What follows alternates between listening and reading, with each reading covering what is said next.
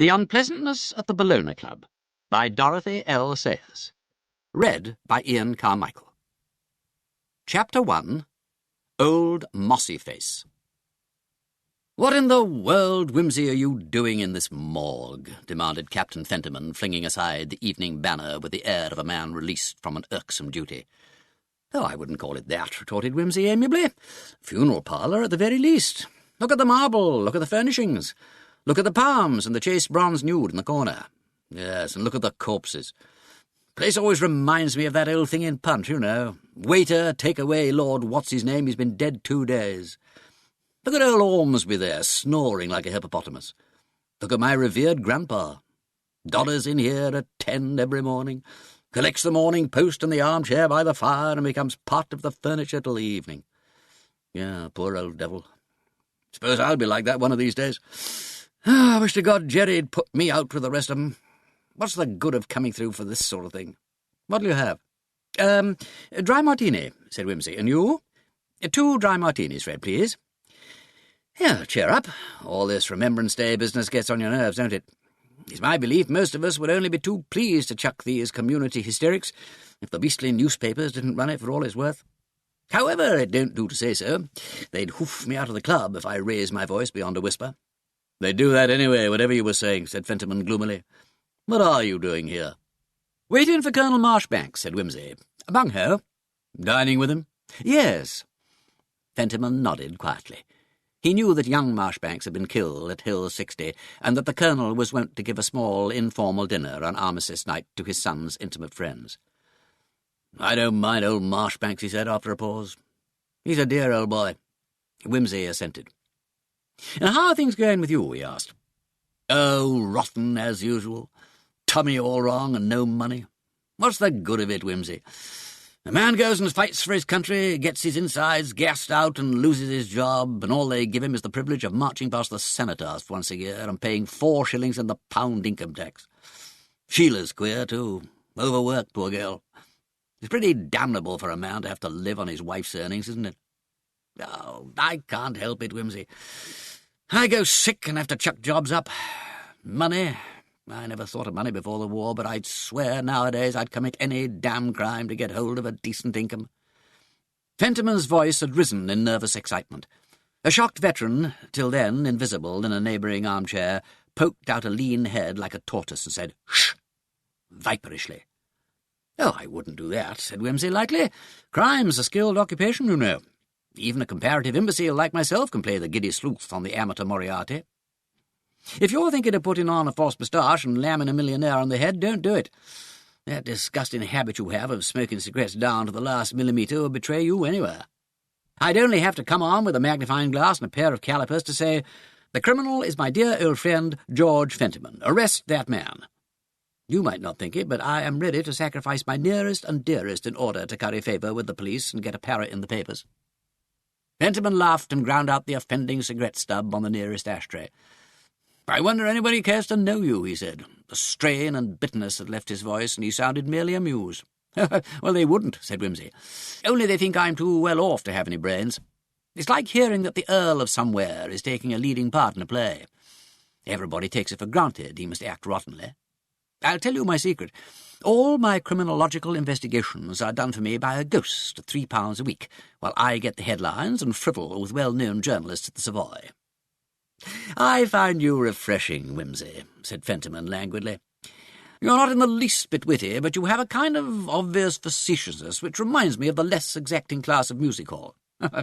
"There's the self-defence of the first-class mind against the superior person," said Wimsey. "But look here, I'm sorry to hear about Sheila. I don't want to be offensive, old man, but why don't you let me—" "Oh, damn good of you," said Fentiman, "but I don't care to. There's honestly not the faintest chance I could ever pay you, and I haven't quite got to the point yet." "Here's Colonel Marchbanks," broke in Wimsey. "We'll talk about it another time. Good evening, Colonel." "Evening, Peter. Evening, Fentiman. Beautiful day it's been. No cocktails, thanks. I'll stick to whiskey. I'm so sorry to keep you waiting like this, but I was having a yarn with poor old Granger upstairs. He's in a baddish way, I'm afraid. Between you and me, Pempathy doesn't think he'll last out the winter. Very sound man, Pempathy. Wonderful, really, that he's kept the old man going so long with his lungs in that frail state. Ah, well, it's what we must all come to. Dear me, there's your grandfather, Fentiman. He's another of Pemberthy's miracles. Oh, he must be 90 if it's a day. Will you excuse me for a moment? I must just go and speak to him. Wimsey's eyes followed the alert elderly figure as it crossed the spacious smoking room, pausing now and again to exchange greetings with a fellow member of the Bellona Club. Drawn close to the huge fireplace stood a great chair with ears after the Victorian pattern. A pair of spindle-shanks with neatly buttoned shoes propped on a footstool was all that was visible of General Fentiman. "Queer, isn't it?" muttered his grandson. "To think that for old Mossyface the Crimea is still the war, and the Boer business found him too old to go out. He was given his commission at 17, you know, was wounded at Majuba." He broke off. Wimsey was not paying attention. He was still watching Colonel Marchbanks. The Colonel came back to them, walking very quietly and precisely. Wimsey rose and went to meet him. "I say, Peter," said the Colonel, his kind face gravely troubled. Just come over here a moment. I'm afraid something rather unpleasant has happened." Fentiman looked round, and something in their manner made him get up and follow them over to the fire. Wimsey bent down over General Fentiman and drew the Morning Post gently away from the gnarled old hands which lay clasped over the thin chest. He touched the shoulder, put his hand under the white head huddled against the side of the chair. The Colonel watched him anxiously. Then, with a quick jerk, Wimsey lifted the quiet figure. It came up all of a piece, stiff as a wooden doll. Fentiman laughed. Peal after hysterical peal shook his throat. All round the room, scandalised Bellonians creaked to their gouty feet, shocked by the unmannerly noise. "Take him away," said Fentiman. "Take him away! He's been dead 2 days. So are you, so am I. We're all dead, and we never noticed it." Chapter 2. The Queen is Out. It is doubtful which occurrence was more disagreeable to the senior members of the Bellona Club, the grotesque death of General Fentiman in their midst, or the indecent neurasthenia of his grandson. Only the younger men felt no sense of outrage. They knew too much. Dick Challoner, known to his inmates as Tin Tummy Challoner, owing to the fact that he had been fitted with a spare part after the Second Battle of the Somme, took the gasping Fentiman away into the deserted library for a stiffener. The club secretary hurried in his dress shirt and trousers, the half-dried lather still clinging to his jaws. After one glance, he sent an agitated waiter to see if Dr. Pemberthy was still in the club. Colonel Marchbanks laid a large silk handkerchief reverently over the rigid face in the armchair and remained quietly standing. A little circle formed about the edge of the hearthrug, not quite certain what to do. From time to time it was swelled by fresh arrivals, whom the news had greeted in the hall as they wandered in. A little group appeared from the bar. "What, old Fentiman?" they said. "Good God, you don't say so. Poor old blighter. Heart gone at last, I suppose." And they extinguished cigars and cigarettes and stood by, not liking to go away again. Dr. Pemberthy was just changing for dinner. He came down hurriedly, caught just as he was going out to an armistice dinner, his silk hat tilted to the back of his head, his coat and muffler pushed loosely open. He was a thin, dark man with the abrupt manner which distinguishes the army surgeon from the West End practitioner. The group by the fire made way for him, except Wimsey, who hung rather foolishly upon the big elbow chair, gazing in a helpless way at the body. Pemberthy ran practised hands quickly over neck, wrists, and knee joints.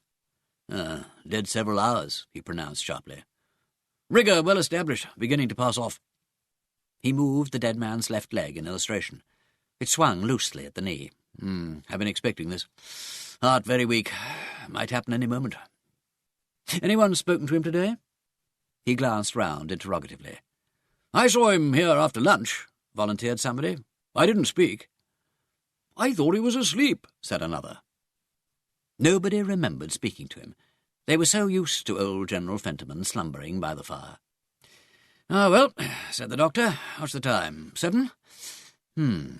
He seemed to make a rapid calculation. "Say 5 hours for the rigour to set in. That must have taken place very rapidly. Well, he probably came in at his usual time, sat down and died straight away." "He always walked from Dover Street," put in an elderly man.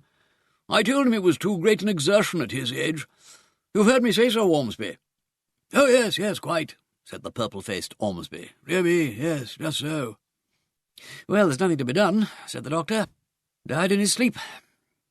Is there an empty room we can take him to, Collier?" "Yes, certainly," said the secretary. "James, fetch the key of number 16 from my office, and tell them to put the bed in order. I suppose, Doctor, when the rigour passes off, we shall be able to, eh? Oh, yes, yes, we'll be able to do everything that's required. I'll send the proper people in to lay him out for you. Somebody had better let his people know. Only they'd better not show up till we can get him more presentable." "Captain Fentiman knows already," said Colonel Marchbanks, "and Major Fentiman is staying in the club. He'll probably be in before long. Then there's a sister, I think." "Yes, old Lady Dormer," said Pemberthy. "She lives round in Portman Square. They haven't been on speaking terms for years. Still, she'll have to know."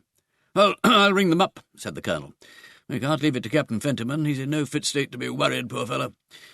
You'll have to have a look at him, Doctor, when you've finished here. An attack of the old trouble. Nerves, you know." "All right. Is the room ready, Collier? Then we'll move him. Will somebody take his shoulders? No, not you, Collier," for the secretary had only one sound arm. "Lord Peter, yes, thank you. Now then, lift carefully." Wimsey put his long, strong hands under the stiff arms.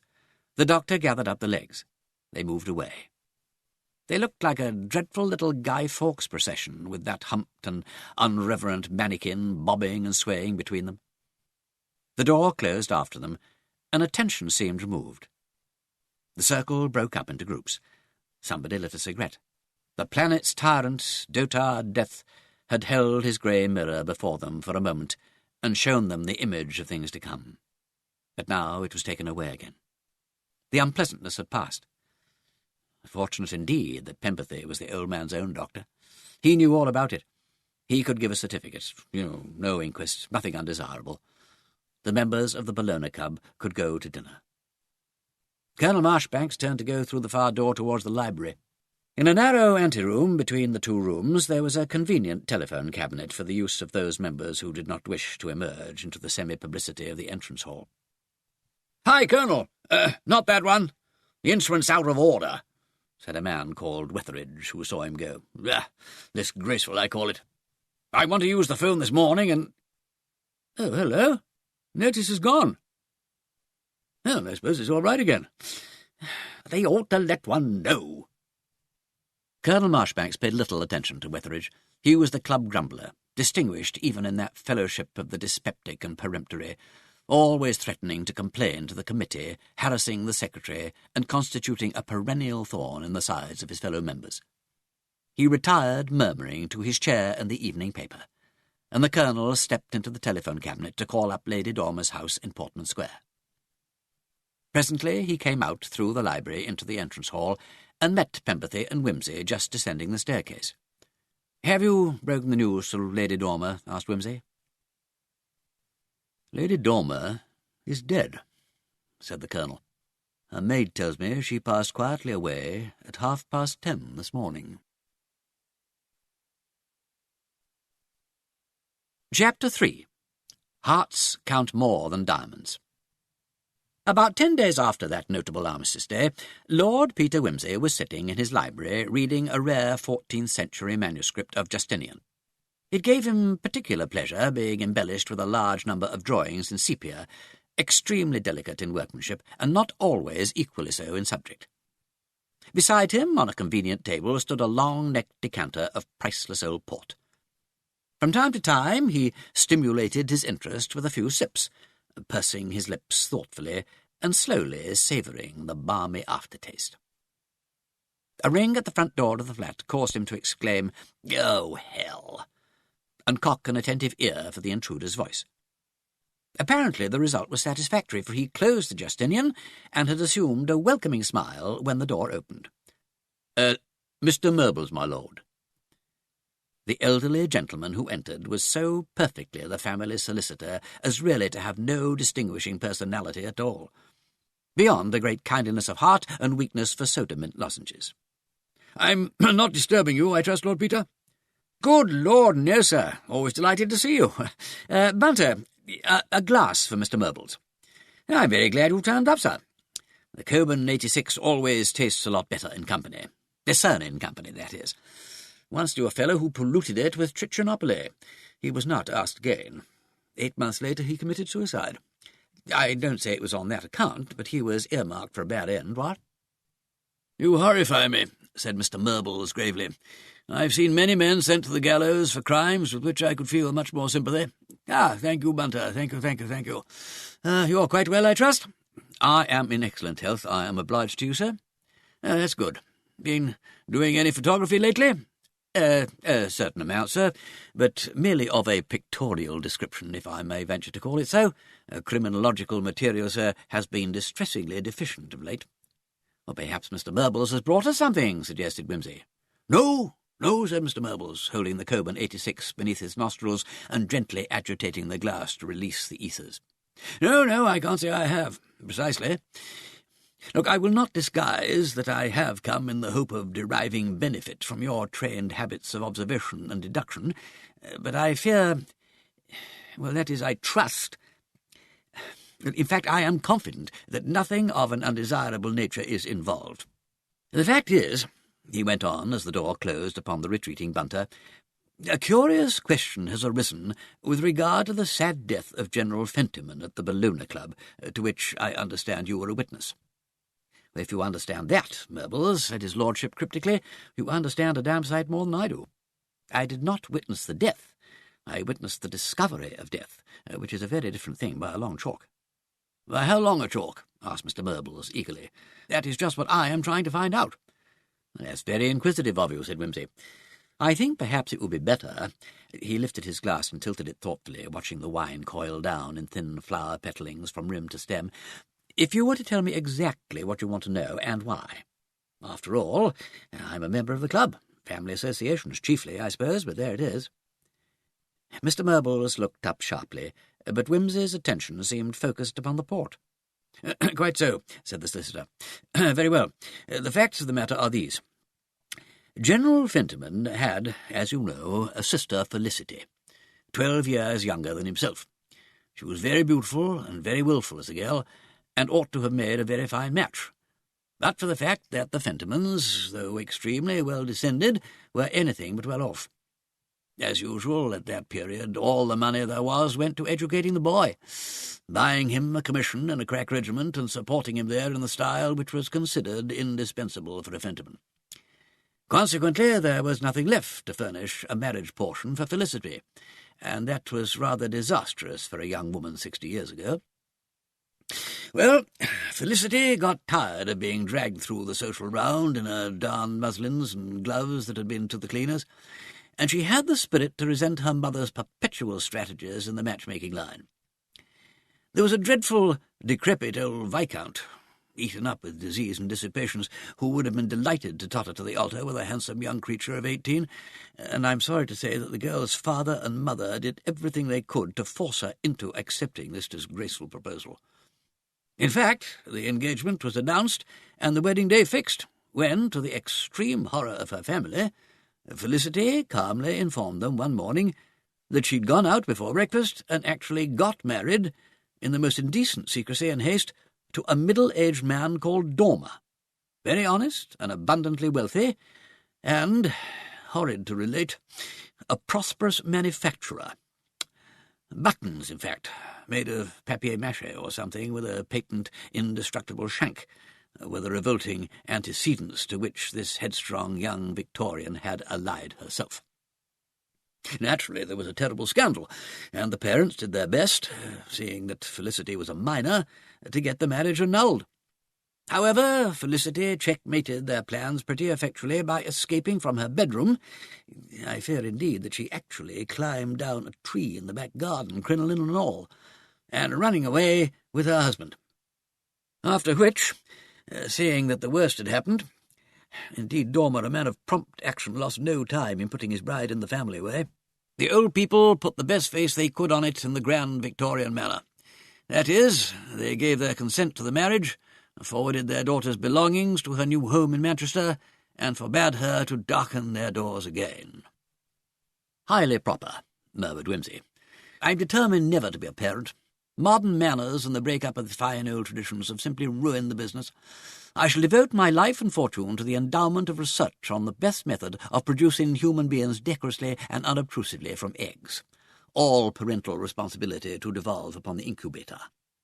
"Well, I hope not," said Mr. Murbles. "My own profession is largely supported by domestic entanglements. To proceed. Young Arthur Fentiman seems to have shared the family views. He was disgusted at having a brother-in-law in buttons, and the jest of his messmates did nothing to sweeten his feelings towards his sister.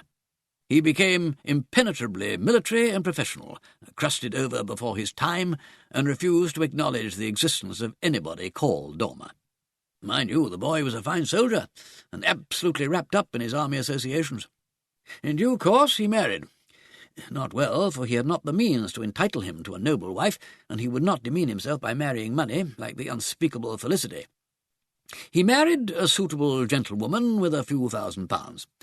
She died, largely, I believe, owing to the military irregularity with which her husband ordained that she should perform her maternal functions, leaving a numerous but feeble family of children.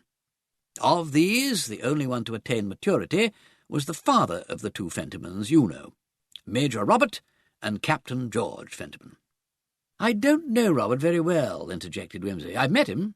Frightfully hearty and all that, regular army type. Yes, he's of the old Fentiman stock. Poor George inherited a weakly strain from his grandmother, I'm afraid." "Well, nervous anyhow," said Wimsey, who knew better than the old solicitor the kind of mental and physical strain George Fentiman had undergone. The war pressed hardly upon the imaginative men in responsible positions. "And then he was gassed and all that, you know," he added apologetically. Just so," said Mr. Murbles. "Robert, you know, is unmarried and still in the army. He's not particularly well off, naturally, for none of the Fentimans ever had been, as I believe one says nowadays, but he does very well. George, poor old George. All right, so you needn't tell me about him. Usual story. Decentish job, imprudent marriage, chucks everything to join up in 1914, invalided out, job gone, health gone, no money, heroic wife keeping the home fires burning, general fed-upness. Don't let's harrow our feelings. Take it as read." Yes, right. Well, I needn't go into that. The father is dead, of course, and up till 10 days ago there were just the two surviving Fentimans of the earlier generation. The old general lived on the small fixed income which came to him through his wife and his retired pension. He had a solitary little flat in Dover Street and an elderly manservant, and he practically lived at the Bellona Club. And there was his sister Felicity. How did she come to be Lady Dormer? Why, that's where we come to the interesting part of the story. Henry Dormer, the button-maker, he became an exceedingly rich man indeed. So rich, in fact, that he was able to offer financial assistance to certain exalted persons who need not be mentioned, and so in time, and in consideration of valuable services to the nation not very clearly specified in the honours list, he became Sir Henry Dormer. But his only child, a girl, had died, and there was no prospect of any further family, so there was, of course, no reason why he should not be made a baronet for his trouble. "Acid man you are," said Wimsey. "No reverence, no simple faith, or anything of that kind. Do lawyers ever go to heaven?" "I have no information on that point," said Mr. Murbles dryly. "Lady Dormer, did the marriage turn out well otherwise?" inquired Wimsey. "I believe it was perfectly happy," replied the lawyer. "An unfortunate circumstance in one way, since it entirely precluded the possibility of any reconciliation with her relatives. Lady Dormer, who was a fine, generous-hearted woman, frequently made overtures of peace, but the general held sternly aloof. So did his son, partly out of respect for the old boy's wishes, but chiefly, I fancy, because he belonged to an Indian regiment and spent most of his time abroad. Robert Fentiman, however, showed the old lady a certain amount of attention, paying occasional visits and so forth, and so did George at one time. Of course, they never let the general know anything about it, or he would have had a fit. After the war, George rather dropped his great-aunt. I don't know why." "Well, I can guess," said Wimsey. "No job, no money, do you know? Didn't want to look pointed, that sort of thing, what?" "Well, possibly. Or there may have been some kind of quarrel, I don't know. Anyway, those are the facts. I hope I'm not boring you, by the way." "Well, I'm bearing up," said Wimsey, "waiting for the point where the money comes in." There's a steely legal glitter in your eye, sir, which suggests that the thrill is not far off." "Quite correct," said Murbles. "I now come—" "Ah, thank you. Well, yes, I will take just one more glass. I thank Providence I am not of a gouty constitution.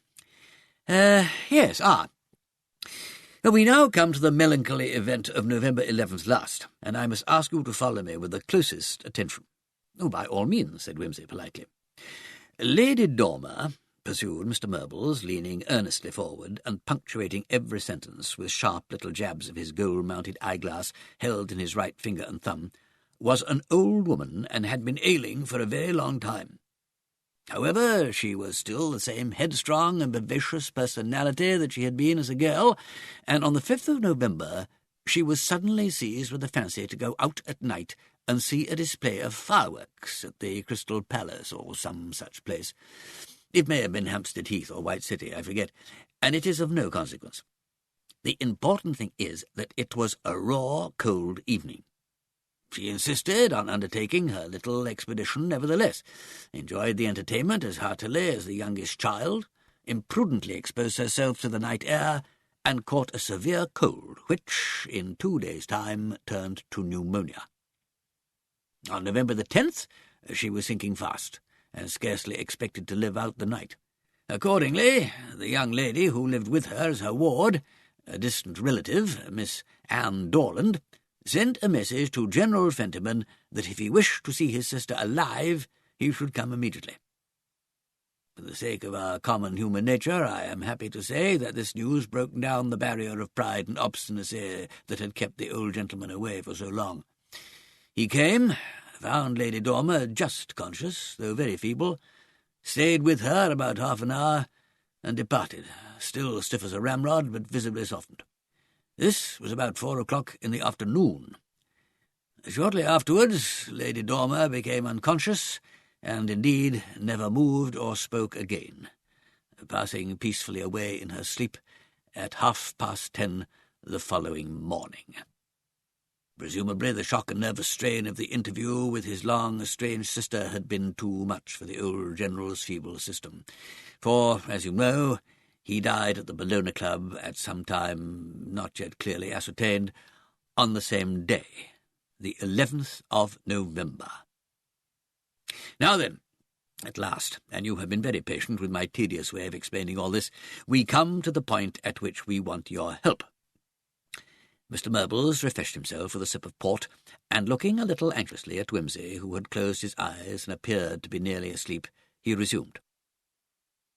"I have not mentioned, I think, how I come to be involved in this matter myself. My father was the Fentimans' family solicitor, a position to which I naturally succeeded when I took over the business at his death. General Fentiman, though he had little enough to leave, was not the sort of disorderly person who dies without making a proper testamentary disposition. His retired pension, of course, died with him, but his small private estate was properly disposed by will. There was a small legacy, £50, to his manservant, a very attached and superior fellow. Then 1 or 2 trifling bequests to old military friends and servants at the Bellona Club, rings, medals, weapons, and small sums of a few pounds each. Then came the bulk of his estate, about £2,000 invested in sound securities and bringing in an income of slightly over £100 per annum. These securities, specifically named and enumerated, were left to Captain George Fentiman, the younger grandson, in a very proper clause, which stated that the testator intentioned no slight in thus passing over the older one, Major Robert, but that, as George stood in the greater need of monetary help, being disabled, married, and so forth, whereas his brother had his profession and was without ties, George's greater necessity gave him the better claim to such money as there was. Robert was finally named as executor and residuary legatee, thus succeeding to all such personal effects and moneys as were not specifically devised elsewhere. Is that clear? Clear as a bell. Was Robert satisfied with that arrangement? Oh dear, yes, perfectly. He knew all about the will beforehand and had agreed that it was quite fair and right.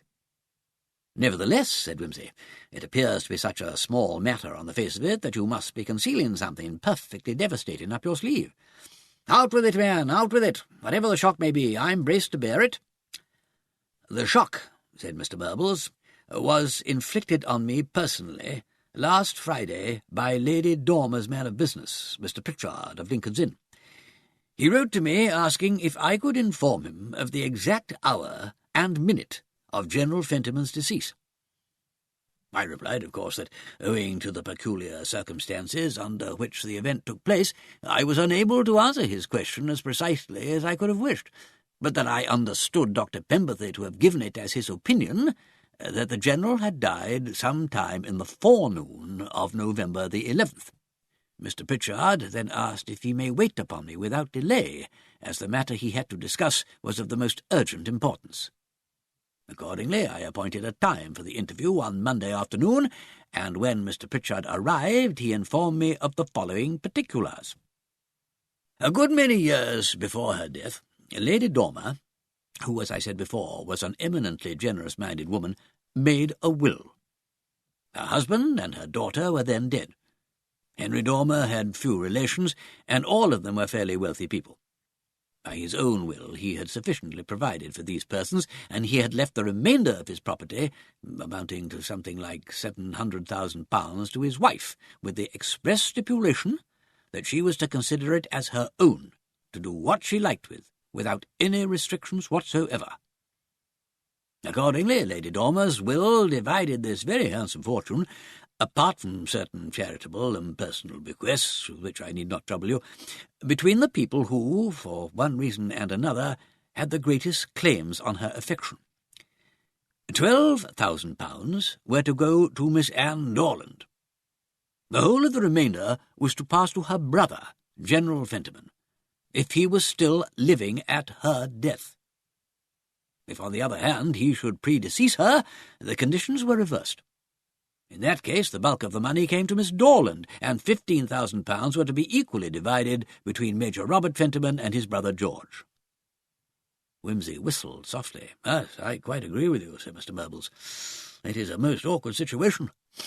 Lady Dormer died at precisely 10:37 a.m. on November the 11th. General Fentiman died that same morning at some time, presumably after 10 o'clock, which was his usual hour for arriving at the club, and certainly before 7 p.m., when his death was discovered. If he died immediately on his arrival, or at any time up to 10:36, then Miss Dorland is an important heiress, and my clients, the Fentimans, get only £7,000 or so apiece. If, on the other hand, his death occurred even a few seconds after 10:37, Miss Dorland receives only £12,000, George Fentiman is left with the small pittance bequeathed to him under his father's will, while Robert Fentiman, the residuary legatee, inherits a very considerable fortune of well over £500,000. "And what," said Wimsey, "do you want me to do about it?" "Why," replied the lawyer, with a slight cough, "it occurred to me that you, with your, well, if I may say so, remarkable powers of deduction and analysis, might be able to solve the extremely difficult and delicate problem of the precise moment of General Fentiman's decease. You were in the club when the death was discovered, you saw the body, you knew the places and the persons involved, and you are, by your standing and personal character, exceptionally well fitted to carry out the necessary investigations without creating any, public agitation or scandal, or, in fact, notoriety, which would, I need hardly say, be extremely painful to all concerned." "It's awkward," said Wimsey. "Uncommonly awkward." "It is indeed," said the lawyer with some warmth. "For as we are now situated, it is impossible to execute either will, or in short, to do anything at all. It is most unfortunate that circumstances were not fully understood at the time when the body of General Fentiman was available for inspection. Naturally, Mr. Pritchard was quite unaware of the anomalous situation, and as I knew nothing about Lady Dormer's will, I had no idea that anything beyond Dr. Pemberley's certificate was, or ever could, become necessary." "Couldn't you get the parties to come to some agreement?" suggested Wimsey. Well, if we are unable to reach any satisfactory conclusion about the time of death, that will probably be the only way out of the difficulty. But at the moment there are certain obstacles. Somebody's being greedy, eh? You'd rather not say more definitely, I suppose. No, well, from a purely detached point of view, it's a very pleasing and pretty little problem, you know. You will undertake to solve it for us then, Lord Peter? Wimsey's fingers tapped out an intricate fugal passage on the arm of his chair. If I were you, Murbles, I'd try again to get a settlement. Do you mean, asked Murbles, that you think my clients have a losing case? No, I can't say that. By the way, Murbles, who is your client, Robert or George? Well, the Fentiman family in general. I know naturally that Robert's gain is George's loss, but none of the parties wishes anything but that the actual facts of the case should be determined. I see. You'll put up with anything I happen to dig out? Well, of course. However favourable or unfavourable it may be? Well, I should not lend myself to any other course, said Mr. Murbles rather stiffly. Well, I know that, sir, but... Well, I mean that... Look here, sir, when you were a boy, did you ever go about poking sticks and things into peaceful, mysterious-looking ponds just to see what was at the bottom? Frequently, replied Mr. Murbles. I was extremely fond of natural history, and had a quite remarkable collection, if I may say so, at this distance of time, of pond fauna. Did you ever happen to stir up a deuce of a stink in the course of your researches? Oh, my dear Lord Peter, you are making me positively uneasy. Oh, I don't know that you need me. I'm only giving you a general warning, you know. Of course, if you wish it, I'll investigate this business like a shot. It's very good of you, said Mr. Murbles. Well, not at all. I shall enjoy it, all right. If anything odd comes out of it, that's your funeral. You never know, you know. If you decide that no satisfactory conclusion can be arrived at, said Mr. Murbles, we can always fall back on the settlement. I'm sure all parties wish to avoid litigation. In case the estate vanishes in costs. Very wise. I hope it may be feasible. Have you made any preliminary inquiries? None to speak of. I would rather you undertook the whole investigation from the beginning. Very well, I'll start tomorrow and let you know how it gets on. The lawyer thanked him and took his departure. Wimsey sat pondering for a short time, then rang the bell for his manservant. A new notebook, please, Bunter. Head it Fentiman, and be ready to come round with me to the Bellona Club tomorrow, complete with camera and the rest of the outfit. Very good, my lord. I take it your lordship has a new inquiry in hand. Yes, Bunter, quite new. May I venture to ask if it is a promising case, my lord? It has its points, so has a porcupine. No matter, begone, dull care. Be at great pains, Bunter, to cultivate a detached outlook on life. Take example from the bloodhound, who will follow up with equal and impartial zest the trail of a parricide or of a bottle of aniseed. I will bear it in mind, my lord. Wimsey moved slowly across to the little black baby ground that stood in the corner of the library. Not Bach this evening, he murmured to himself. Bach for tomorrow, when the grey matter begins to revolve. A melody of parries formed itself crooningly under his fingers. For man walketh in a vain shadow. He heapeth up riches, and cannot tell who shall gather them. He laughed suddenly and plunged into an odd, noisy, and painfully inharmonious study by a modern composer in the key of 7 sharps. Chapter 4. Lord Peter leads a club. "You're quite sure this suit is all right, Bunter?" said Lord Peter anxiously. It was an easy lounge suit, tweedy in texture, and a trifle more pronounced in colour and pattern than Wimsey usually permitted himself. While not unsuitable for town wear, it yet diffused a faint suggestion of hills and the sea.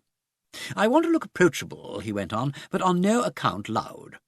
I can't help wondering whether that stripe of invisible green wouldn't have looked better if it had been a remote purple."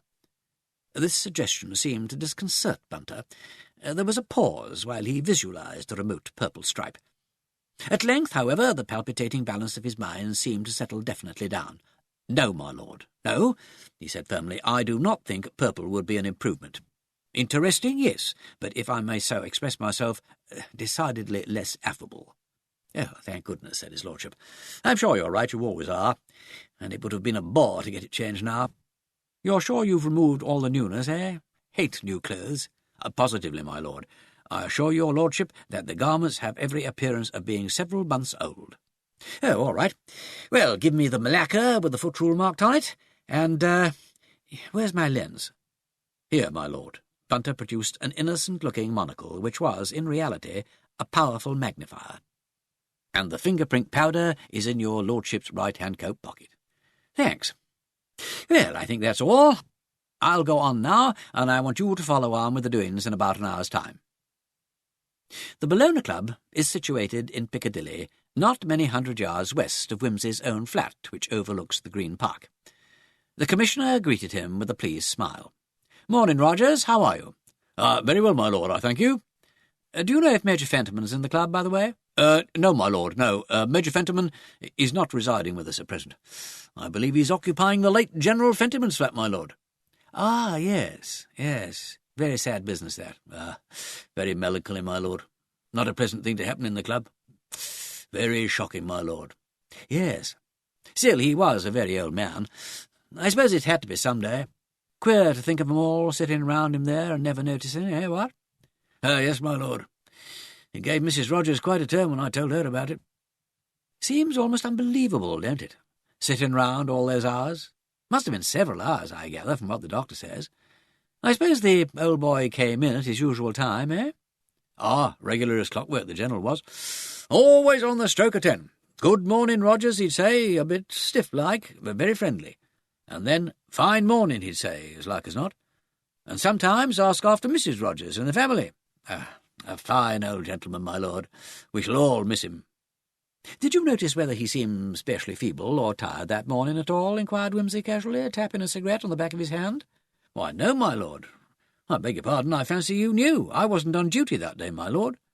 I was kindly given permission to attend the ceremony at the cenotaph. Very grand sight it was, too, my lord. Mrs. Rogers was greatly moved." "Oh, of course, Rogers, I was forgetting. Yes, naturally you would be there. So you didn't see the General say good-bye, as it were?" "Still, it wouldn't have done to miss the cenotaph. Matthews took your duty over, I suppose?" No, my lord, no. Matthews is laid up with flu, I'm sorry to say. It was Weston who was at the door all morning, my lord." "Weston? Who's he?" He's new, my lord. Took the place of Briggs. You recollect Briggs? His uncle died and left him a fish shop." "Oh, of course he did, yes, just so. When does Weston come on parade? I must make his acquaintance." Well, he'll be here at 1 o'clock when I go to my lunch, my lord." "Oh, right. I'll probably be about then. Oh, hello, Penberthy. You're just the man I want to see. Had your morning's inspiration, or come in to look for it?" Just tracking it to its lair. Have it with me." "Oh, right you are, old chap. Half a mo while I deposit my outer husk. I'll follow you." He glanced irresolutely at the hall porter's desk, but seeing the man already engaged with 2 or 3 inquiries, plunged abruptly into the cloakroom where the attendant, a bright cockney with a Sam Weller face and an artificial leg, was ready enough to talk about General Fentiman. "Well now, my lord, that's funny you should ask me that," he said when Wimsey had dexterously worked in an inquiry as to the time of the General's arrival at the Bellona. "Dr. Penberthy was asking the same question. It's a fair puzzle, that is. I could count on the fingers of one hand the mornings I've missed seeing the General come in. Oh, wonderfully regular the General was, and him being such a very old gentleman, I'd make a point of being handy to help him off with his overcoat and such. But there, he must have come in a bit late that morning, for I never seen him, and I thought at lunchtime, the General must be ill, I thinks. And I goes round, and there I see his coat and hat hung up on his usual peg, so I must have missed him. There was a lot of gentlemen in and out that morning, my lord, being Armistice Day. A number of members come up from the country wanting their hats and boots attended to, my lord, so that's how I came not to notice, I suppose. Possibly. Well, he was in before lunch, at any rate. Oh, yes, my lord, yes. 12:30 I goes off, and his hat and coat were on the peg then, because I see 'em. That gives us a terminus ad quem, at any rate, said Wimsey, half to himself. I beg your lordship's pardon? I was saying that shows he came in before 12:30, and later than 10 o'clock, you think? Oh, yes, my lord. Yeah, I couldn't say to a fraction, but I'm sure if he'd arrived before 10:15 I should have seen him. But after that I recollect I was very busy, and he must have slipped in without me noticing him. Ah, yes, poor old boy. Still, no doubt he'd have liked to pass out quietly like that. Not a bad way to go home, Williamson. Oh, very good way, my lord. We've seen worse than that. And what's it all come to, after all? They're all saying as it's an unpleasant thing for the club, but I say, where's the odds? There ain't many houses what somebody ain't died in some time or another. We don't think any the worse of the houses, so why think worse of the club? You are a philosopher, Williamson." Wimsey climbed the short flight of marble steps and turned into the bar. "It's narrowing down," he muttered to himself. "Between 10:15 and 12:30. Looks as if it was going to be a close run for the Dormer Stakes. But dash it all, let's hear what Pemberthy has to say." The doctor was already standing at the bar with the whisky and soda before him. Wimsey demanded a Worthington and dived into his subject without more ado. "Look here," he said. "I just wanted a word with you about old Fentiman. Frightfully confidential and all that, but it seems the exact time of the poor old blighter's departure has become an important item. Question of succession, get me? They don't want a row made, ask me as a friend of the family and all that, don't you know, to barge around and ask questions. Obviously you're the first man to come to. What's your opinion? Medical opinion, apart from anything else?" Pemberthy raised his eyebrows. "Oh, there's a question, is there? Yes, I thought there might be. That lawyer fellow, what's his name, was here the other day, trying to pin me down. Seemed to think one can say to a minute when a man died by looking at his back teeth. I told him it wasn't possible. Once give these birds an opinion, and the next thing is you find yourself in a witness box swearing to it. Yes, I know. But one gets a general idea. Oh, yes. Only you have to check up on your ideas by other things, facts and so on. You can't just theorize."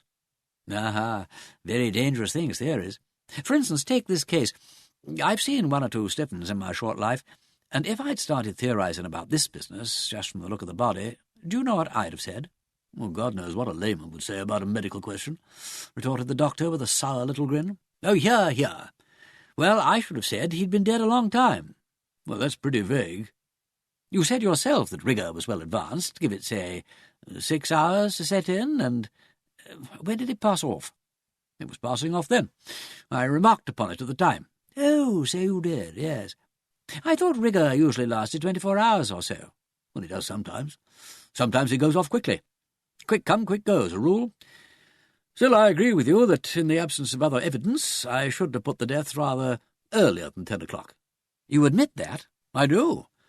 But we know he came in not earlier than 10:15. "You've seen Williamson, then?"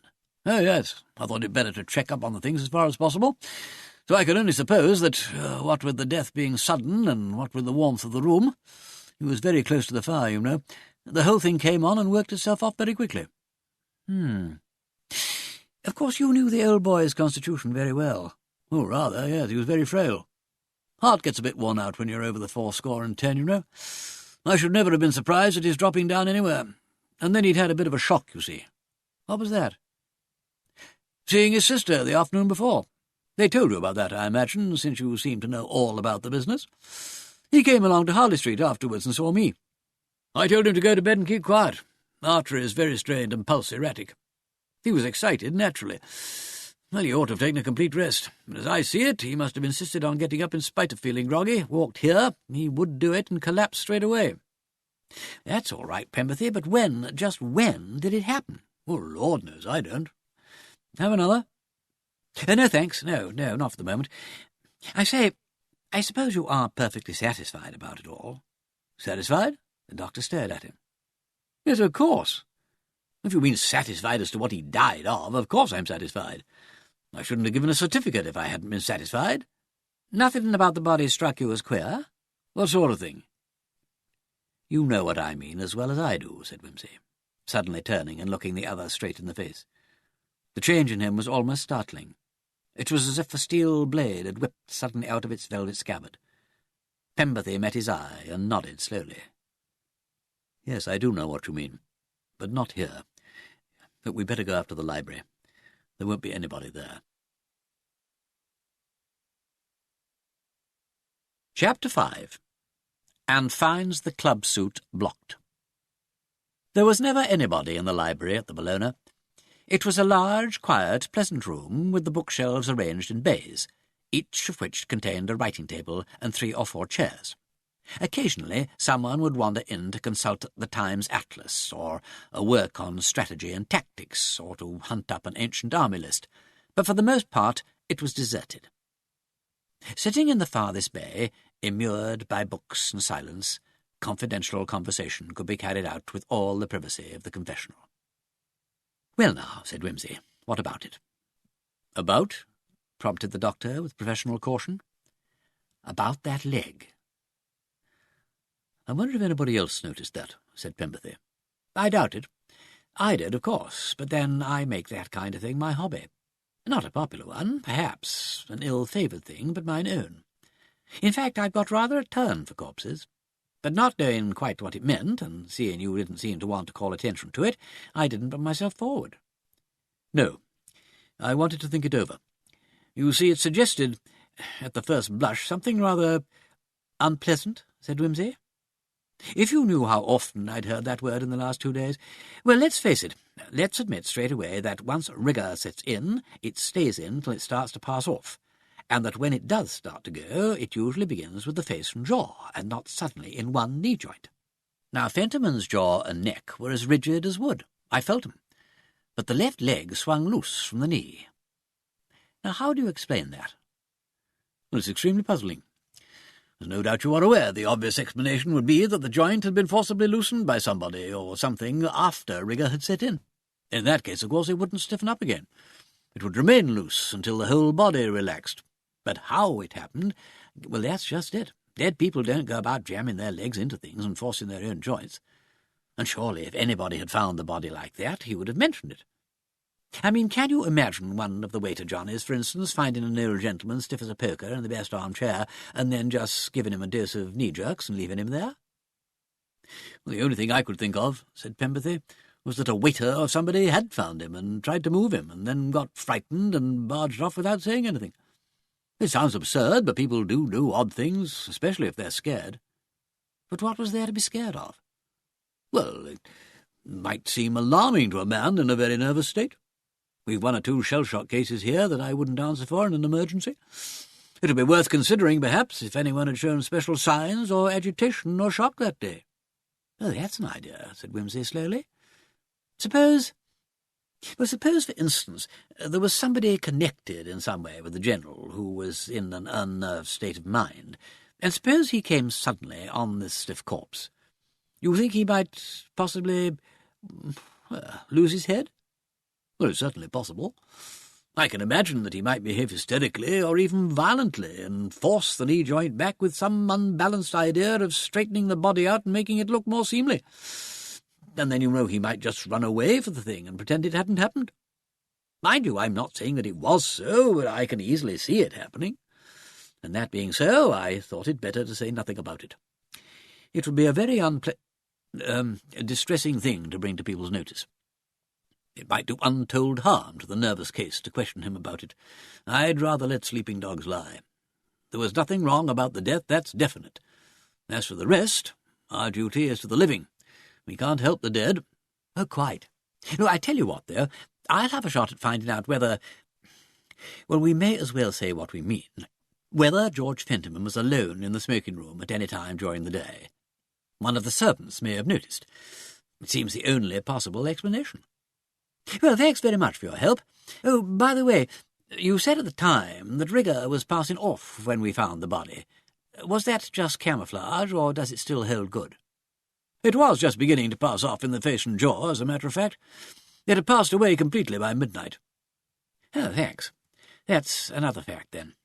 I like facts, and there are annoyingly few of them in this case. Won't you have another whisky?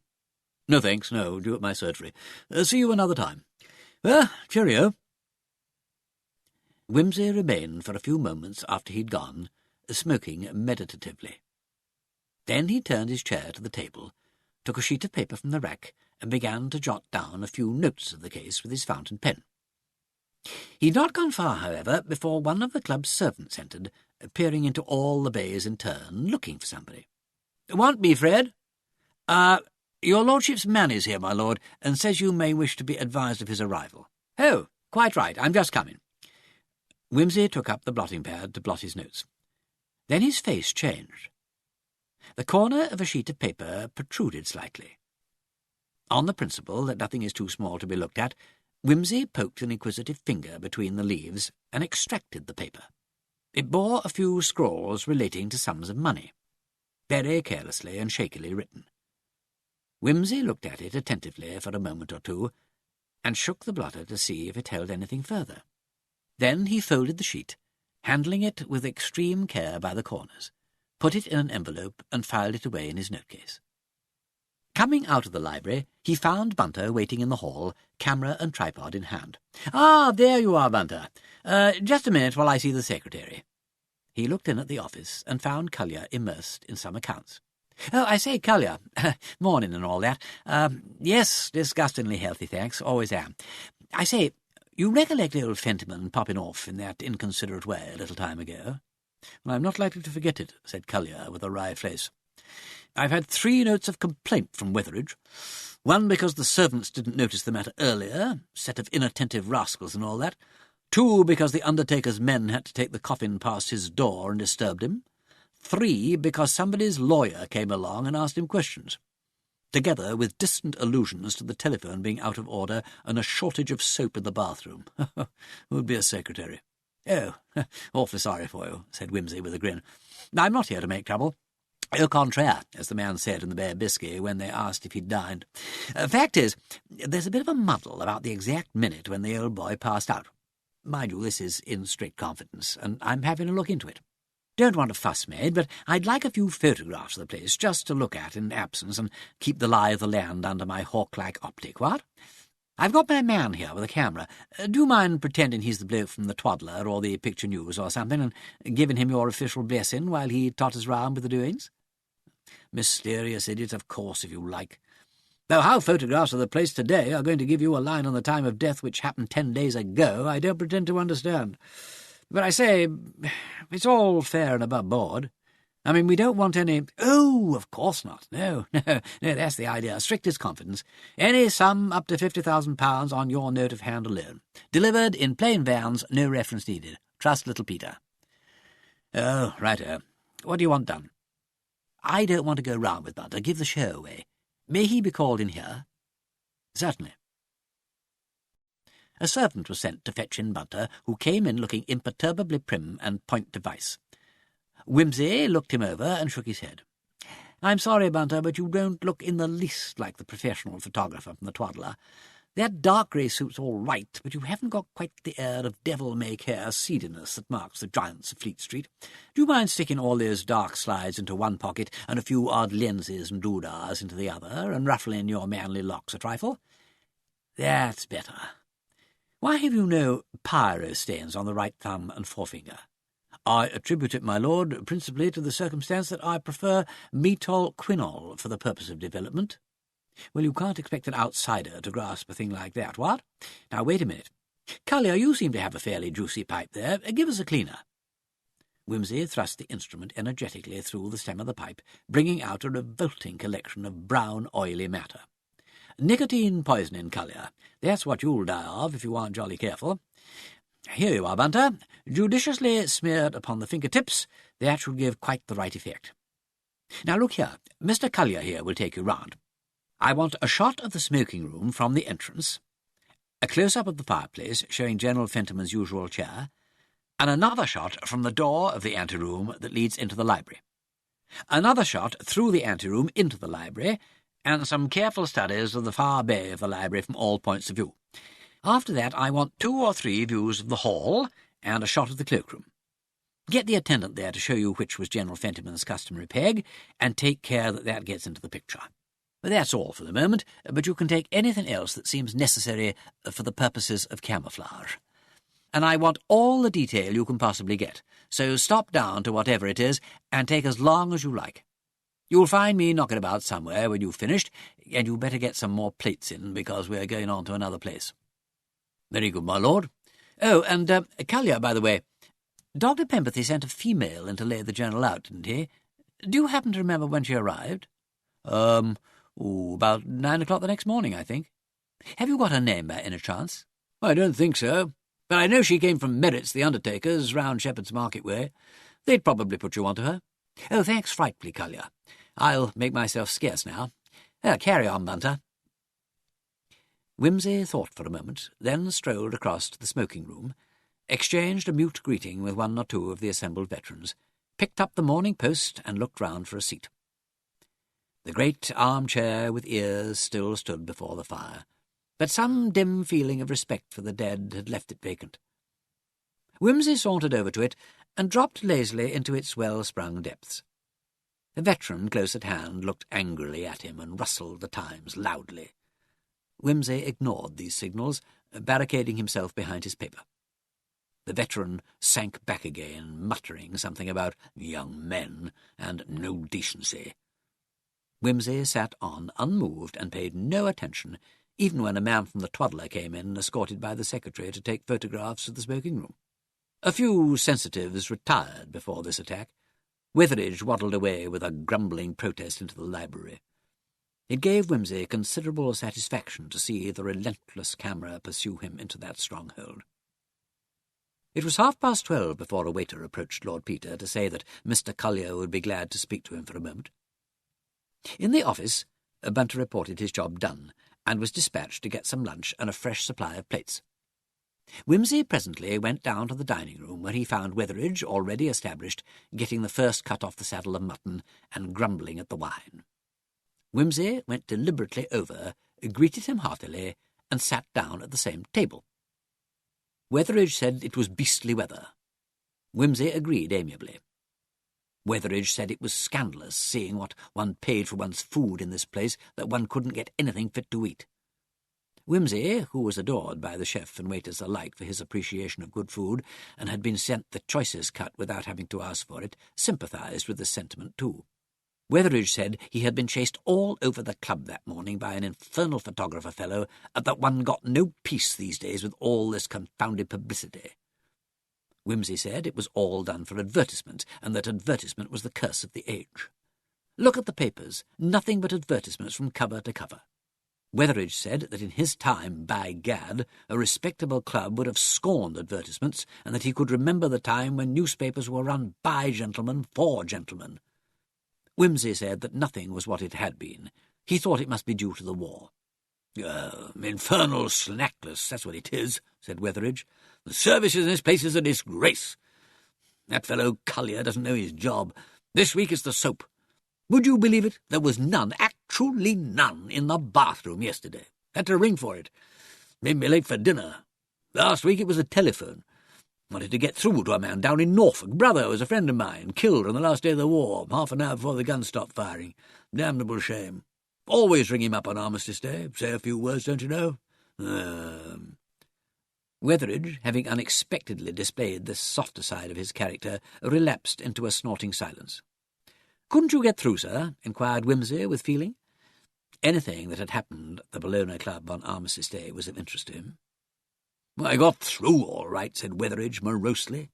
"But confound it all, I had to go down to the cloakroom to get a call from one of the boxes there. Didn't want to hang about in the entrance. Too many imbeciles coming in and out, exchanging silly anecdotes. Why a solemn national occasion should be an excuse for all these fools meeting and talking rot, I don't know. Beastly annoying. But why didn't you tell them to put the call through to the box by the library?" "Aren't I telling you? The damn thing was out of order. Damn great notice stuck across it, as cool as you please. Instrument out of order, just like that. No apology, nothing. Sickening, I call it. I told the fellow at the switchboard it was a disgrace, and all he said was he hadn't put the notice up, but he'd draw attention to the matter." "It was all right in the evening," said Wimsey, "because I saw Colonel Marchbanks using it." "I know it was. And then dashed if we didn't get the fool thing ringing at intervals all the next morning. Infuriating noise. When I told Fred to stop it, he just said it was the telephone company testing the line. They've no business to make a row like that. Why can't they test it quietly? That's what I want to know." Wimsey said telephones were an invention of the devil. Witheridge grumbled his way through to the end of lunch and departed. Wimsey returned to the entrance hall, where he found the Assistant Commissioner on duty and introduced himself. Weston, however, was of no assistance. He'd not noticed General Fetterman's arrival on the 11th. He was not acquainted with many of the members, having only just taken over his new duties. He thought it odd that he should not have noticed so very venerable a gentleman, but the fact remained that he'd not. He regretted it extremely. Wimsey gathered that Weston was annoyed at having lost a chance of reflected celebrity. He'd missed his scoop, as the reporters say. Nor was the hall porter any more helpful. The morning of November the 11th had been a busy one. He'd been in and out of his little glass pigeonhole, continually shepherding guests into various rooms to find the members they wanted. distributing letters and chatting to country members who visited the Bellona seldom and liked to have a chat with Piper when they did. He could not recollect seeing the General. Wimsey began to feel that there must have been a conspiracy to overlook the old gentleman on the last morning of his life. "You don't think he never was here at all, do you, Bunter?" he suggested. "Walking about invisible and trying hard to communicate, like the unfortunate ghost in that story of somebody or other's?" Bunter was inclined to reject the psychic view of the case. "The General must have been here in the body, my lord, because there was the body." "That's true," said Wimsey. "Yes. Well, I'm afraid we can't explain away the body. Suppose that means I'll have to question every member of this beastly club separately. But just at the moment, I think we'd better go round to the General's flat and hunt up Robert Fentiman. Weston, get me a taxi, please." Chapter 6. A Card of Re-Entry. The door of the little flat in Dover Street was opened by an elderly manservant, whose anxious face bore signs of his grief at his master's death. He informed them that Major Fentiman was at home and would be happy to receive Lord Peter Wimsey. As he spoke, a tall, soldierly man of about 45 came out from one of the rooms and hailed his visitor cheerily. "That you, Wimsey? Mabel's told me to expect you. Come in. Haven't seen you for a long time. Here you're turning into a regular Sherlock. Smart bit of work that was you put in over your brother's little trouble. What's all this? Camera? Bless me soul, you're going to do our little job in the professional manner, eh? Woodward, see that Lord Peter's man has everything he wants. Have you had lunch? Well, you'll have a spot of something, I take it, before you start measuring up the footprints. Come along. We're a bit at 6s and 7s here, but you won't mind." He led the way into the small, austerely furnished sitting-room. "Thought I might as well camp here for a bit while I get the old man's belongings settled up. It's going to be a deuce of a job, though, with all this fuss about the will. However, I'm his executor, so all this part of it falls to me in any case. It's very decent of you to lend us a hand. Queer old girl, Great-Aunt Dormer. Meant well, you know, but made it damned awkward for everybody. How are you getting along?" Wimsey explained the failure of his researches at the Bellona. "Thought I'd better get a line on it at this end," he added. "If we know exactly what time he left here in the morning, we ought to be able to get an idea of the time he got to the club." Fentiman screwed his mouth into a whistle. "Oh, my dear old egg, didn't Murbles tell you the snag?" "He told me nothing. Left me to get on with it. What is the snag?" "Why, don't you see, the old boy never came home that night." "Never came home? Where was he then?" "Dunno, it's the puzzle. All we know is— well, look, wait a minute, this is Woodward's story. He'd better tell you himself. Woodward?" "Yes, sir." "Tell Lord Peter the story you told me. About that telephone call, you know." "Yes, sir.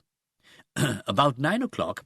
Just a moment," said Wimsey. "I do like a story to begin at the beginning. Let's start with the morning of November the 10th. Was the General all right that morning? Usual health and spirits and all that?" "Entirely so, my lord.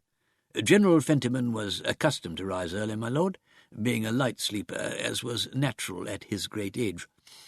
He had his breakfast in bed at 7:45, tea and buttered toast, with an egg lightly boiled, as he did every day of the year. Then he got up, and I helped him to dress.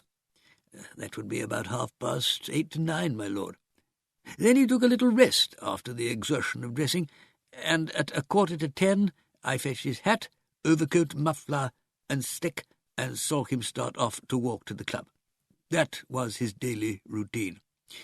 He seemed in very good spirits, and in his usual health. Of course his heart was always frail, my lord, but he seemed no different from ordinary." "I see. And in the ordinary way he'd just sit at the club all day and come home when exactly?" "I was accustomed to have his evening meal ready for him at 7:30 precisely, my lord." "Did he always turn up on time?" "Oh, invariably so, my lord. Everything as regular as on parade. That was the General's way. About 3 o'clock in the afternoon there was a ring on the telephone. We had the telephone put in, my lord, on account of the General's heart, so that we could always call up a medical man in case of emergency." "Very right, too," put in Robert Fentiman. "Yes, sir. General Fentiman was good enough to say, sir, he did not wish me to have the heavy responsibility of looking after him alone in case of illness. He was a very kind, thoughtful gentleman." The man's voice faltered. "Just so," said Wimsey. "I'm sure you must be very sorry to lose him, Woodward. Still, one couldn't expect otherwise, you know. I'm sure you looked after him splendidly. What was it happened about 3 o'clock?" "Why, my lord, they rang up from Lady Dormer's to say as how her ladyship was very ill, and would General Fentiman please come at once if he wanted to see her alive. So I went down to the club myself. I didn't like to telephone, you see, because General Fentiman was a little hard of hearing, though he had his faculties wonderfully well for a gentleman of his age, and he never liked the telephone. Besides, I was afraid of the shock it might be to him, seeing his heart was so weak, which, of course, at his age you couldn't hardly expect otherwise. So that was why I went myself." "That was very considerate of you." "Thank you, my lord. Well, I see General Fentiman, and I give him the message, careful-like, and breaking it gently, as you might say. I could see he was took aback a bit, but just sits thinking for a few minutes, and then he says, 'Very well, Woodward, I will go. It is certainly my duty to go.' So I wraps him up carefully and gets him into a taxi, and he says, 'You needn't come with me, Woodward. I don't quite know how long I shall stay there. They will see that I get home quite safely.' So I told the man where to take him and came back to the flat. And that, my lord, was the last time I saw him." End of Disc 1. Disc 2. Wimsey made a sympathetic clucking sound. "Yes, my lord. When General Fentiman didn't return at his usual time, I thought he was maybe staying to dine at Lady Dormer's, and took no notice of it. However, at 8:30, I began to be afraid of the night air for him. It was very cold that day, my lord, if you remember. At 9 o'clock I was just thinking of calling up the household at Lady Dormer's to ask when he was to be expected home, when the phone rang." "At 9 exactly?" Well, about 9. It might have been a little later, but not more than 1/4 at latest. It was a gentleman spoke to me. He said, 'Is that General Fentiman's flat?' I said, 'Yes, who is it, please?' And he said, 'Is that Woodward?' giving my name, just like that, and I said, 'Yes.' And he said, 'Oh, Woodward, General Fentiman wishes me to tell you not to wait up for him, as he's spending the night with me.' So I said, 'Excuse me, sir, who is it speaking, please?' And he said, 'Mr. Oliver.' So I asked him to repeat the name, not having heard it before, and he said, 'Oliver.' It came over very plain. 'Mr. Oliver,' he said, 'I'm an old friend of General Fentiman's, and he is staying tonight with me, as we have some business to talk over.' So I said, 'Does the gentleman require anything, sir?' Thinking, you know, my lord, as he might wish to have his sleeping suit and his toothbrush or something of that. But the gentleman said no, he'd got everything necessary, and I was not to trouble myself. Well, of course, my lord, as I explained to Major Fentiman, I didn't like to take upon myself to ask questions, being only in service, my lord. It might seem taking a liberty. But I was so very much afraid of the excitement and staying up late being too much for the General, so I went so far as to say I hoped General Fentiman was in good health and not tiring himself. And Mr. Oliver laughed, and he said he would take very good care of him and send him to bed straight away. And I was just about to make so bold as to ask where he lived when he rang off. And that was all I knew till I heard next day of the General being dead, my lord. "There now," said Robert Fentiman. "What do you think of that?" "Odd," said Wimsey, "and most unfortunate, as it turns out." "Did the General often stay out at night, Woodward?" "Never, my lord. No, I don't recollect such a thing happening once in 5 or 6 years. In the old days, perhaps he'd visit friends occasionally, but, not of late." "And you'd never heard of this Mr. Oliver?" "No, my lord." "His voice wasn't familiar?" I couldn't say but what I might have heard it before, my lord, but I find it very difficult to recognise voices on the telephone. but I thought at the time it might be one of the gentlemen from the club. Do you know anything about the man, Fentiman? Oh, yes, I've met him. At least I suppose it's the same man. But I know nothing about him. I fancy I ran across him once in some frightful crush or other, a public dinner or something of that kind, and he said he knew my grandfather. Well, I've seen him lunching at Gatti's and that sort of thing, but I haven't the remotest idea where he lives or what he does. Army man? No. Something in the engineering line, I fancy. What's he like? Oh, tall, thin, grey hair and spectacles. About 65 to look at. He may be older, must be, if he's an old friend of grandfather's. I gather he was retired from whatever it is he did and lived in some suburb. Well, I'm hanged if I can remember which. Not very helpful, said Wimsey. Do you know, occasionally I think there's quite a lot to be said for women. What's that got to do with it? Well, I mean, all this easy, uninquisitive way men have of making casual acquaintances is very fine and admirable and all that, but look how inconvenient it is. Here you are. You admit you've met this bloke 2 or 3 times, and all you know about him is that he's tall and thin and retired in some unspecified suburb. A woman with the same opportunities would have found out his address and occupation, whether he was married, how many children he had, with their names and what they did for a living, who his favourite author was, what food he liked best, the name of his tailor, dentist and bootmaker, when he knew your grandfather, and what he thought of him. Screeds of useful stuff. So she would, said Fentiman with a grin. That's why I've never married. I quite agree, said Wimsey. But the fact remains that as a source of information you're simply a washout. Do, for goodness sake, pull yourself together and try to remember something a bit more definite about the fellow. It may mean $500,000 to you to know what time Grandpa set off in the morning from Tooting Bec or Finchley, or wherever it was. If it was a distant suburb, it would account for his arriving late at the club, which is rather in your favour, by the way. Well, I suppose it is. I'll do my best to remember, but I'm not sure that I ever knew. It's awkward, said Wimsey. No doubt the police could find the man for us, but it's not a police case, and I don't suppose you particularly want to advertise. Well, it may come to that. But naturally we're not keen on publicity if we can avoid it. If only I could remember exactly what work he said he'd been connected with. Yes, or the public dinner, or whatever it was where you first met him. One might get hold of a list of the guests. My dear Wimsey, that was 2 or 3 years ago. Or maybe they know the blighter at Gatti's. That's an idea. I've met him there several times. Look, I'll tell you what, I'll go along there to make inquiries, and if they don't know him, I'll make a point of lunching there pretty regularly. He's almost bound to turn up. Right, you do that. And meanwhile, do you mind if I have a look round the flat? Oh, rather not. Do you want me, or would you rather have Woodward? He really knows a lot more about things. Thanks, I'll have Woodward. Don't mind me, I shall just be fussing about. Go, carry on by all means. I've got 1 or 2 drawers full of papers to go through. If I come across anything bearing on the Oliver bloke, I'll yell out to you. Right.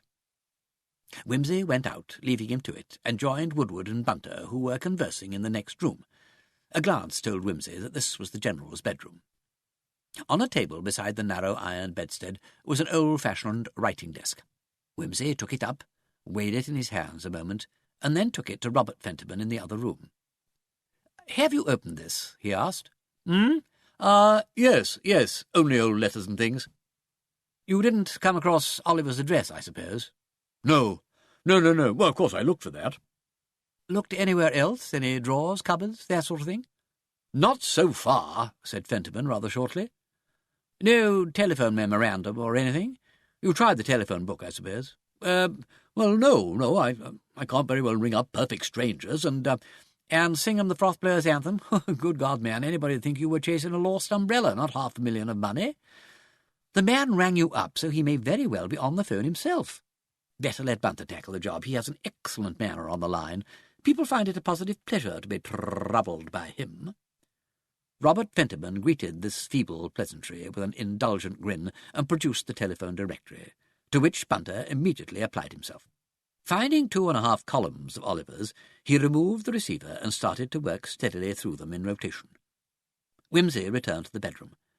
It was in apple pie order, the bed neatly made, the wash-hand apparatus set in order, as though the occupant might return at any moment, every speck of dust removed, a tribute to Woodward's reverent affection, but a depressing sight for an investigator. Wimsey sat down and let his eye rove slowly from the hanging wardrobe with its polished doors over the orderly line of boots and shoes arranged on their trees on a small shelf, the dressing-table, the washstand, the bed and the chest of drawers which, with the small bedside table and a couple of chairs, comprised the furniture. "Did the General shave himself, Woodward?" No, my lord, no. Not latterly, no. No, that was my duty, my lord." Did he brush his own teeth, or dental plate, or whatever it was?" "Oh, yes, my lord, yes. Yes, General Fentiman had an excellent set of teeth for his age." Wimsey fixed his powerful monocle into his eye and carried the toothbrush over to the window. The result of the scrutiny was unsatisfactory. He looked round again. "Is this his walking-stick?" Yes, my lord." "May I see it?" Woodward brought it across, carrying it after the manner of a well-trained servant by the middle. Lord Peter took it from him in the same manner, suppressing a slight, excited smile. The stick was a heavy malacca with a thick crutch handle of polished ivory, suitable for sustaining the feeble steps of old age. The monocle came into play again, and this time its owner gave a chuckle of pleasure. "Oh, yes, I shall want to take a photograph of this stick presently, Woodward. Will you be very careful to see that it's not touched by anybody beforehand?" "Certainly, my lord." Wimsey stood the stick carefully in its corner again, and then, as though it had put a new train of ideas into his mind, walked across to the shoe-shelf. "Which were the shoes General Fentiman was wearing at the time of his death?" "These, my lord." "Have they been cleaned since?" Woodward looked a trifle stricken. "Not to say clean, my lord. I just wiped them over with a duster. They were not very dirty, and somehow I hadn't the heart, if you'll excuse me, my lord." "Oh, that's very fortunate." Wimsey turned them over and examined the soles very carefully, both with the lens and with the naked eye. With a small pair of tweezers taken from his pocket, he delicately removed a small fragment of pile, apparently from a thick carpet, which was clinging to a projecting brad, and stored it carefully away in an envelope. Then, putting the right shoe aside, he subjected the left to a prolonged scrutiny, especially about the inner edge of the sole. Finally, he asked for a sheet of paper, and wrapped the shoe up as tenderly as though it had been a piece of priceless Waterford glass. "I should like to see all the clothes General Fentiman was wearing that day. The outer garments, I mean, hat, suit, overcoat, and so on." The garments were produced, and Wimsey went over every inch of them with the same care and patience, watched by Woodward with flattering attention. "Have they been brushed?" "No, my lord, only shaken out." This time Woodward offered no apology, having grasped dimly that polishing and brushing were not acts which called for approval under these unusual circumstances. "You see," said Wimsey, pausing for a moment to note an infinitesimally small ruffling of the threads on the left-hand trouser leg, "we might be able to get some sort of a clue from the dust on the clothes, if any, to show us where the General spent the night. If, to take a rather unlikely example, we were to find a lot of sawdust, for instance, we might suppose that he had been visiting a carpenter, or a dead leaf might suggest a garden or a common or something of that sort, while a cobweb might mean a wine-cellar or a potting shed, and so on. You see?" Yes, my lord," rather doubtfully. "You don't happen to remember noticing that little tear? Well, it's hardly a tear, just a little roughness. Might have caught on a nail." "I can't say I recollect, my lord, but I might have overlooked it." "Of course, it's probably of no importance. Well, lock the things up carefully. It's just possible I might have to have the dust extracted and analysed. Just a moment. Has anything been removed from these clothes? The pockets were emptied, I suppose." "Yes, my lord." "There was nothing unusual in them?" No, my lord, no, nothing but what the General always took out with him. Just his handkerchief, keys, money, and cigar case." How about the money?" Well, my lord, I couldn't say exactly as to that. Major Fentiman has got it all. There was £2 notes in his note-case, I remember. I believe he had £2.10 when he went out, and some loose silver in his trouser pocket. He'd have paid his taxi fare and his lunch at the club out of the 10-shilling note." Well, that shows he didn't pay for anything unusual there in the way of train or taxis backwards and forwards, or dinner or drinks. No, my lord. But naturally this Oliver fellow would see to all that. Did the General have a fountain pen? No, my lord, no. He did very little writing, my lord. I was accustomed to write any necessary letters to tradesmen and so on. What sort of a nib did he use when he did write? A J pen, my lord. You will find it in the sitting-room. But mostly I believe he wrote his letters at the club.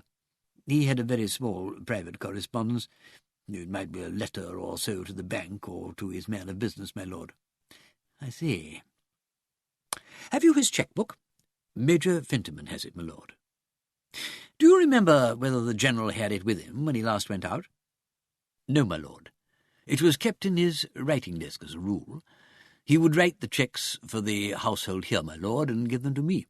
Or occasionally he might take the book down to the club with him. Oh, well, it doesn't look as though the mysterious Mr. Oliver was one of those undesirable blokes who demanded money.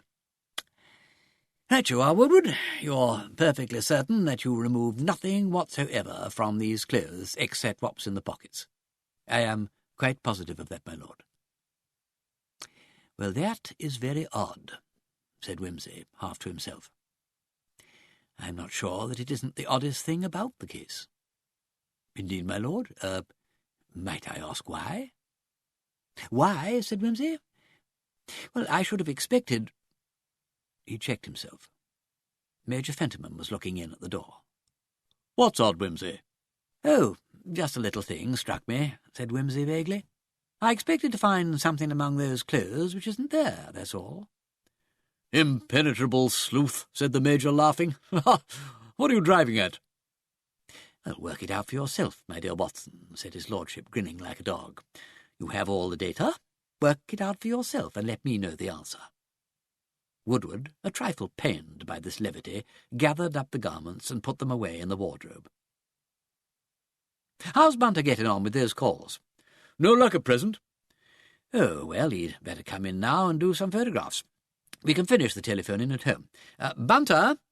Oh, and I say, Woodward, do you mind if we take your fingerprints? Fingerprints, my lord? Good God, you're not trying to fasten anything on Woodward. Fasten what? Well, I mean, I thought it was only burglars and people who had fingerprints taken. Well, not exactly. No. No, I want the General's fingerprints, really, to compare them with some others I got at the club. There's a very fine set on that walking stick of his, and I want Woodward's just to make sure I'm not getting the two sets mixed up. I'd better take yours, too. It's just possible you might have handled the stick without noticing. Oh, I get you, Steve. I don't think I've touched the thing, but it's as well to make sure, as you say. Funny sort of business, what? Quite the Scotland Yard touch. How do you do it? Bunter will show you. Bunter immediately produced a small inking pad and roller and a number of sheets of smooth white paper. The fingers of the two candidates were carefully wiped with a clean cloth and pressed first on the pad and then on the paper. The impressions thus obtained were labelled and put away in envelopes, after which the handle of the walking stick was lightly dusted with grey powder, bringing to light an excellent set of prints of a right-hand set of fingers, superimposed here and there, but quite identifiable. Fentiman and Woodward gazed fascinated at this entertaining miracle. Are they all right? Perfectly so, sir. They are quite unlike either of the other two specimens. Then presumably they're the General's. Hurry up and get a negative. Bunter set up the camera and focused. Unless, observed Major Fentiman, they are Mr. Oliver's. That would be a good joke, wouldn't it? Ha! It would indeed, said Wimsey, a little taken aback. A very good joke. On somebody. And for the moment, Fentiman, I'm not sure which of us would do the laughing. Chapter 7. The Curse of Scotland. What with telephone calls and the development of photographs, it appeared obvious that Bunter was booked for a busy afternoon. His master, therefore, considerately left him in possession of the flat in Piccadilly and walked abroad to divert himself in his own peculiar way. His first visit was to one of those offices which undertake to distribute advertisements to the press. Here he drew up an advertisement addressed to taxi drivers, and arranged for it to appear at the earliest possible date in all the papers which men of that profession might be expected to read. 3 drivers were requested to communicate with Mr. J. Murbles, solicitor of Staple Inn, who would recompense them amply for their time and trouble. First, any driver who remembered taking up an aged gentleman from Lady Dormer's house in Portman Square or the near vicinity on the afternoon of November the 10th. Secondly, any driver who recollected taking up an aged gentleman at or near Dr. Pemberthy's house in Harley Street at some time in the afternoon or evening of November the 10th. And thirdly, any driver who had deposited a similarly aged gentleman at the door of the Bellona Club between 10 and 12:30 in the morning of November the 11th. Though probably, thought Wimsey as he footed the bill for the insertions to run for 3 days unless cancelled, Oliver had a car and ran the old boy up himself. Still, it's just worth trying. He had a parcel under his arm, and his next proceeding was to hail a cab and drive to the residence of Sir James Lubbock, the well-known analyst. Sir James was fortunately at home, and delighted to see Lord Peter. He was a square-built man with a reddish face and strongly curling grey hair, and received his visitor in his laboratory, where he was occupied in superintending a Marsh's test for arsenic. "Do you mind taking a pew for a moment while I finish this off?" Wimsey took the pew and watched, interested. The flame from the Bunsen burner playing steadily upon the glass tube, and the dark brown deposit slowly forming and deepening at the narrow end. From time to time, the analyst poured down the thistle funnel a small quantity of a highly disagreeable-looking liquid from a stoppered phial. Once his assistant came forward to add a few more drops of what Wimsey knew must be hydrochloric acid. Presently, the disagreeable liquid having all been transferred to the flask, and the deposit having deepened almost to black at its densest part, the tube was detached and taken away, and the burner extinguished, and Sir James Lubbock, after writing and signing a brief note, turned round and greeted Wimsey cordially. "Sure I'm not interrupting you, Lubbock?" "No, not a scrap, not a scrap. We've just finished. That was the last mirror. We shall be ready in good time for our appearance in court. Not that there's much doubt about it. Enough of the stuff to kill an elephant. Considering the obliging care we take in criminal prosecutions to inform the public at large that 2 or 3 grains of arsenic will successfully account for an unpopular individual, however tough, it's surprising how wasteful people are with their drugs. You can't teach 'em. An office boy who was as incompetent as the average murderer would be sacked with a kick in the bottom. Well now, and what's your trouble?" "A small matter," said Wimsey, unrolling his parcel and producing General Fentiman's left boot. "It's cheek to come to you about it, but I very much want to know what this is, and as it's strictly a private matter, I took the liberty of barging round to you in a friendly way. Just along the inside of the sole there, on the edge." "Blood?" suggested the analyst, grinning. Well, no. Sorry to disappoint you. More like paint, I fancy." Sir James looked closely at the deposit with a powerful lens. Yes. Some sort of brown varnish. Might be off a floor or a piece of furniture. Do you want an analysis?" "If it's not too much trouble." "Oh, not at all, no. Well, I think we'll get Saunders to do it. He's made rather a speciality of this kind of thing. Saunders, would you scrape this off carefully and see what it is? Get a slide of it and make an analysis of the rest, if you can. How soon is it wanted?" "Well, I'd like it as soon as possible. I don't mean within the next 5 minutes." "Well, stay and have a spot of tea with us, and I dare say we can get something ready for you by then. It doesn't look anything out of the way. Knowing your taste, I'm still surprised it isn't blood. Ha! Have you no blood in prospect?" Well, not that I know of. I'll stay to tea with pleasure, if you're certain I'm not being a bore." "Oh, no of that. Besides, while you're here, you might give me your opinion on those old medical books of mine. I don't suppose they're particularly valuable, but they're quaint. Come along." Wimsey passed a couple of hours agreeably with Lady Lubbock and crumpets and a dozen or so antiquated anatomical treatises. Presently Saunders returned with his report. The deposit was nothing more nor less than an ordinary brown paint and varnish of a kind well known to joiners and furniture-makers. It was a modern preparation with nothing unusual about it. One might find it anywhere. It was not a floor varnish. One would expect to meet it on a door or partition or something of that sort. The chemical formula followed. "Well, not very helpful, I'm afraid," said Sir James. "Well, you never know your luck," replied Wimsey. Would you be good enough to label the slide and sign your name to it and to the analysis and keep them both by you for reference in case they're wanted? Oh, sure thing. How do you want them labelled? Well, put down varnish from General Fentiman's left boot and analysis of varnish from General Fentiman's left boot. And the date, and I'll sign it, and you and Saunders can sign it, and then I think we shall be all right. Fentiman? Was that the old boy who died suddenly the other day? It was. But it's no use you looking at me with that childlike air of intelligent taking notice, because I haven't got any gory yarn to spin. It's only a question of where the old man spent the night, if you must know. Curiouser and curiouser. Well, never mind, it's nothing to do with me. Perhaps when it's all over you'll tell me what it's all about. Meanwhile, the label shall go on. You, I take it, are ready to witness to the identity of the boot, and I can witness to having seen the varnish on the boot, and Saunders can witness that he removed the varnish from the boot and analysed it, and that this is the varnish he analysed, all according to Cocker. Here you are, sign here and here, and that'll be 8 and 6pence, please. Oh, it might be cheap at 8 and 6pence, said Wimsey. Might even turn out to be cheap at 860 quid, or 8,060. Sir James Lubbock looked properly thrilled. You're only doing it to annoy because you know it teases. Well, if you must be sphinx-like, you must. I'll keep these things under lock and key for you. Do you want the boot back? I don't suppose the executors will worry, and a fellow looks such a fool carrying a boot about. Put it away with the other things till it's called for. There's a good man. So the boot was put away in a cupboard, and Lord Peter was free to carry on with his afternoon's entertainment. His first idea was to go on up to Finsbury Park to see the George Fentimans. He remembered in time, however, that Sheila would not yet be home from her work. She was employed as a cashier in a fashionable tea shop.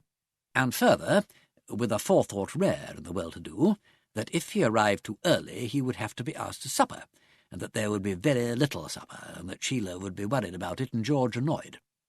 So he turned into one of his numerous clubs, and had a sole call-bear very well cooked with a bottle of Liebfraumilch, an apple charlotte and light savour to follow, and black coffee and a rare old brandy to top up with.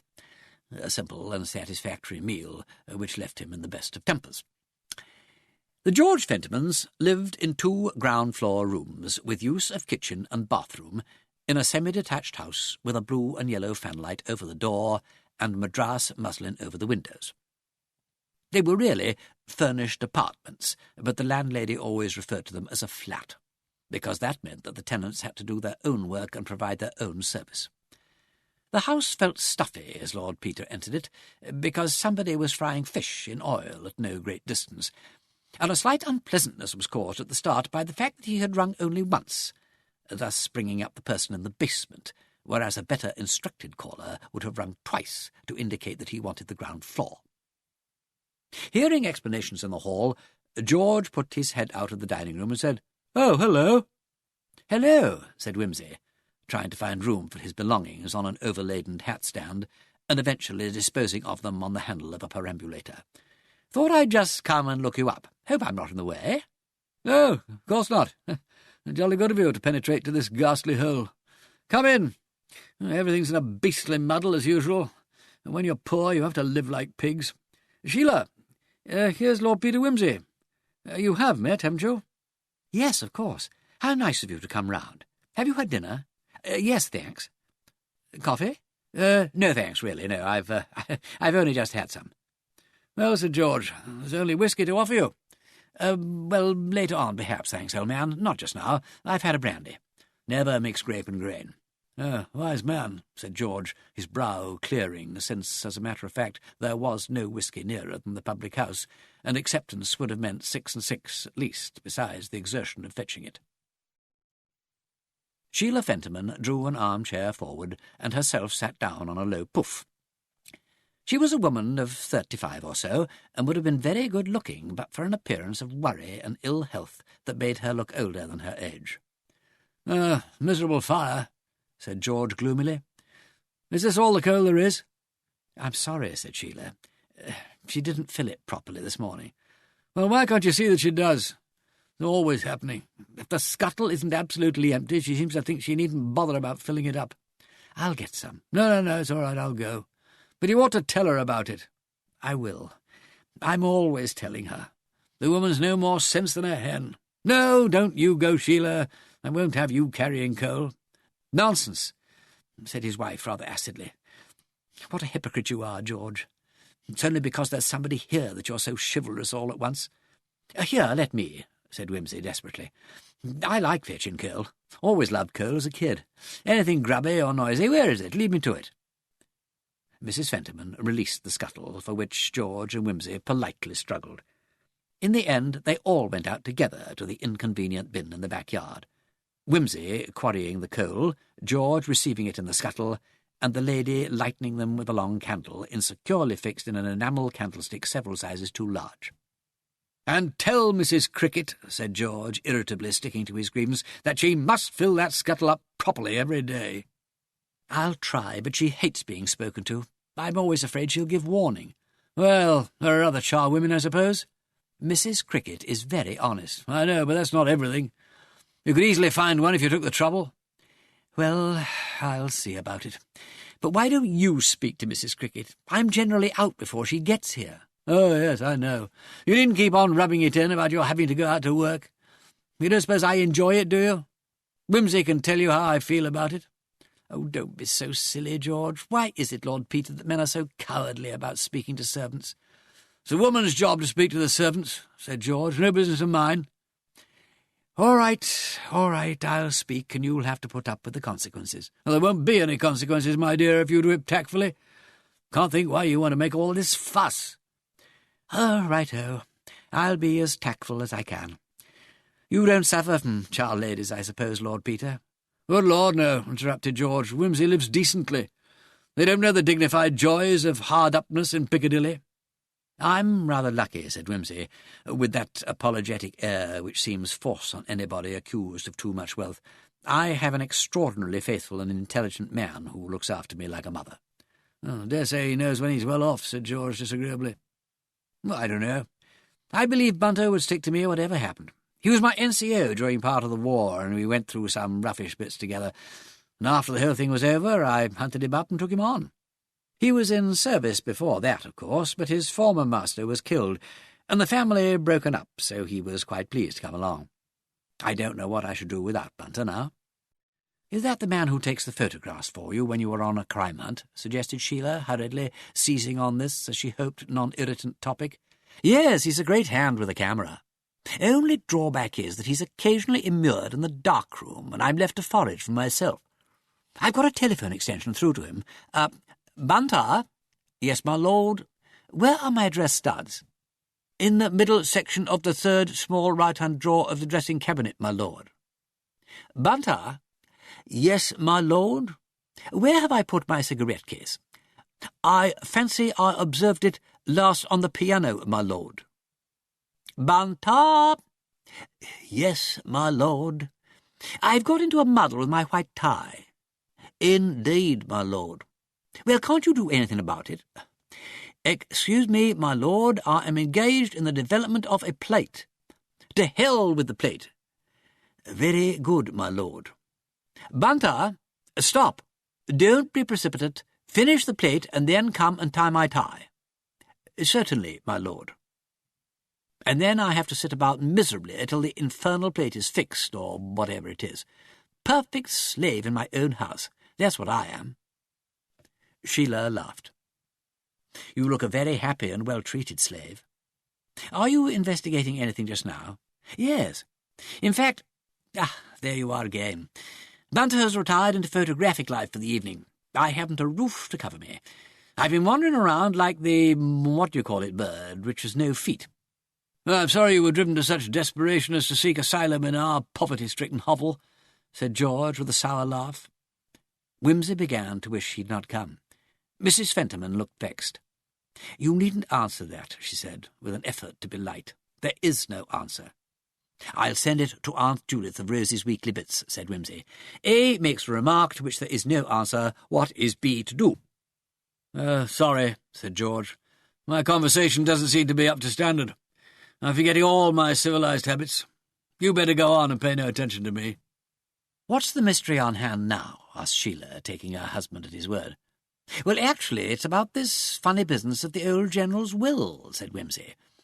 "Murble suggested I should have a look into the question of the survivorship." "Oh, well, do you think you can really get it settled?" "Well, I hope so very much. But it's a very fine drawn business. May resolve itself into a matter of seconds. By the way, Fentiman, were you in the Bellona smoking room at all during the morning of Armistice Day?" "So that's what you come about. Now, why didn't you say so?" "No, I wasn't. And what's more, I don't know anything at all about it. And why that infuriating old hag of a Dorman woman couldn't make a decent, sensible will while she was about it, I don't know. Where was the sense of leaving all those wads of money to the old man when she knew perfectly well he was liable to peg out at any moment? And then, if he did die, handing the whole lot over to the Dorlan girl, who hasn't an atom of claim on it. She might have had the decency to think about Robert and us a bit." "Considering how rude you were to her and Miss Dorlan, George, I wonder she even left you the 7,000. "What's 7,000 to her? Like a £5 note to an ordinary person. An insult, I call it. I dare say I was rude to her, but I jolly well wasn't going to have her think I was sucking up to her for her money." "How inconsistent you are, George. If you didn't want the money, why grumble about not getting it?" "You're always putting me in the wrong." "You know I don't mean that. I didn't want the money. But the Dorlan girl was always hinting that I did, and I ticked her off. I didn't know anything about the confounded legacy, and I didn't want to. All I mean is that if she did want to leave anything to Robert and me, she might have made it more than a rotten 7,000 apiece." "Well, don't grumble at it. It would be uncommonly handy at the moment." "I know. Isn't that exactly what I'm saying? And now the old fool makes such a silly will that I don't know whether I'm to get it or not. I can't even lay hands on the old governor's 2,000. I've got to sit here and twiddle my thumbs while Wimsey goes round with a tape measure and a tame photographer to see whether I'm entitled to my own grandfather's money. I know it's frightfully trying, darling, but I expect it'll all come right soon. It wouldn't matter if it weren't for Dougal McStuart." "Who's Dougal McStuart?" inquired Wimsey, suddenly alert. "One of our old Scottish families by the name. I fancy I've heard of him. Isn't he an obligingly helpful kind of chap with a wealthy friend in the city?" "Frightfully obliging," said Sheila grimly. "He simply forces his acquaintance on one. He—" "Shut up, Sheila," interrupted her husband rudely. "Lord Peter doesn't want to know all the sordid details of our private affairs." "Knowing Dougal," said Wimsey, "I dare say I could give a guess at them. Some time ago you had a kind offer of assistance from our friend McStuart. You accepted it to the mild tune of— what was it?" "500, said Sheila. "500, which turned out to be 350 in cash, and the rest represented by a little honorarium to his friend in the city, who advanced the money in so trustful a manner without security." "When was that?" 3 years ago, when I started that tea shop in Kensington." "Ah, yes. And when you couldn't quite manage that 60% per month, or whatever it was, owing to trade depression, the friend in the city was obliging enough to add the interest to the principal at great inconvenience to himself and so forth. The McStuart way is familiar to me. What's the damned total now, Fentiman, just out of curiosity?" 1,500 by the 30th, growled George, if you must know. "I warned George," began Sheila unwisely. "Oh, you always know what's best. Anyhow, it was your tea business. I told you there was no money in it, but women always think they can run things on their own nowadays." "I know, George, but it was McStuart's interest that swallowed up the profits. You know I wanted to borrow the money from Lady Dormer. Well, I wasn't going to, and that's flat. I told you so at the time." "Well, look here," said Wimsey. "You're perfectly all right about McStuart's 1,500 anyway, whichever way the thing goes. If General Fentiman died before his sister, you get 7,000. If he died after her, you're certain of his 2,000 by the will. Besides, your brother will no doubt make a reasonable arrangement about sharing the money he gets as residuary legatee. Why worry?" "Why? Because here's this infernal legal rigmarole, tying the thing up and hanging it out till God knows when, and I can't touch anything." I know, said Wimsey patiently. "But all you've got to do is to go to Murbles and get him to advance you the money on your expectations. You can't get away with less than 2,000 whatever happens, so he'll be perfectly ready to do it. In fact, he's more or less bound to settle your just debts for you if he's asked. "That's just what I've been telling you, George," said Mrs. Fentiman eagerly. "Of course you would always be telling me. You never make mistakes, do you? And suppose the thing goes into court and we get let in for thousands of pounds in fees and things, Mrs. Clever, eh?"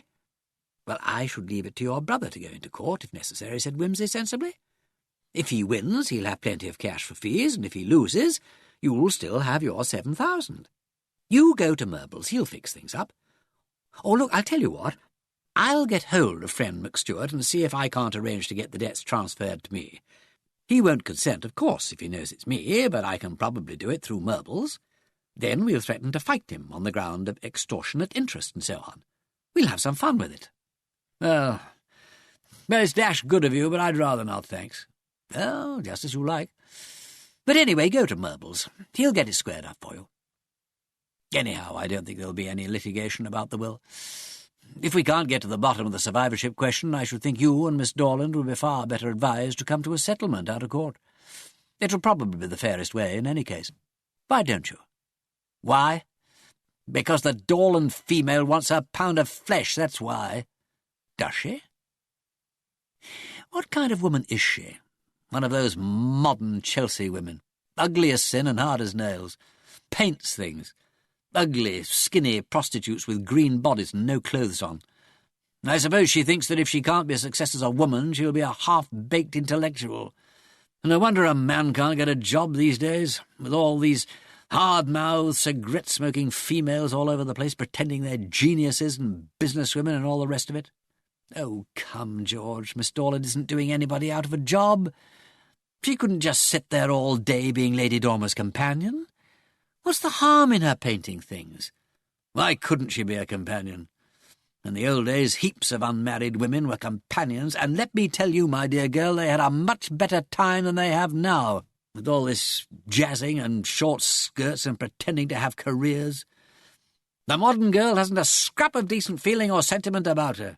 Money, money, and notoriety, that's all she's after. That's what we fought the war for, and that's what we've come back to. George, do keep to the point. Miss Dorland doesn't jazz. I am keeping to the point. I'm talking about modern women. I don't say Miss Dorland in particular, but you will go taking everything personally. That's just like a woman. You can't argue about things in general. You always have to bring it down to some one little personal instance. You will sidetrack. I wasn't sidetracking. We started to talk about Miss Dorland. You said a person couldn't just be somebody's companion, and I said that in the old days plenty of nice women were companions and had a jolly good time. I don't know about that. Well, I do. They did. And they learnt to be decent companions to their husbands, too. Not always flying off to offices and clubs and parties like they are now. And if you think men like that sort of thing, I can tell you candidly, my girl, they don't. They hate it. Does it matter? I mean, one doesn't have to bother so much about husband hunting today. Oh, no.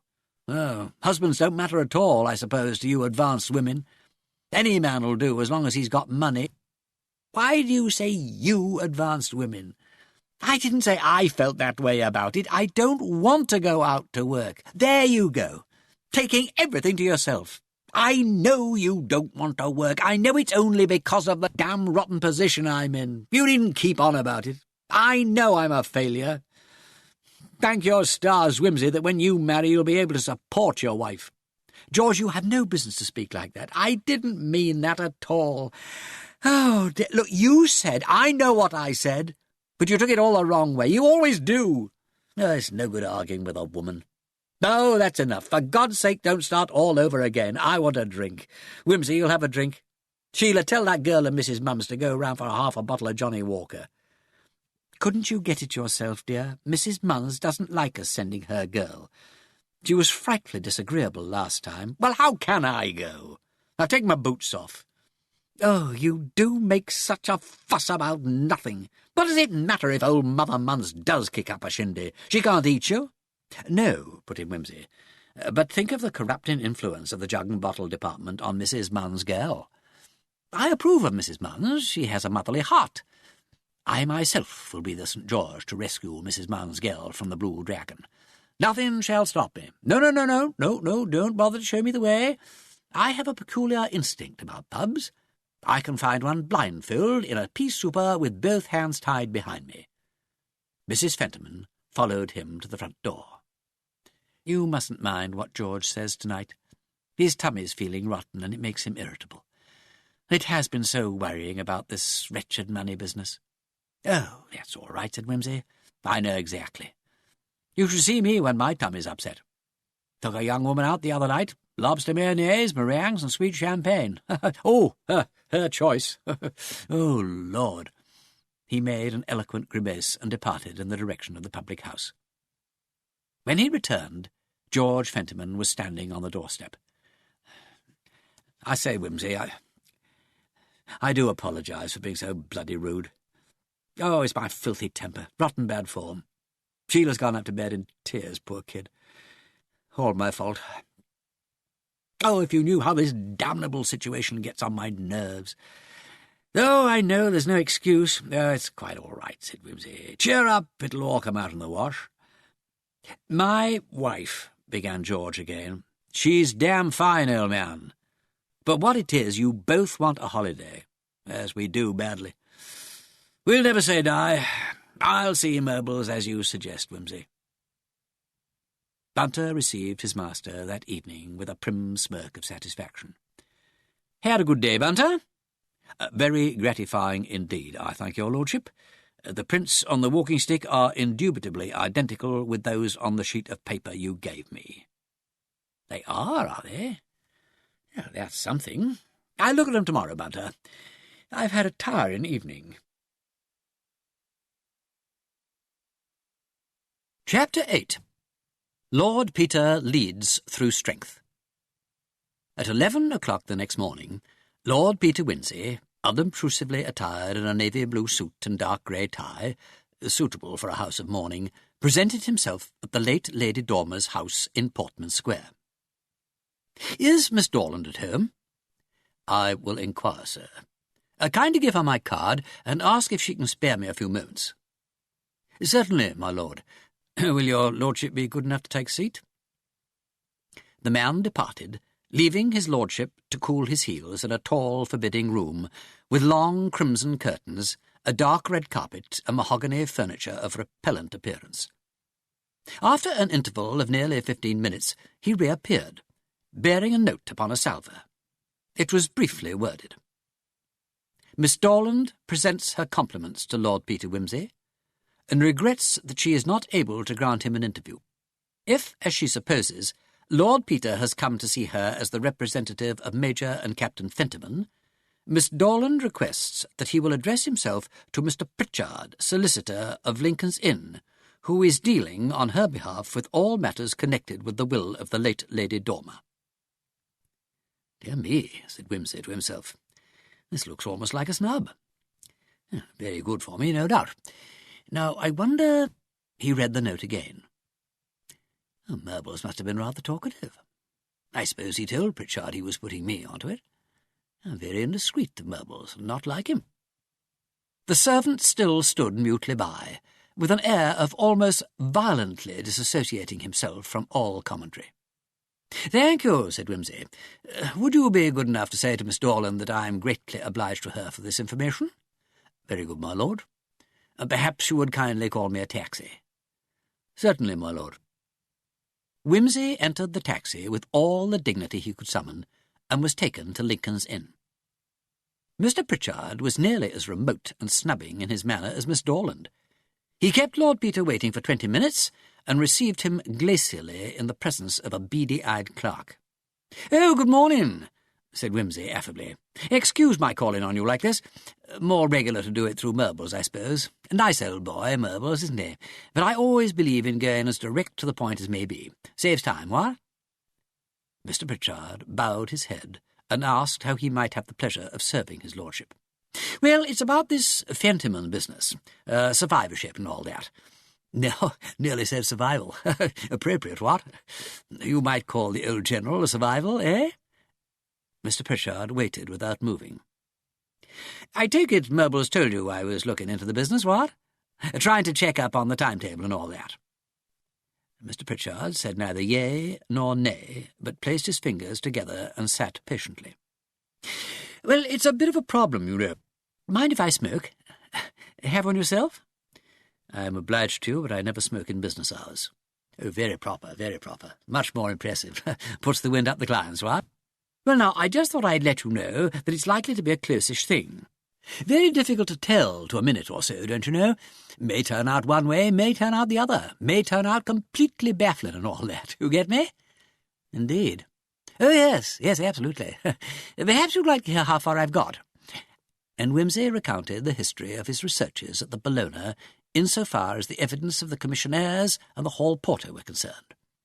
He said nothing of his interview with Penberthy, nor of the odd circumstances connected with the unknown Oliver, confining himself to stressing the narrowness of the time limits between which the general must be presumed to have arrived at the club. Mr. Pritchard listened without comment. Then he said, "And what precisely have you come to suggest?"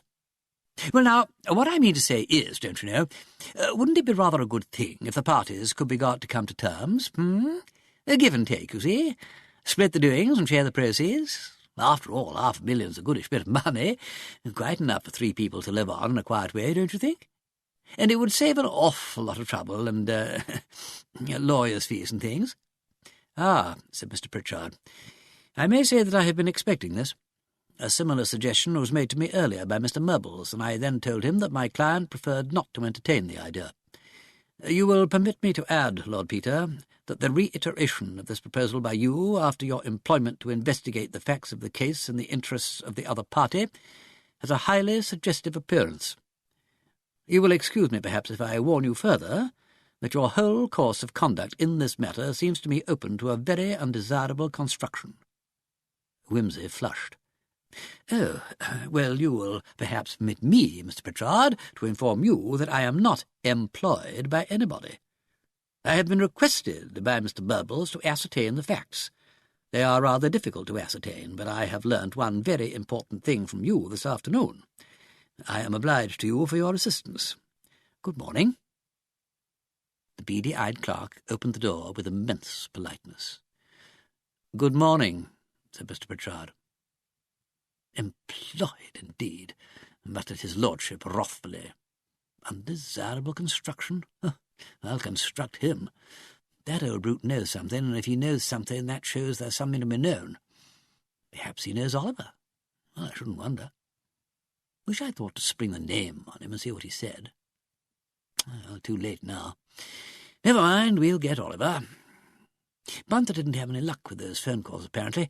I think I'd better get hold of Charles."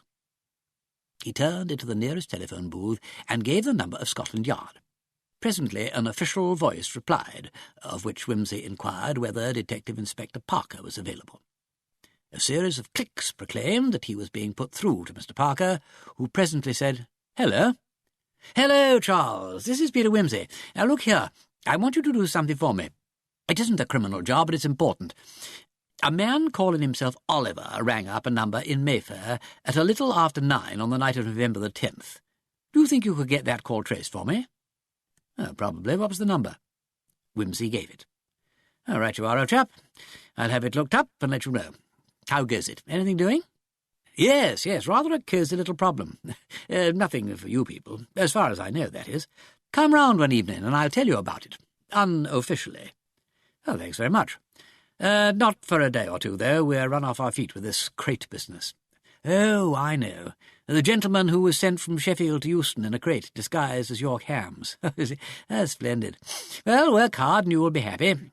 No thanks, my child. I don't want another 2 penn'orth. I'm spending the money on sweets. Cheerio, Charles." The rest of the day Wimsey was obliged to pass in idleness so far as the Bellona Club affair was concerned. On the following morning he was rung up by Parker. "I say, that phone call you asked me to trace." "Yes?" "It was put through at 9:13 p.m. from a public call box at Charing Cross Underground Station." "Oh, hell. The operator didn't happen to notice the bloke, I suppose?" "There isn't an operator. It's one of those automatic boxes."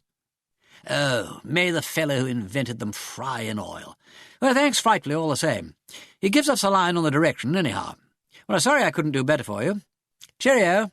"Oh, cheer damnably ho," retorted Wimsey crossly, slamming down the receiver.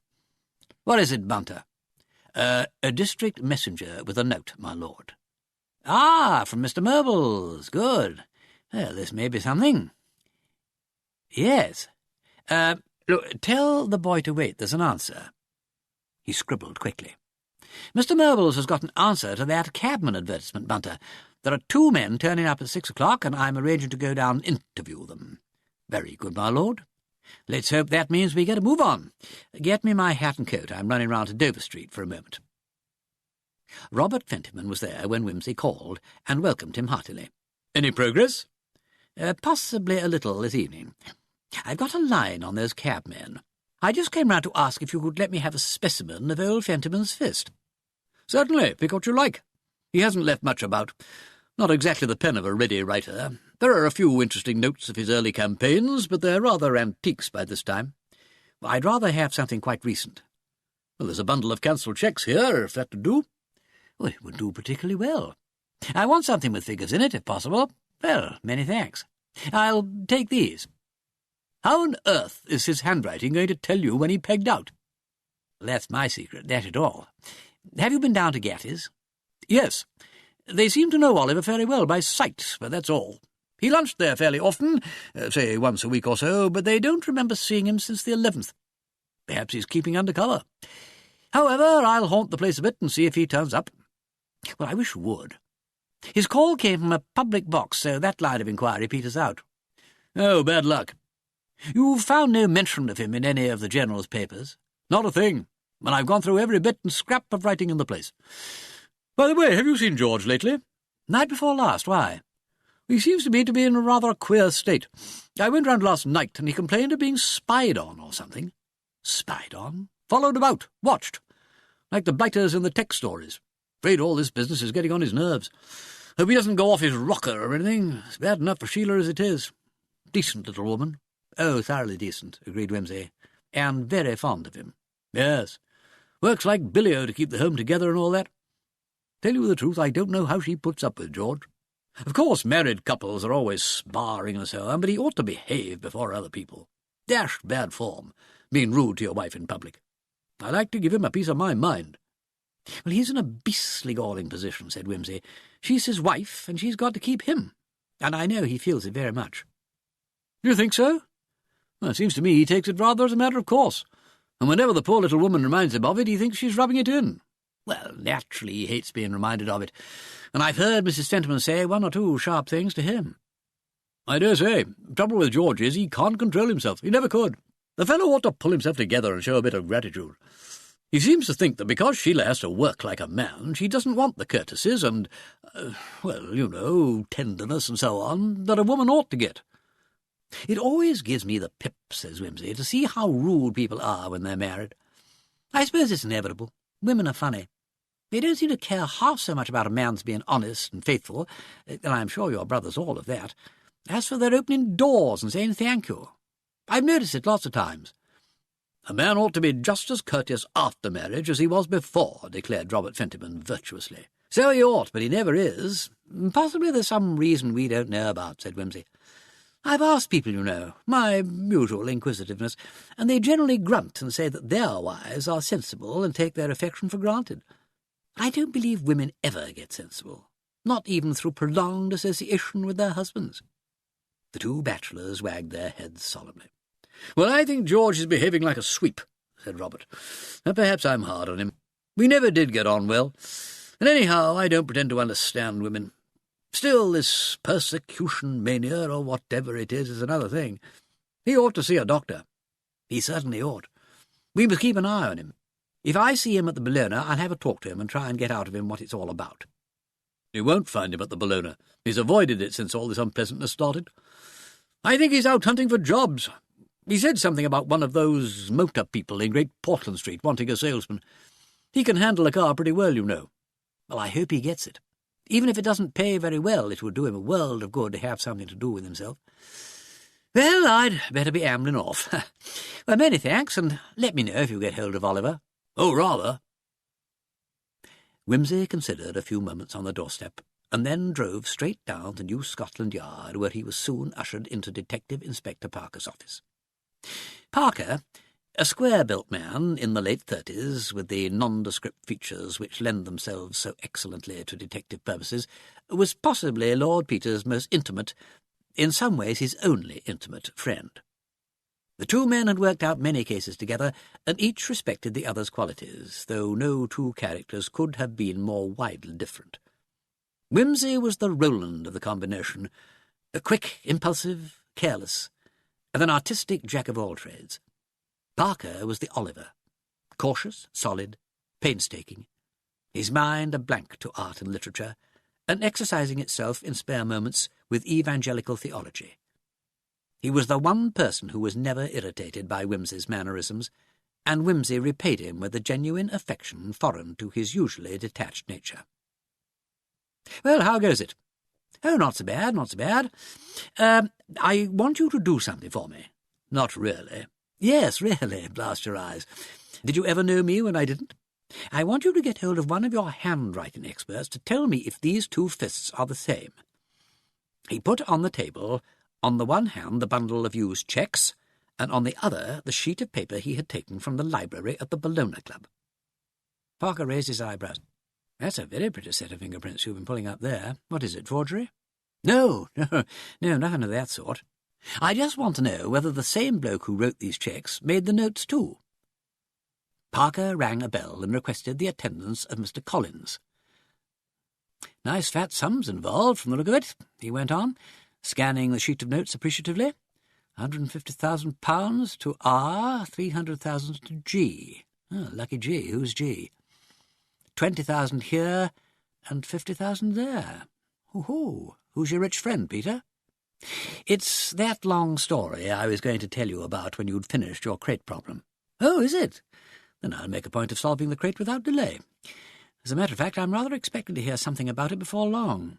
That's why I'm here, dancing attendance on the phone. Here, oh, Collins, this is Lord Peter Wimsey, who wants very much to know whether these two handwritings are the same."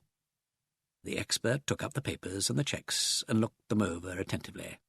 "Ah, yes. Not a doubt about it, I should say, unless the forgery has been astonishingly well done. Some of the figures especially are highly characteristic.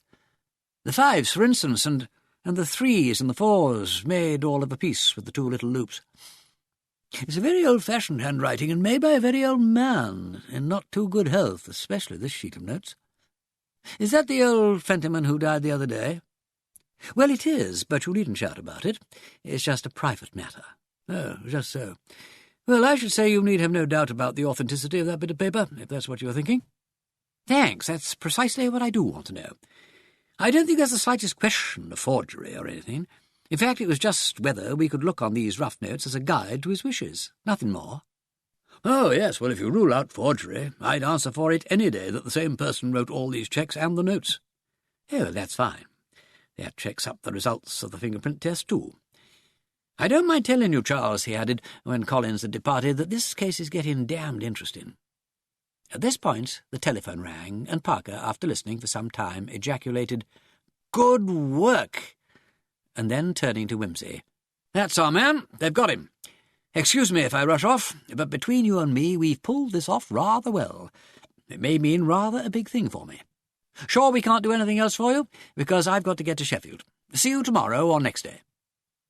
He caught up his coat and hat and was gone. Wimsey made his own way out and sat for a long time at home with Bunter's photographs of the Bellona Club before him, thinking. At 6 o'clock he presented himself at Mr. Merble's chambers in Staple Inn. The two taxi drivers had already arrived and were seated well on the edges of their chairs, politely taking old sherry with a solicitor. "Ah," said Mr. Merbles, "this is a gentleman who is interested in the inquiry we're making. Perhaps you would have the goodness to repeat to him what you have already told me. I have ascertained enough," he added, turning to Wimsey, "to feel sure that these are the right drivers, but I should like you to put any questions you wish yourself. This gentleman's name is Swain, and his story should come first, I think." "Well, sir," said Mr. Swain, a stout man of the older type of driver, "you was wanting to know if anybody picked up an old gent in Portman Square the day before Armistice Day round about the afternoon. Well, sir, I was going slow through the square at 4:30, or it might be 4:45 on that here day, when a footman comes out of an house. I couldn't say the number for certain, but it was on the east side of the square, as might be about the middle, and he makes a sign for me to stop. So I draws up, and presently a very old gent comes out. Very thin he was, and muffled up, but I sees his legs, and they was very thin, and he looked about 102 by his face, and walked with a stick. He was upright for such a very old gent, but he moved slow and rather feeble. An old military gent, I thought he might be. He had that way of speaking, if you understand me, sir. So the footman tells me to drive him to a number in Harley Street. Do you remember it? Swain mentioned a number which Wimsey recognised as Pembroke's. So I drives him there, and he asks me to ring the bell for him. And when the young man comes to the door to ask if the doctor could please see General Fenton, or Fenimore, or, well, I don't know, some such name, sir. Was it Fentiman, do you think? Well, yes. Yes, it might have been Fentiman. Yeah, I think it was. So the young man comes back and says, yes, certainly.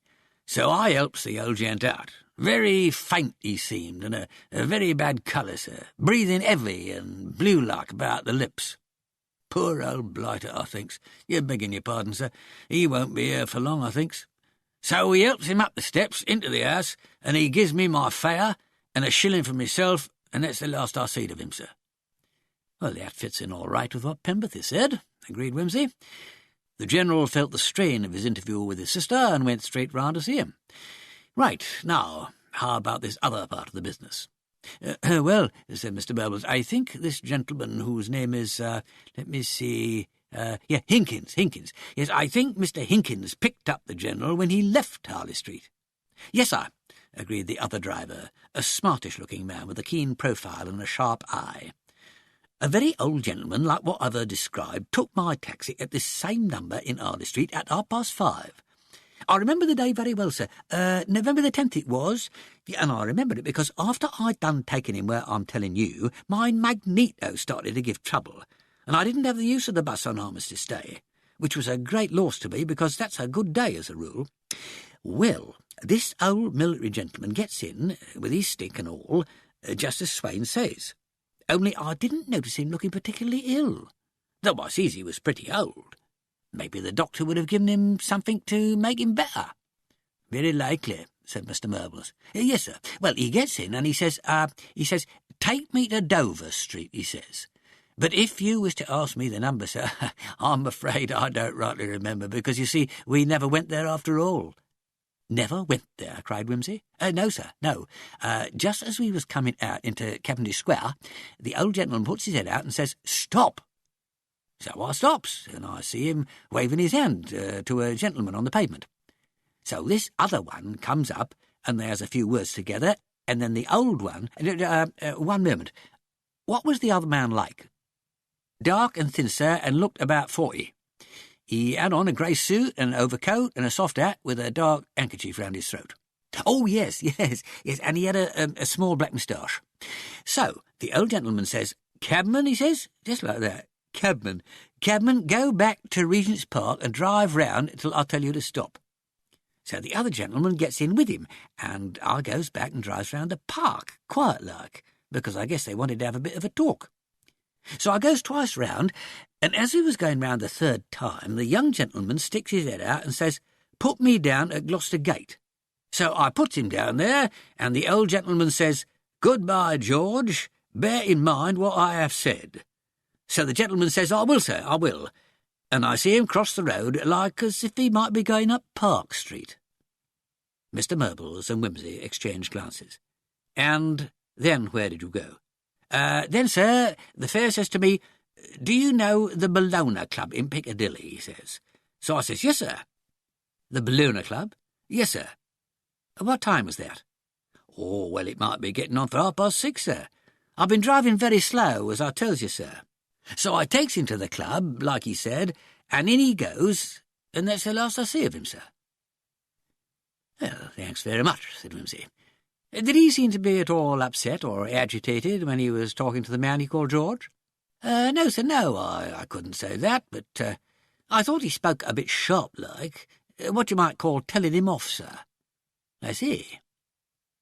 What time did you get to the Bellona? Oh, I should reckon it was about 20 minutes to 7, sir, or just a little bit more. There was a tidy bit of traffic about. Between 20 and 10 to 7, as near as I can recollect. Excellent. Well, you've both been very helpful. That'll be all today, but I'd like you to leave your names and addresses with Mr. Murbles, in case we might want some sort of statement from either of you later on. And, a couple of treasury notes crackled. Mr. Swain and Mr. Hinkins made suitable acknowledgment and departed, leaving their addresses behind them. So he went back to the Bellona Club. I wonder what for. I think I know, said Wimsey. He was accustomed to do any writing or business there, and I fancy he went back to put down some notes as to what he meant to do with the money his sister was leaving him. Look at this sheet of paper, sir. That's the General's handwriting, as I've proved this afternoon, and those are his fingerprints. And the initials R and G probably stand for Robert and George, and these figures for the various sums he meant to leave them. Well, that appears quite probable. Where did you find this? In the end bay of the library at the Bellona, sir, tucked inside the blotting paper. The writing's very weak and straggly. Yes, quite tails off, doesn't it? As though he'd come over faint and couldn't go on. Or perhaps he was only tired. I must go down and find out if anybody saw him there that evening. But Oliver, curse him, is the man who knows. If only we could get hold of Oliver. We've had no answer to our third question in the advertisement. I've had letters from several drivers who took old gentlemen to the Bellona that morning, but none of them corresponds with the General. Some had check overcoats, and some had whiskers, and some had bowler hats or beards, whereas the General was never seen without his silk hat and had, of course, his old-fashioned long military moustache. I wasn't hoping for very much from that. We might put in another ad in case anybody picked him up from the Bellona on the evening or night of the 10th. But I've got a feeling that this infernal Oliver probably took him away in his own car. If all else fails, we'll have to get Scotland Yard onto Oliver. Make careful inquiries at the club, Lord Peter. It now becomes more than possible that somebody saw Oliver there and noticed them leaving together. Of course, I'll go along there at once, and I'll put the advertisement in as well. I don't think we'll rope in the BBC. It's so confoundedly public. That, said Mr. Murbles with a look of horror, would be most undesirable. Wimsey rose to go. The solicitor caught him at the door. Another thing we ought really to know, he said, is what General Fentiman was saying to Captain George. I've not forgotten that, said Wimsey, a little uneasily. We shall have... Oh, yes, certainly, of course. We shall have to know that. End of Disc 2. Disc 3. Chapter 9, Knave High. Look here, Wimsey, said Captain Cullier of the Bellona Club, aren't you ever going to get finished with this investigation or whatever it is? The members are complaining, really they are, and I can't blame them. They find your everlasting questions an intolerable nuisance, old boy, and I can't stop them from thinking there must be something behind it. People complain that they can't get attention from the porters or the waiters because you're everlastingly there chatting. And if you're not there, you're hanging around the bar, eavesdropping. If this is your way of conducting an inquiry tactfully, I wish you'd do it tactlessly. It's becoming thoroughly unpleasant. And no sooner do you stop it than the other fellow begins. What other fellow? Well, that nasty little skulking bloke who's always turning up at the service door and questioning the staff. I don't know anything about him, replied Wimsey. I never heard of him. I'm sorry I'm being a bore and all that, but I swear I couldn't be worse than some of your other choice specimens in that line. But I've hit a snag. This business, quite in your ear, old bean, isn't as straightforward as it looks on the surface. That fellow Oliver, whom I mentioned to you, he's not known here, Wimsey. No, but he may have been here. Well, if nobody saw him, he can't have been here. Well, then, where did General Fentiman go to when he left, and when did he leave? That's what I want to know. Dash it all, Cullier, the old boy's a landmark. We know he came back here on the evening of the 10th. The driver brought him to the door. Rogers saw him come in, and 2 members noticed him in the smoking room just before 7. I have a certain amount of evidence that he went into the library, and he can't have stayed long because he had his outdoor things with him. Somebody must have seen him leave. It's ridiculous. The servants aren't all blind. I don't like saying it, Cullier, but I can't help thinking that somebody has been bribed to hold his tongue. Of course, I knew that would annoy you, but how can you account for it? Who's this fellow you say has been hanging around the kitchen? Well, I came across him one morning when I'd been down to see about the wine. Oh, by the way, there's a case of Margot come in, which I'd like your opinion on some day. The fellow was talking to Babcock, the wine steward, and I asked him pretty sharply what he wanted. He thanked me and said he'd come from the railway to inquire after a packing case that had gone astray. But Babcock, who was a very decent fellow, told me afterwards that he'd been working the pump-handle about old Fentiman, and I gathered he'd been pretty liberal with his cash. I thought you were up to your tricks again. Is this fellow a sahib? Good God, no. Looks like an attorney's clerk or something. Nasty little tout. I'm glad you told me. I shouldn't wonder if he's the snag I'm up against. Probably Oliver covering his tracks. Do you suspect this Oliver of something wrong? Well, I rather think so. But I'm damned if I know quite what. I think he knows something about old Fentiman that we don't. And of course he knows how he spent the night, and that's what I'm after. What the devil does it matter how he spent the night? He can't have been very riotous at his age. It might throw some light on the time he arrived in the morning, mightn't it? Oh. Well, all I can say is I hope to God you'll hurry up and finish with it. The club's becoming a perfect bear garden. I'd almost rather have the police in. Keep hoping. You may get 'em yet. You don't mean that seriously. I'm never serious. That's what my friends dislike about me. Honestly, I'll try and make as little row as I can. But if Oliver is sending his minions to corrupt your staff and play old Harry with my investigations, it's going to make it damned awkward. I wish you'd let me know if the fellow turns up again. I'd like to cast my eye over him. All right, I will. And do clear out now, there's a good fellow. I go, said Wimsey, my tail well tucked down between my legs and a flea in each ear. Oh, by the way, well, when did you last see George Fentiman? Oh, not for donkey's years, not since it happened. I thought not. Oh, and by the way, yes, Robert Fentiman was actually staying in the club at the time, wasn't he? Which time? The time it happened, you ass. Yes, he was, but he's living at the old man's place now. I know, thanks. But I just wondered whether, where does he live when he isn't in town? Oh, out at Richmond, I think, in rooms or something. Oh, does he? Oh, thanks very much. Yes, I really will go. In fact, I have practically gone. He went. He never stopped going till he came to Finsbury Park.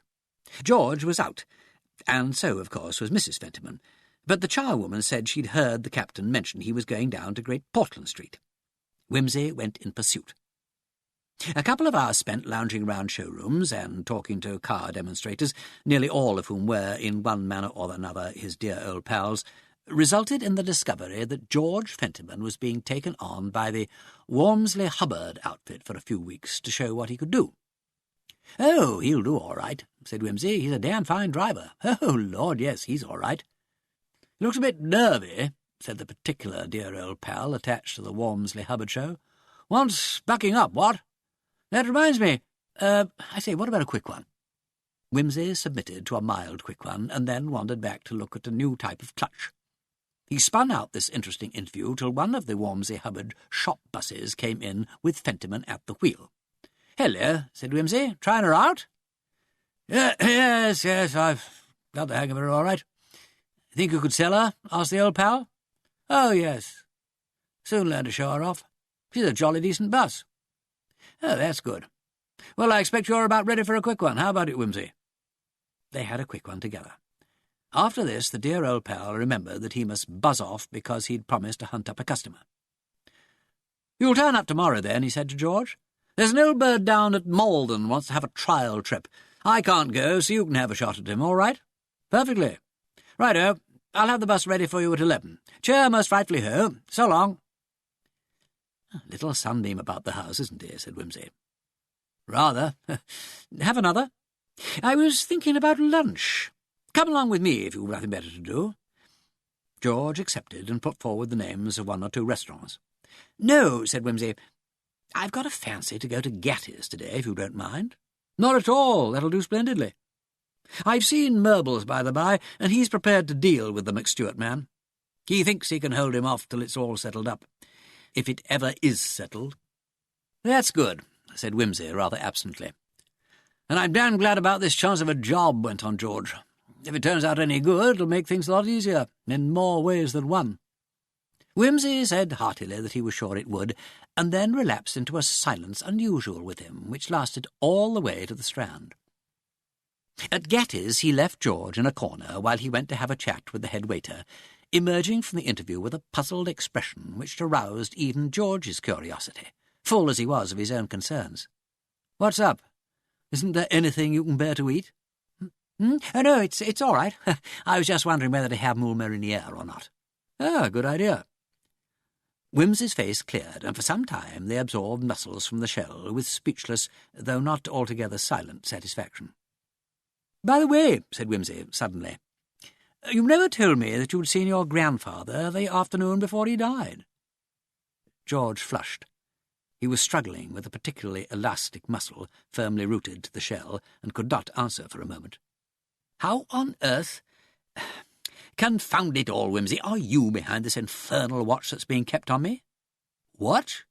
"Yes, I said watch. I call it a damn rotten thing to do. I never thought for a moment you had anything to do with it." "I haven't." "Who's keeping a watch on you?" "There is a fellow following me about, a spy. I'm always seeing him. I don't know whether he's a detective or what. He looks like a criminal. He came down in the bus with me from Finsbury Park this morning. He was after me all day yesterday. He's probably about now. I won't have it. If I catch sight of him again, I shall knock his dirty little head off. Why should I be followed and spied on? I haven't done anything, and now you begin." "I swear I have nothing to do with anybody following you about. Honestly, I haven't. I wouldn't employ a man, anyway, who'd let a bloke see he was being followed. No, when I start hunting you, I shall be as silent and stealthy as a gas leak. What's this incompetent bloodhound look like?" "Oh, looks like a tout. Small, thin, with his hat pulled down over his eyes, and an old raincoat with the collar turned up, and a very blue chin. Sounds like a stage detective. He's a silly ass, anyway. Well, he gets on my nerves. Oh, all right. Next time you see him, punch his head." "But what does he want?" "Well, how should I know? What have you been doing?" "Nothing, of course.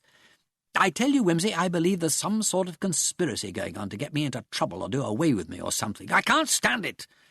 It's simply damnable. Suppose this fellow starts hanging round the Walmsley Hubbard place. Look nice, won't it, for their salesman to have a tech on his heels all the time? Just as I hoped things were coming right." "Bosh," said Wimsey. "Don't let yourself get rattled. It's probably all imagination, or just a coincidence. It isn't. I wouldn't mind betting he's outside in the street now." "Well, then we'll settle his hash when we get outside. Give him in charge for annoying you. Look here, forget about him for a bit.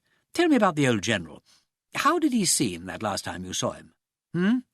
He seemed fit enough. Crusty, as usual." "Crusty, was he? What about?"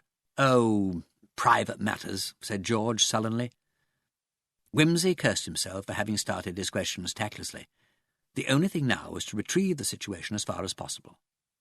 "I'm not at all sure," he said, "that relations shouldn't all be painlessly put away after 70, or at any rate segregated, or have their tongues sterilised so that they can't be poisonously interfering."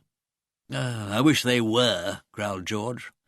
"The old man— Oh, damn it all, I know he was in the Crimea, but he's no idea what a real war's like. He thinks things can go on just as they did half a century ago. I dare say he never did behave as I do. Anyway, I know he never had to go to his wife for his pocket money, let alone having the inside guessed out of him. Coming preaching to me, and I couldn't say anything because he was so confoundedly old, you know." "Very trying," murmured Wimsey sympathetically. "Well, it's all so damned unfair," said George. "Do you know," he burst out, the sense of grievance suddenly overpowering his wounded vanity, "the old devil actually threatened to cut me out of the miserable little bit of money he had to leave me if I didn't reform my domestic behaviour.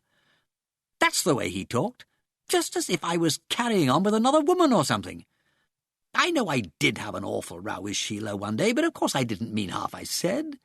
She knows that, but the old man took it all seriously." Half a moment," broke in Wimsey. "Did he say all this to you in the taxi that day?" "Yes, he did. A long lecture, all about the purity and courage of a good woman driving round and round Regent's Park. I had to promise to turn over a new leaf and all that. Like being back at one's prep school. But didn't he mention anything about the money Lady Dormer was leaving to him? Not a word. I don't suppose he knew about it. I think he did. He'd just come from Siena, you know, and I've a very good idea she explained matters to him then. Did she? Well, that rather explains it. I thought he was being very pompous and stiff about it. He said what a responsibility money was, you know, and how he would like to feel that anything he left to me was being properly used and all that. And he rubbed it in about my not having been able to make good for myself. That was what got my goat. And about Sheila, said I ought to appreciate a good woman's love more, my boy, and cherish her and so on. As if I needed him to tell me that. But of course, if he knew he was in the running for this $500,000, it makes rather a difference. By Jove, yes. Yes, I expect he would feel a bit anxious at the idea of leaving it all to a fellow he looked on as a waster. I wonder he didn't mention it. Oh, you don't know, grandfather. I bet he was thinking over in his mind whether it wouldn't be better to give my share to Sheila, when he was sounding me to see what sort of disposition I'd got. The old fox. Well, I did my best to put myself in a good light, of course, because just at the moment I didn't want to lose my chance of his 2,000. I don't think he found me satisfactory. I say, went on George with rather a sheepish laugh, perhaps it's just as well he popped off when he did. He might have cut me off without a shilling, eh? Your brother would have seen you through in any case. Well, I suppose he would. Robert's quite a decent sort, really, though he does get on one's nerves so. Does he? Well, he's so thick-skinned. The regular unimaginative Briton. I believe Robert would cheerfully go through another 5 years of war and think it all a very good rag. Robert was proverbial, you know, for never turning a hair. I remember Robert at that ghastly hole at Carency, where the whole ground was rotten with corpses. Ugh! Potting those swollen great rats for a penny a time and laughing at them. Rats! Alive and putrid with what they'd been feeding on. Oh, yes, Robert was thought a damn good soldier. Very fortunate for him, said Wimsey. Yes. He's the same sort as grandfather. They liked each other. Still, grandfather was very decent about me. A beast, as the schoolboy said, but just a beast. And Sheila was a great favourite of his. Nobody could help liking her, said Wimsey politely. Lunch ended on a more cheerful note than it had begun. As they came out into the street, however, George Fentiman glanced round uneasily. A small man in a buttoned-up overcoat and with a soft hat pulled down over his eyes was gazing into the window of a shop near at hand. George strode up to him. "Look here, you," he said. "What the devil do you mean by following me about? You clear off, do you hear?" "I think you're mistaken, sir," said the man quietly enough. "I have never seen you before." "Haven't you, by Jove? Well, I've seen you hanging about, and if you do it any more, I'll give you something to remember me by. Do you hear?" "Hello," said Wimsey, who had stopped to speak to the Commissioner. "What's up?" "Here, you, wait a moment." But at sight of Wimsey, the man had slipped like an eel among the roaring Strand traffic and was lost to view. George Fentiman turned to his companion triumphantly. "Did you see that? The lousy little beggar made off like a shot when I threatened him. Ah, that's the fellow who's been dogging me about for 3 days." "I'm sorry," said Wimsey, "but it was not your prowess, Fentiman. It was my awful aspect that drove him away. What is it about me? Have I a front like Jove to threaten and command, or am I wearing a repulsive tie?" "He's gone anyway." "I wish I'd had a better squint at him, because I've got a sort of idea that I've seen those lovely features before, and not so long ago either." "Was this the face that launched 1,000 ships?" "No, I don't think it was that." "All I can say is," said George, "that if I see him again, I'll put such a face on him that his mother won't know him." "Oh, don't do that. You might destroy a clue. Wait a minute. I've got an idea. I believe it must be the same man who's been haunting the Bellona and asking questions." "Oh, Hades, and we've let him go. And I'd put him down in my mind as Oliver's minion. If ever you see him again, Fentiman, freeze onto him like grim death. I want to talk to him." Chapter 10. Lord Peter forces a card. Hello? Is that you, Wimsey? Hello? I say, is that Lord Peter Wimsey? Hello? Look, I must speak to Lord Peter Wimsey. Hello? All right, I've said hello. Who are you? And what's the excitement? It's me, Major Fentiman. I say, is that Wimsey? Yes, Wimsey speaking. What's up? I can't hear you. Well, of course you can't if you keep on shouting. This is Wimsey. Good morning. Stand 3 inches from the mouthpiece and speak in an ordinary voice. Do not say hello. To recall the operator, to press the receiver gently 2 or 3 times. Oh, shut up. Don't be an ass. I've seen Oliver. Have you where? Getting into a train at Charing Cross. Did you speak to him? No, it's maddening. I was just getting my ticket when I saw him passing the barrier. I tore down after him. Some people got in my way, curse them. There was a circle train standing at the platform. He bolted in and they clanged the doors. I rushed on, waving and shouting, but the train went out. I cursed like anything. I bet you did. How very sickening. Yes, wasn't it? I took the next train. What for? Oh, I don't know. Thought I might spot him on a platform somewhere. What a hope. You didn't think to ask where he'd booked for? No. Besides, he probably got the ticket from an automatic. Probably. Well, it can't be helped, that's all. He'll probably turn up again. You're sure it was he? Oh, dear, yes. I couldn't be mistaken. I'd know him anywhere. I thought I'd, just let you know. Oh, thanks awfully. It encourages me extremely. Charing Cross seems to be a haunt of his. He phoned from there on the evening of the 10th, you know. So he did. I'll tell you what we'd better do, Fentiman. The thing's getting rather serious. I propose that you should go and keep an eye on Charing Cross Station. I'll get hold of a detective. A police detective? Well, not necessarily. No, a private one would do. You and he can go along, keep watch on the station for, say, a week. You must describe Oliver to the detective as best you can, and you can watch turn and turn about. Oh, hang it all, Wimsey, it'll take a lot of time. I've gone back to my rooms at Richmond, and besides I've got my own duties to do. Yes, well, while you're on duty, the detective must keep watch. Oh, there's a dreadful grind, Wimsey. Fentiman's voice sounded dissatisfied. It's only $500,000 of money. Of course, if you're not keen— Oh, I am keen. But I don't believe anything will come of it. Well, probably not, but it's worth trying. And in the meantime, I'll have another watch kept at Gatty's. At Gatty's? Yes, they know him there. I'll send a man down. But he never comes there now. Oh, but he may come again. There's no reason why he shouldn't. We know now that he's in town and not gone out of the country or anything. I'll tell the management that he's wanted for an urgent business matter so as not to make unpleasantness. Oh, well, they won't like it. Then they'll have to lump it. Well, all right. Well, look here. I'll do Gatty's. No, that won't do. We want you to identify him at Charing Cross. The waiter or somebody can do the identifying at Gatty's. You say they know him. Yes, of course they do, but what? By the way, which waiter is it you spoke to?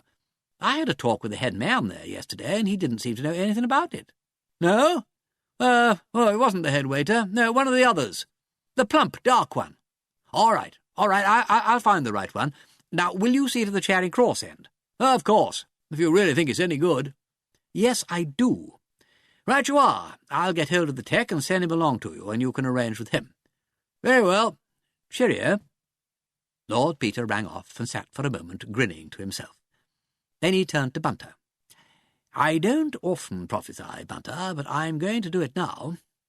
Your fortune told by hand or cards. Beware of the dark stranger, that sort of thing. Indeed, my lord. Cross the gypsy's palm with silver. I see Mr. Oliver. I see him taking a journey in which he will cross water. I see trouble. I see the ace of spades. Upside down, Bunter. And what then, my lord? Nothing. I look into the future and I see a blank. The gypsy has spoken. I will bear it in mind, my lord. Do. If my prediction is not fulfilled, I will give you a new camera. And now I'm going round to see that fellow who calls himself Sleuths Incorporated, and get him to put a good man on to keep watch at Charing Cross. And after that I'm going down to Chelsea, and I don't quite know when I shall be back. You better take the afternoon off. Put me out some sandwiches or something, and don't wait up if I'm late. Wimsey disposed quickly of his business with Sleuths Incorporated, and then made his way to a pleasant little studio overlooking the river at Chelsea. The door, which bore a neat label, Miss Marjorie Phelps, was opened by a pleasant-looking young woman with curly hair and a blue overall heavily smudged with clay. "Lord Peter, how nice of you! Do come in. Shan't I be in the way?" "Not a scrap. You don't mind if I go on working?" "Oh, rather not. You could put the kettle on and find some food if you'd like to be really useful. I just want to finish up this figure." "Yeah, that's fine. I took the liberty of bringing a pot of Hybla honey with me." "What sweet ideas you have. I really think you are one of the nicest people I know. You don't talk rubbish about art, and you don't want your hand held, and your mind always turns on eating and drinking. Well, don't speak too soon. I don't want my hand held, but I did come here with an object. Very sensible of you. Most people come without any, and stay interminably. Ha! They do." Miss Phelps cocked her head on one side and looked critically at the little dancing lady she was modelling. She'd made a line of her own in pottery figurines, which sold well and were worth the money. "That's rather attractive," said Wimsey. "Rather pretty, but it's a special order, and one can't afford to be particular. I've done a Christmas present for you, by the way. You'd better have a look at it, and if you think it's offensive, we'll smash it together. It's in that cupboard." Wimsey opened the cupboard and extracted a little figure about 9 inches high. It represented a young man in a flowing dressing-gown, absorbed in the study of a huge volume held on his knee. The portrait was lifelike. He chuckled. "Ha! It's damn good, Marjorie. A very fine bit of modelling. I'd love to have it. You aren't multiplying it too often, I hope. I mean, it won't be on sale at Selfridge's. I'll spare you that. I thought of giving one to your mother. Oh, that'll please her no end. Well, thanks ever so. I shall look forward to Christmas for once. Shall I make some toast? Rather." Wimsey squatted happily down before the gas fire while the modeller went on with her work. Tea and figurine were ready almost at the same moment, and Miss Phelps, flinging off her overall, threw herself luxuriously into a battered armchair by the hearth. "And what can I do for you?" "You can tell me all you know about Miss Anne Dorland." "Anne Dorland? Oh, great heavens! You haven't fallen for Miss Anne Dorland, have you? I've heard she's coming into a lot of money." "You have a perfectly disgusting mind, Miss Phelps. Have some more toast. Excuse my licking my fingers. I have not fallen for the lady. If I had, I'd manage my affairs without your assistance. I haven't even seen her. What's she like? To look at, amongst other things." "Well, she's rather plain. She has dark, straight hair, cut in a bang across the forehead and bobbed like a Flemish page. Her forehead is broad, and she has a square sort of face and a straight nose. Quite good. Also her eyes are good. Grey, with nice heavy eyebrows. Not fashionable a bit. But she has a bad skin and rather sticky-out teeth, and she's dumpy. She's a painter, isn't she? Well, she paints. Ah, I see. A well-off amateur with a studio. Yes. I'll say that old Lady Dormer was very decent to her. Anne Dorland, you know, is some far-away distant cousin on the female side of the Fenterman family, and when Lady Dormer first got to hear of her, she was an orphan and incredibly poverty-stricken. The old lady liked to have a bit of young life about the house, so she took charge of her, and the wonderful thing is that she didn't try to monopolise her. She let her have a big place for a studio and bring in any friends she liked and go about as she chose. Well, in reason, of course. Lady Dormer suffered a good deal from oppressive relations in her own youth, said Wimsey. I know, but most old people seem to forget that. I'm sure Lady Dormer had time enough. She must have been rather unusual. Mind you, I didn't know her very well, and I don't really know a great deal about Anne Dorland. I've been there, of course. She gave parties, rather incompetently. She comes round to some of our studios from time to time, but she isn't really one of us. Probably one has to be really poor and hard-working to be that. No. You, for instance, fit in quite well on the rare occasions when we have the pleasure. And it doesn't matter not being able to paint. Look at Bobby Hobart and his ghastly daubs. He's a perfect dear, and everybody loves him. I think Anne Dorland must have a complex of some kind. Complexes explain so much, like the blessed word hippopotamus. Wimsey helped himself lavishly to honey and looked receptive. "I really think," went on Miss Phelps, "that Anne ought to have been something in the city. She has brains, you know. She'd run anything awfully well. But she isn't creative. And then, of course, so many of our little lot seem to be running love affairs, and a continual atmosphere of hectic passion is very trying if you haven't got any of your own. Has Miss Dorland a mind above hectic passion? Well, no.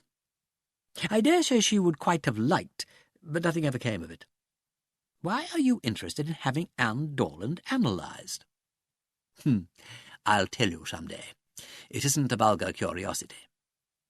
"No, you're very decent as a rule, or I wouldn't be telling you all this.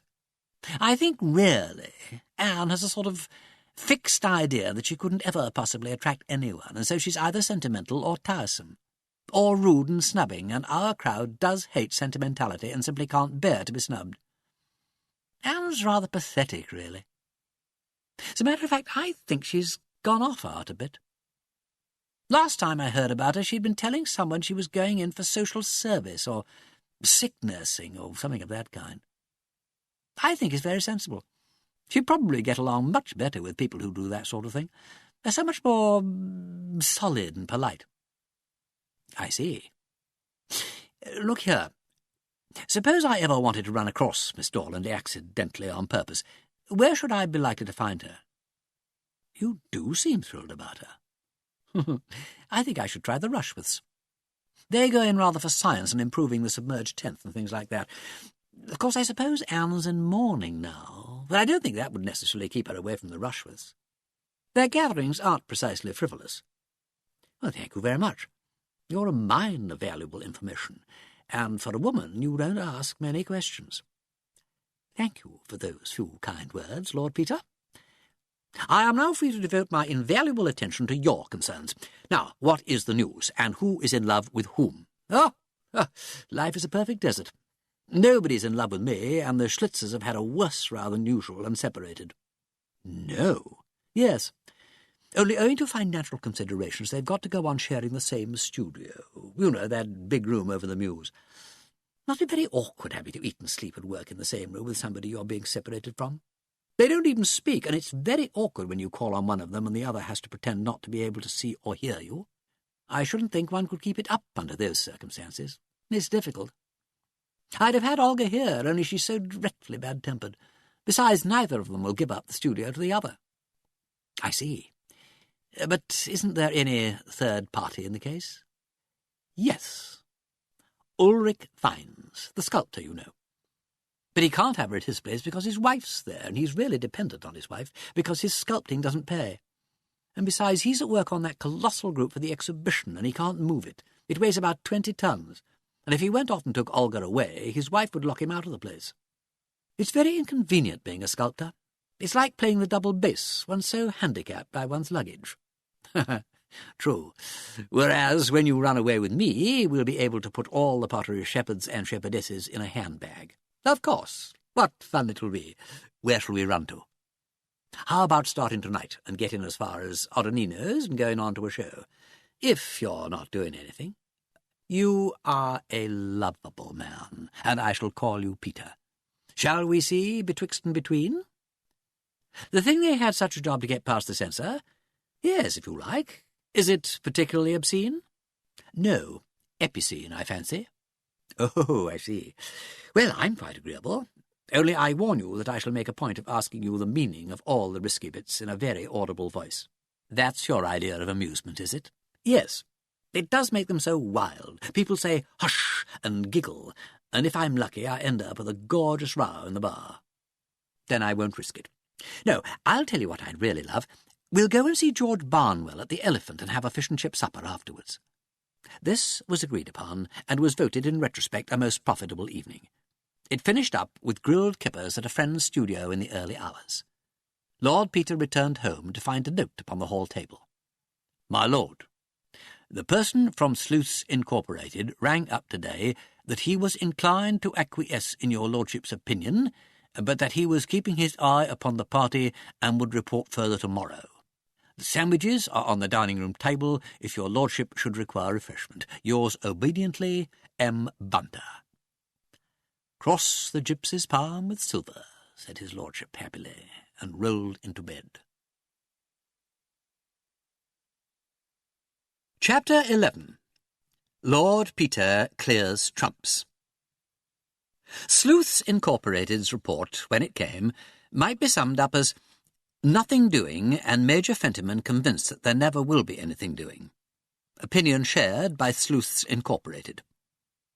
Lord Peter's reply was, "Keep on watching and something will happen before the week is out." His lordship was justified. On the fourth evening, Sleuths Incorporated reported again. The particular sleuth in charge of the case had been duly relieved by Major Fentiman at 6 p.m. and had gone to get his dinner. On returning to his post an hour later, he had been presented with a note left for him with the ticket collector at the stairhead. It ran, "Just seen Oliver getting into taxi. Am following. Will communicate to refreshment room. Fentiman." The sleuth had perforce to return to the refreshment room and hang about waiting for a further message. But all the while, my lord, the second man I put on, as instructed by you, my lord, was following the Major, unbeknownst. Presently a call was put through from Waterloo. "Oliver is on the Southampton train. I am following." The sleuth hurried down to Waterloo, found the train gone, and followed on by the next.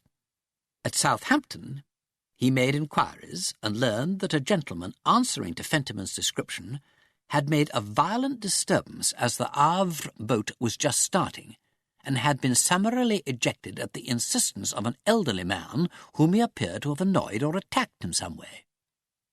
Further investigation among the port authorities made it clear that Fentiman had followed this person down, made himself offensive on the train, and been warned off by the guard, collared his prey again on the gangway, and tried to prevent him from going aboard. The gentleman had produced his passport and pièce d'identité, showing him to be a retired manufacturer of the name of Postlethwaite, living at Kew. Fentiman had insisted that he was, on the contrary, a man called Oliver, address and circumstances unknown, whose testimony was wanted in some family matter.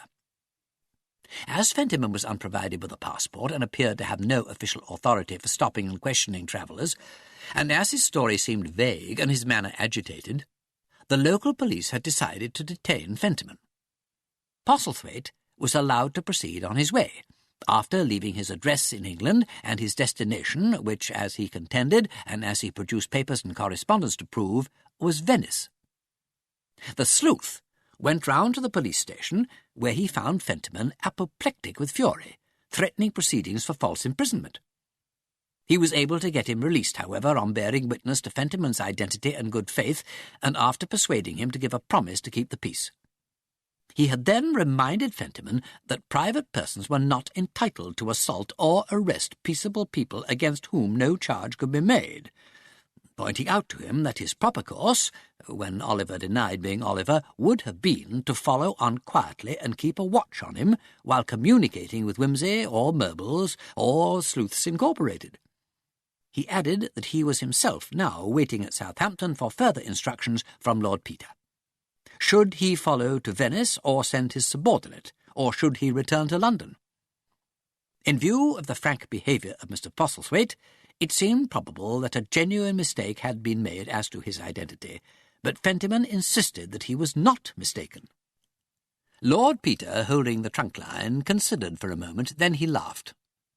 "Where is Major Fentiman?" he asked. "Returning to town, my lord. I have represented to him that I have now all the necessary information to go upon, and that his presence in Venice would only hamper my movements, now that he has made himself known to the party." "Quite so. Well, I think you might as well send your man on to Venice, just in case it's a true bill. And listen." He gave some further instructions, ending with, "And ask Major Fentiman to come and see me as soon as he arrives." "Certainly, my lord." "What price the gypsies worn in now?" said Lord Peter, as he communicated this piece of intelligence to Bunter. Major Fentiman came round to the flat that afternoon in a whirl of apology and indignation. "I'm sorry, old man. It was damn stupid of me, but I lost my temper. To hear that fellow calmly denying that he had ever seen me or poor old grandfather, and coming out with these bits of evidence so pat put my bristles up. Of course I see now that I made a mistake.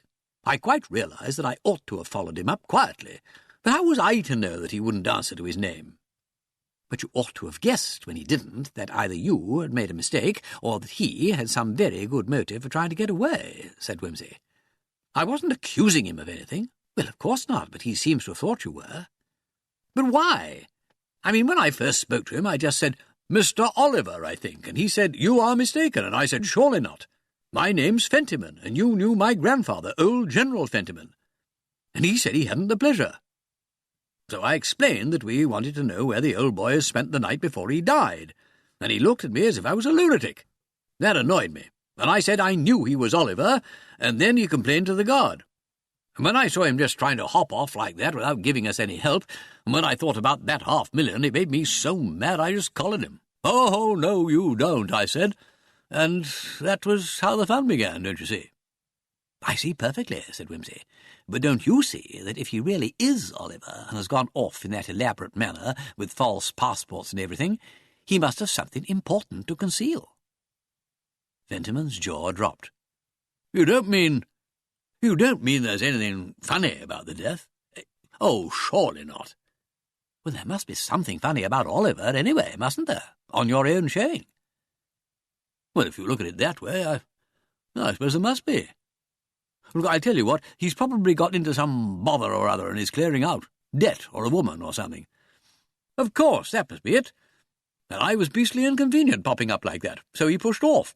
But I see it all now. Well, in that case, we better let him rip. We can't get him back, and I dare say he wouldn't be able to tell us anything after all. Well, that's possible, of course. But when you bear in mind that he seems to have disappeared from Gatti's, where you used to see him almost immediately after the General's death, doesn't it look rather as though he was afraid of being connected up with that particular incident? Fentiman wriggled uncomfortably. No, but hang it all, I mean, what could he have to do with the old man's death? I don't know, but I think we might try to find out. How? Well, we might apply for an exhumation order. Dig him up? Cried Fentiman, scandalized. Yes. There was no post-mortem, you know. No, but Penberthy knew all about it and gave the certificate. Yes, but at that time there was no reason to suppose that anything was wrong. And there isn't now.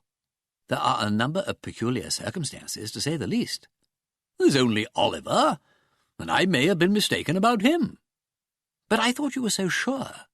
Well, so I was. But this is preposterous, Wimsey. Besides, think what a scandal it would make. Why should it? You are the executor. You can make a private application and the whole thing can be done quite privately. Yes, but, well, surely the Home Office would never consent on such flimsy grounds. I'll see that they do. They'll know I wouldn't be keen on anything flimsy. Little bits of fluff were never in my line. Oh, do be serious. I mean, well, what reason can we give? Quite apart from Oliver, we can give a very good one. We can say that we want to examine the contents of the viscera to see how soon the General died after taking his last meal. That might be of great assistance in solving the question of the survivorship. And the law, generally speaking, is nuts on what they call the orderly devolution of property. Oh, look, hold on. I mean, do you mean to say you can tell when a bloke died just by looking inside his tummy? Well, not exactly, of course, but one might get an idea. If we found, that is, that he'd only that moment swallowed his brekker, it would show that he died not very long after arriving at the club. Good Lord! Well, that would be a poor lookout for me. Well, it might be the other way, you know. Oh, I don't like it, Wimsey. It's very unpleasant.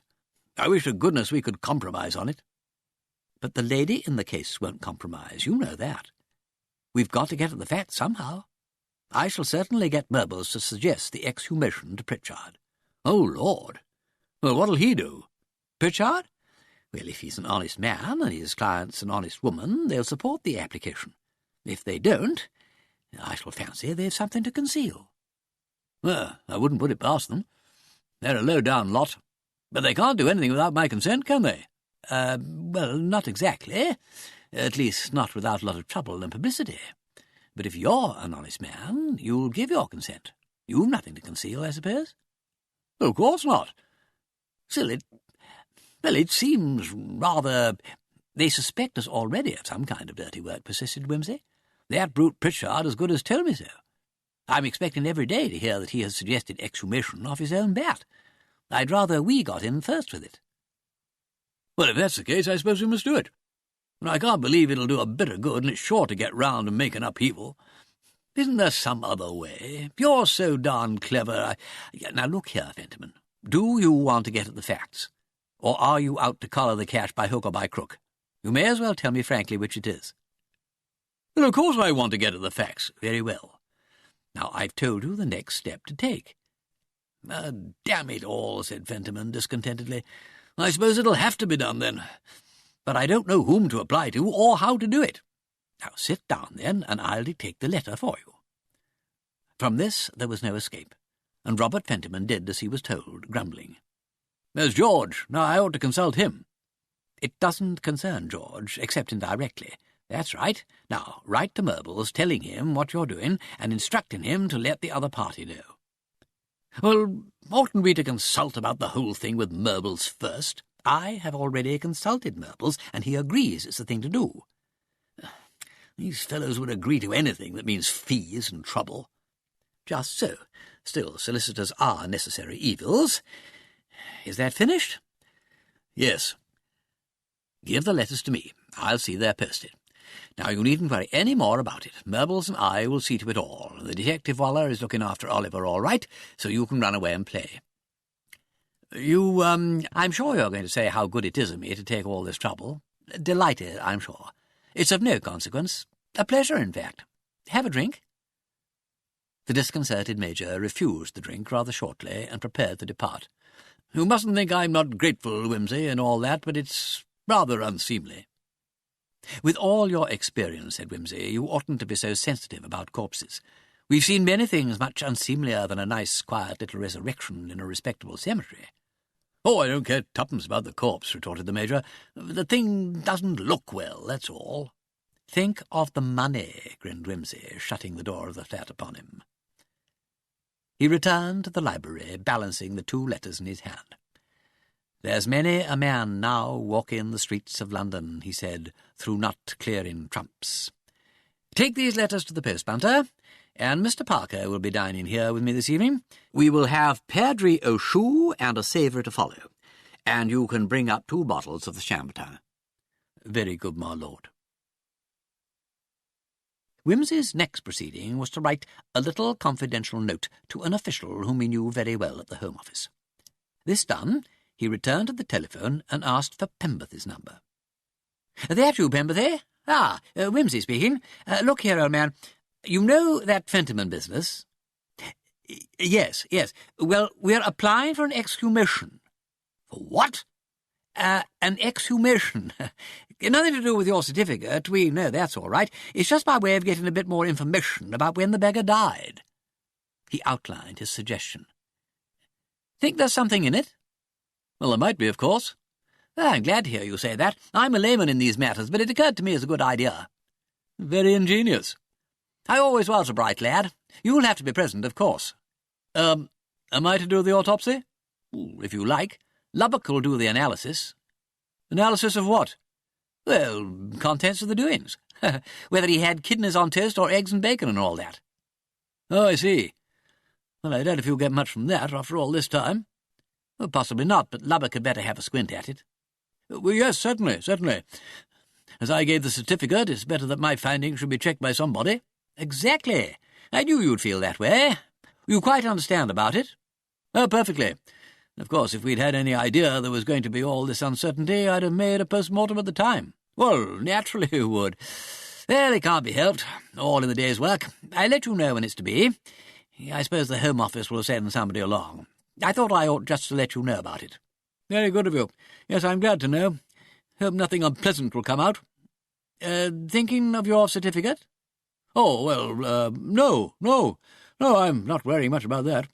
Though you never know, of course. I was thinking of that rigger, you know. Seen Captain Fentiman lately?" "Yes, I didn't mention—" No, better not, unless it becomes absolutely necessary."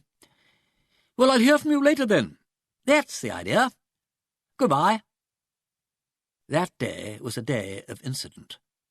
About 4 o'clock a messenger arrived, panting, from Mr. Murbles. Mr. Murbles refused to have his chambers desecrated by a telephone. Mr. Murbles' compliments, and would Lord Peter be good enough to read this note and let Mr. Murbles have an immediate answer. The note ran, Dear Lord Peter, in re Fentiman deceased. Mr. Pritchard has called. He informs me that his client is now willing to compromise on a division of the money if the court will permit. Before I consult my client, Major Fentiman, I shall be greatly obliged by your opinion as to how the investigation stands at present. Yours faithfully, J. Murbles. Lord Peter replied as follows. Dear Mr. Murbles, re Fentiman deceased. Too late to compromise now, unless you are willing to be party to a fraud. I warned you, you know. Robert has applied for an exhumation. Can you dine with me at 8? P.W. Having sent this off, his lordship rang for Bunter. Bunter, as you know, I seldom drink champagne, but I am inclined to do so now. Bring a glass for yourself as well. The cork popped merrily, and Lord Peter rose to his feet. Bunter, said he, I give you a toast. The triumph of instinct over reason. Chapter 12. Lord Peter Turns a Trick. Detective Inspector Parker came to dinner encircled in a comfortable little halo of glory. The great mystery had turned out well, and the Commissioner had used expressions suggestive of promotion in the immediate future. Parker did justice to his meal, and when the party had adjourned to the library, gave his attention to Lord Peter's account of the Bellona affair with the cheerful appreciation of a connoisseur sampling a vintage port. Mr. Murbles, on the other hand, grew more and more depressed as the story was unfolded. "And what do you think of it?" inquired Wimsey.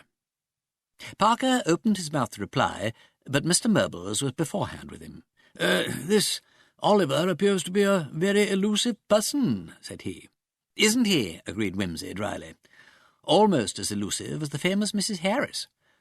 Would it altogether surprise you to learn that when I asked a few discreet questions at Gatti's, I discovered not only that nobody there had the slightest recollection of Oliver, but that no inquiries about him had ever been made by Major Fentiman?" "Oh, dear me," said Mr. Murbles. "You forced Fentiman's hand very ingeniously by sending him down with your private sleuth to Charing Cross," remarked Parker approvingly. "Well, you see, I had a feeling that unless we did something pretty definite, Oliver would keep vanishing and reappearing like the Cheshire Cat whenever our investigations seemed to be taking an awkward turn." "You are intimating, if I understand you rightly," said Mr. Murbles, "that this Oliver has no real existence." "Oliver was the carrot on the donkey's nose," said Peter, my noble self being cast for the part of the donkey. Not caring for the role, I concocted a carrot of my own in the person of Sleuths Incorporated. No sooner did my trusting sleuth depart to his lunch than, lo and behold, the hue and cry is off again after Oliver. Away goes friend Fentiman, and away goes sleuth number 2, who was there all the time, neatly camouflaged, to keep his eye on Fentiman. Why Fentiman should have gone to the length of assaulting a perfect stranger and accusing him of being Oliver, I don't know. I fancy his passion for thoroughness made him overreach himself a bit there. "What exactly has Major Fentiman been doing?" asked Murbles. "This is a very painful business, Lord Peter.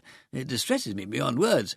Do you suspect him of, Well," said Wimsey, "I knew something odd had happened, you know, as soon as I saw the General's body, when I pulled the Morning Post away so easily from under his hands. If he had really died clutching it, the rigger would have made his clutch so tight that one would have had to prise the fingers open to release it. And then that knee joint." "I don't quite follow about that." "Well, you know that when a man dies, rigour begins to set in after a period of some hours, varying according to the cause of death, the temperature of the room, and a lot of other conditions. It starts in the face and jaw, and extends gradually over the body. Usually it lasts about 24 hours, and then passes off again in the same order in which it started. But if, during the period of rigidity, you loosen one of the joints by main force, then it doesn't stiffen again, but remains loose. Which is why, in a hospital, if the nurses have carelessly let a patient die and stiffen with his knees up, they call in the largest and fattest person on the staff to sit on the corpse's knees and break the joints loose again." Mr. Murbles shuddered distastefully. So that, taking the loose knee joint and the general condition of the body together, it was obvious from the start that somebody had been tampering with the general. Pemberthy knew that too, of course. Only being a doctor, he wasn't going to make an indiscreet uproar if he could avoid it. It doesn't pay, you know. I suppose not. Well, then you came round to me, sir, and insisted on making the uproar. I warned you, you know, to let sleeping dogs lie. Well, I wish you had spoken more openly. If I had, would you have cared to hush the matter up? Well, well, said Mr. Murbles, polishing his eyeglasses. Just so. The next step was to try and find out what had actually happened to the General on the night of the 10th and the morning of the 11th. And the moment I got round to his flat, I was faced with two entirely contradictory pieces of evidence. First, there was the story about Oliver, which appeared more or less reasonable on the face of it, and secondly, there was Woodward's evidence about the clothes. Well, what about them? I asked him, you remember, whether anything at all had been removed from the clothes after he had fetched them away from the cloakroom at the Bellona, and he said nothing. His memory as to other points seemed pretty reliable, and I felt sure that he was honest and straightforward, so I was forced to the conclusion that wherever the General had spent the night, he had certainly never set foot in the street the next morning. Why? Asked Mr. Murbles. What did you expect to find on the clothes? My dear sir, consider what day it was. November 11th. Is it conceivable that, if the old man had been walking in the streets as a free agent on Armistice Day, he would have gone into the club without his Flanders poppy? A patriotic, military old bird like that? It was really unthinkable. Then where was he, and how did he get into the club? He was there, you know. True, he was there, in a state of advanced rigour. In fact, according to Pemberthy's account, which, by the way, I had checked by the woman who laid out the body later, the rigour was even then beginning to pass off. Making every possible allowance for the warmth of the room and so on, he must have been dead long before 10 in the morning, which was his usual time for going to the club. But, my dear lad, bless my soul, that's impossible. He couldn't have been carried in there dead. Somebody would have noticed it. So they would. And the odd thing is that nobody ever saw him arrive at all. What is more, nobody saw him leave for the last time on the previous evening. General Fentiman, one of the best-known figures in the club, and he seems to have become suddenly invisible. That won't do, you know. And what's your idea, then, that he slept the night in the club? I think he slept a very peaceful and untroubled sleep that night. In the club. You shock me inexpressibly, said Mr. Murbles. I understand you to suggest that he died some time the previous evening, yes. But he couldn't have sat there all night in the smoking room. The servants would have been bound to, notice him. Of course. But it was to somebody's interest to see that they didn't notice. Somebody who wanted it thought that he hadn't died till the following day, after the death of Lady Dormer. Robert Fentiman? Precisely. But how did Robert know about Lady Dormer? Ah, now that is a point I'm not altogether happy about. George had an interview with General Fentiman after the old man's visit to his sister. George denies that the General mentioned anything to him about the will. But then if George was in the plot, he naturally would deny it. I'm rather concerned about George. Well, what had it again? Well, if George's information was going to make a difference of $500,000 to Robert, he would naturally expect to be given a share of the boodle, don't you think? Mr. Murbles groaned. Look here, broke in Parker, this is a very pretty theory, Peter, but allowing that the General died, as you say, on the evening of the 10th, where was the body? As Mr. Murbles says, it would have been a trifle noticeable if left about. No, said Mr. Murbles, seized with an idea. Repellent as the whole notion is to me, I see no difficulty about that. Robert Fentiman was at that time living in the club. No doubt the General died in Robert's bedroom and was concealed there till the next morning. Wimsey shook his head. That won't work. I think the General's hat and coat and things were in Robert's bedroom, but the corpse couldn't have been. Think, sir. Here is a photograph of the entrance hall with the big staircase running up in full view of the front door and the desk and the bar entrance. Would you risk carrying a corpse downstairs in the middle of the morning, with servants and members passing in and out continually? And the service stairs would be even worse. They are right round the other side of the building, with continual kitchen traffic going on all the time. No, the body wasn't in Robert's bedroom. Where, then? Yes, where? After all, Peter, we've got to make this story hold water. Wimsey spread the rest of the photographs out upon the table. Look for yourselves, he said. Here is the end bay of the library, where the General was sitting making notes about the money he was to inherit. A very nice, retired spot, invisible from the doorway, supplied with ink, blotter, writing paper, and every modern convenience, including the works of Charles Dickens, elegantly bound in Morocco. Here is a shot of the library taken from the smoking room, clean through the anteroom and down the gangway. Again, a tribute to the convenience of the Bellona Club. Observe how handily the telephone cabinet is situated, in case... The telephone cabinet? Which, you will remember, was so annoyingly labelled out of order when Wetheridge wanted to telephone. I can't find anybody who remembers putting up that notice, by the way. Good God, Wimsey. Impossible. Why, good day, I think of the risk. What risk? If anybody opened the door, there was old General Fentiman, who'd gone in, not seen the notice, and died of fury at not being able to get his call. Agitation, acting on a weak heart, and all that. Not very risky, really. Unless somebody was to think to inquire about the notice, and probably it wouldn't occur to anyone in the excitement of the moment. You're an ingenious beast, Wimsey, aren't I? But we can prove it. We are going down to the Bellona Club to prove it now. 11:30, a nice quiet time. Shall I tell you what we're going to find outside that cabinet? Fingerprints? Suggested Mr. Murbles eagerly. Afraid that's too much to hope for after all this time. What do you say, Charles? I say we shall find a long scratch on the paint, said Parker, where the foot of the corpse rested and stiffened in that position. Hold in one, Charles. And that, you see, was when the leg had to be bent with violence in order to drag the corpse out. And as the body was in a sitting position, pursued Parker, we shall of course find a seat inside the cabinet. Yes, and with luck we may find a projecting nail or something which caught the General's trouser leg when the body was removed. And possibly a bit of carpet. To match the fragment of thread I got off the corpse's right boot? I hope so. Bless my soul, said Mr. Murbles. Let us go at once. Oh, really, this is most exciting. That is, I'm profoundly grieved. I hope it is not as you say. They hastened downstairs and stood for a few moments waiting for a taxi to pass. Suddenly Wimsey made a dive into a dark corner by the porch.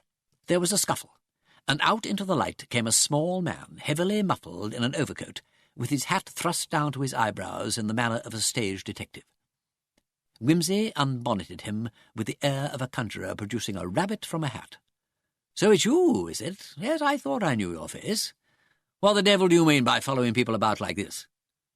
The man ceased struggling and glanced sharply up at him with a pair of dark, beady eyes. Do you think it wise, my lord, to use violence? Who is it? Asked Parker. Pritchard's clerk. He's been hanging round George Fentiman for days. Now he's hanging round me. He's probably the fellow that's been hanging round the Bellona. If you go on like this, my man, you'll find yourself hanging somewhere else one of these days. Now, see here. Do you want me to give you in charge? That is entirely as your lordship pleases, said the clerk with a cunning sneer. There is a policeman just round the corner, if you wish to attract publicity. Wimsey looked at him for a moment, and then began to laugh. When did you last see Mr. Pritchard? Now, come on, out with it. Yesterday? This morning? Have you seen him since lunchtime? A shadow of indecision crossed the man's face. You haven't? Well, I'm sure you haven't, have you? And why not, my lord? You go back to Mr. Pritchard, said Wimsey impressively, and shaking his captive gently by the coat collar to add force to his words, and if he doesn't countermand your instructions and call you off this sleuthing business, which, by the way, you do very amateurishly, I'll give you a fiver. See? Now hop it. I know where to find you, and you know where to find me. Good night, and may Morpheus hover over your couch and bless your slumbers. Here's our taxi.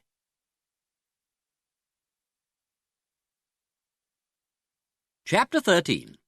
Spades are trumps. It was close on 1 o'clock when the three men emerged from the solemn portals of the Bellona Club. Mr. Murbles was very much subdued. Wimsey and Parker displayed the sober elation of men whose calculations have proved satisfactory. They had found the scratches, they had found the nail in the seat of the chair, they had even found the carpet. Moreover, they had found the origin of Oliver. Reconstructing the crime, they had sat in the end bay of the library, as Robert Fentiman might have sat, casting his eyes around him while he considered how he could best hide and cover up his extremely inopportune decease. They had noticed how the gilt lettering on the back of a volume caught the gleam from the shaded reading lamp. Oliver Twist. The name, not consciously noted at the time, had yet suggested itself an hour or so later to Fentiman, when, calling up from Charing Cross, he had been obliged to invent a surname on the spur of the moment.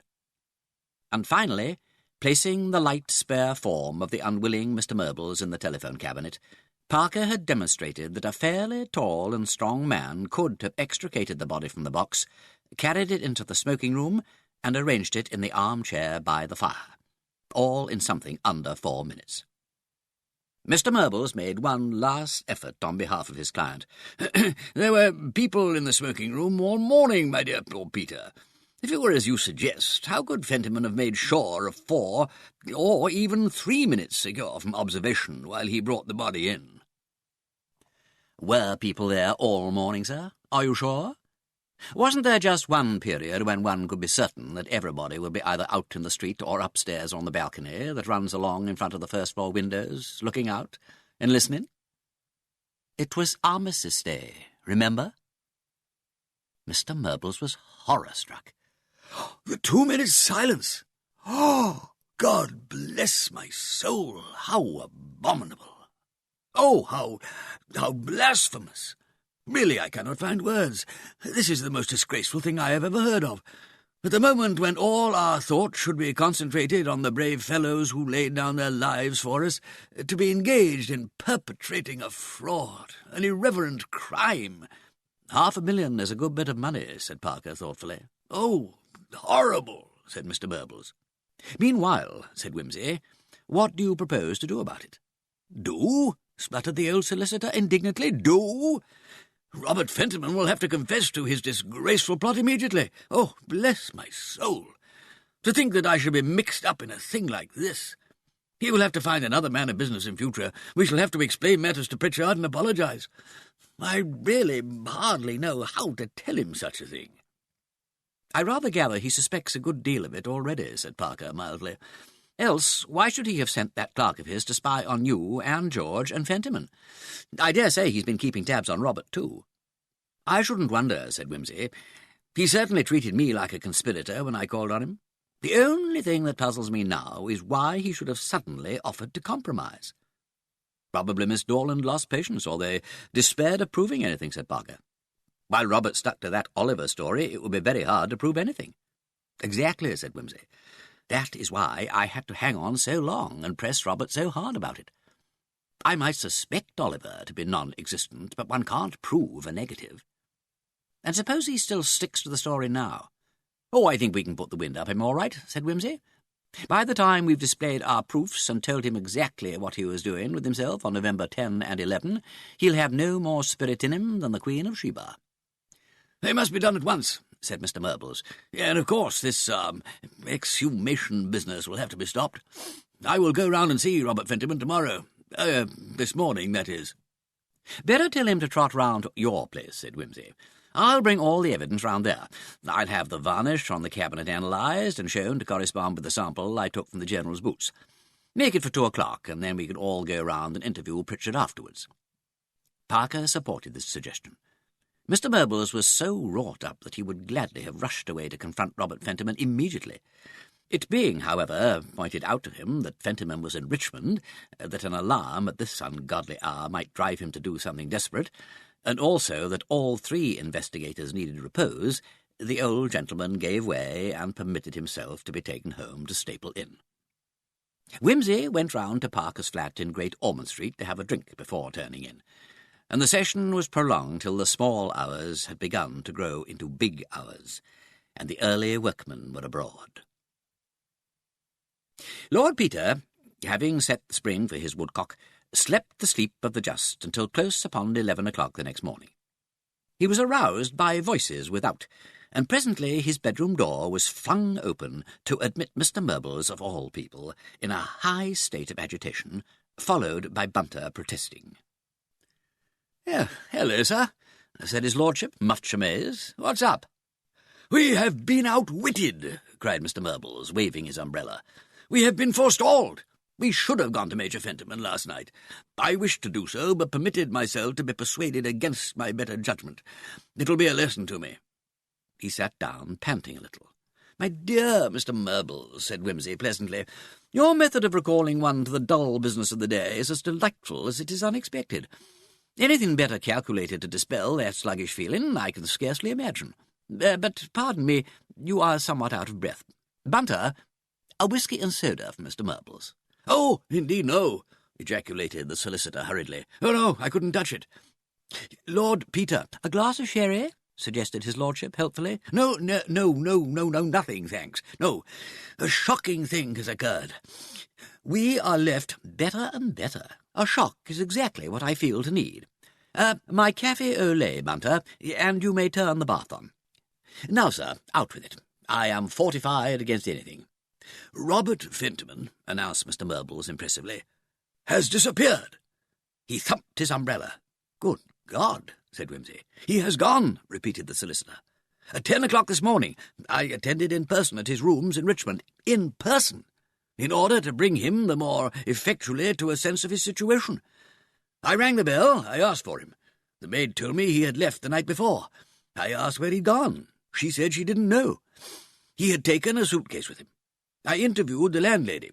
She told me that Major Fentiman had received an urgent message during the evening and had informed her that he was called away. He had not mentioned where he was going, nor how soon he would return. I left a note addressed to him and hastened back to Dover Street. The flat there was shut up and untenanted. The man Woodward was nowhere to be found. I then came immediately to you, and I find you—" Mr. Murbles waved an expressive hand at Wimsey, who was just taking from Bunter's hands a chased silver tray containing a Queen Anne coffee-pot and a milk jug, and a small pile of correspondence. "So you do," said Wimsey. "A depraved sight, I'm afraid. It looks very much as though Robert had got wind of trouble and didn't like to face the music." He sipped his café au lait delicately, his rather bird-like face cocked sideways. "But why worry? He can't have got very far." "Well, he may have gone abroad." "Possibly. All the better.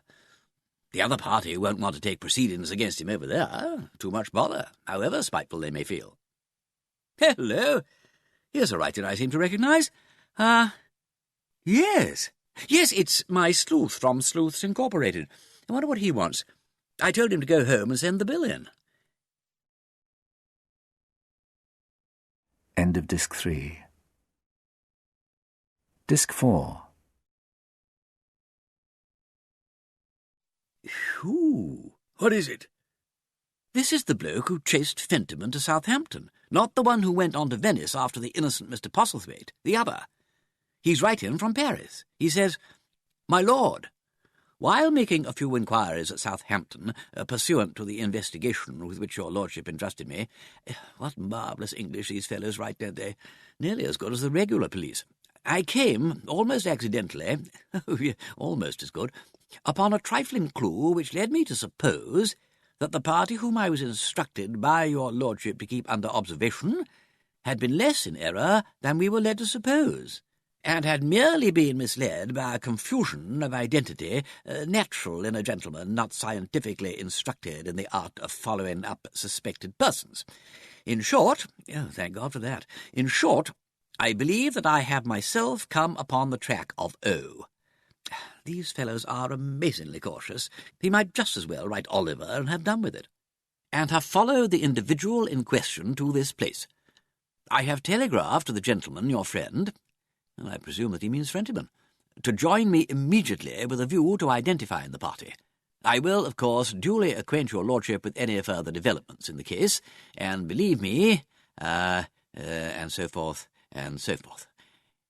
Well, I'm damned. Well, the man must be mistaken, Lord Peter. Well, I jolly well hope so, said Wimsey, rather red in the face. It'll be a bit galling to have Oliver turning up just when we've proved so conclusively that he doesn't exist. Paris? Ho-ho! I suppose he means that Fentiman spotted the right man at Waterloo and lost him on the train, or in the rush for the boat, and got hold of Postlethwaite instead. Funny.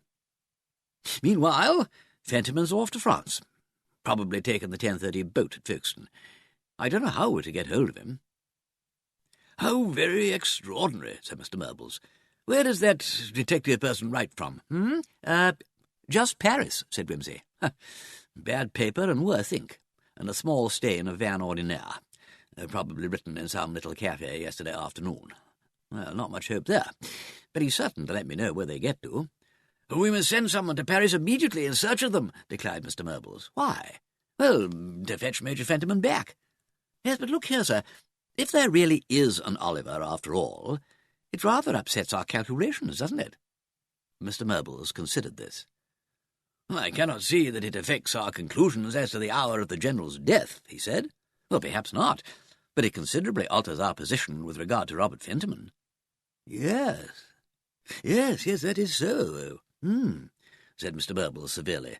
I still consider that the story requires close investigation. Agreed. Well, look here. I'll run over to Paris myself and see what I can do, and you'd better temporise with Pritchard.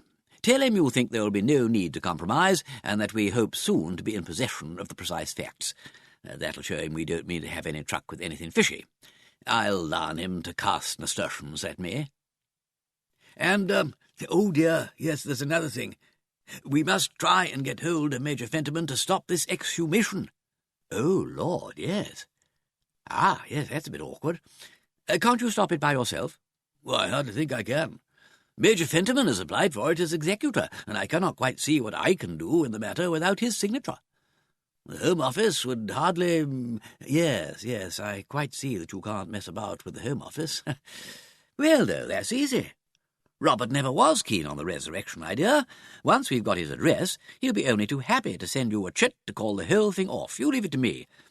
After all, even if we don't find Robert for a few days, and the old boy has to be dug up after all, it won't make things any worse, will it? Mr. Murbles agreed dubiously.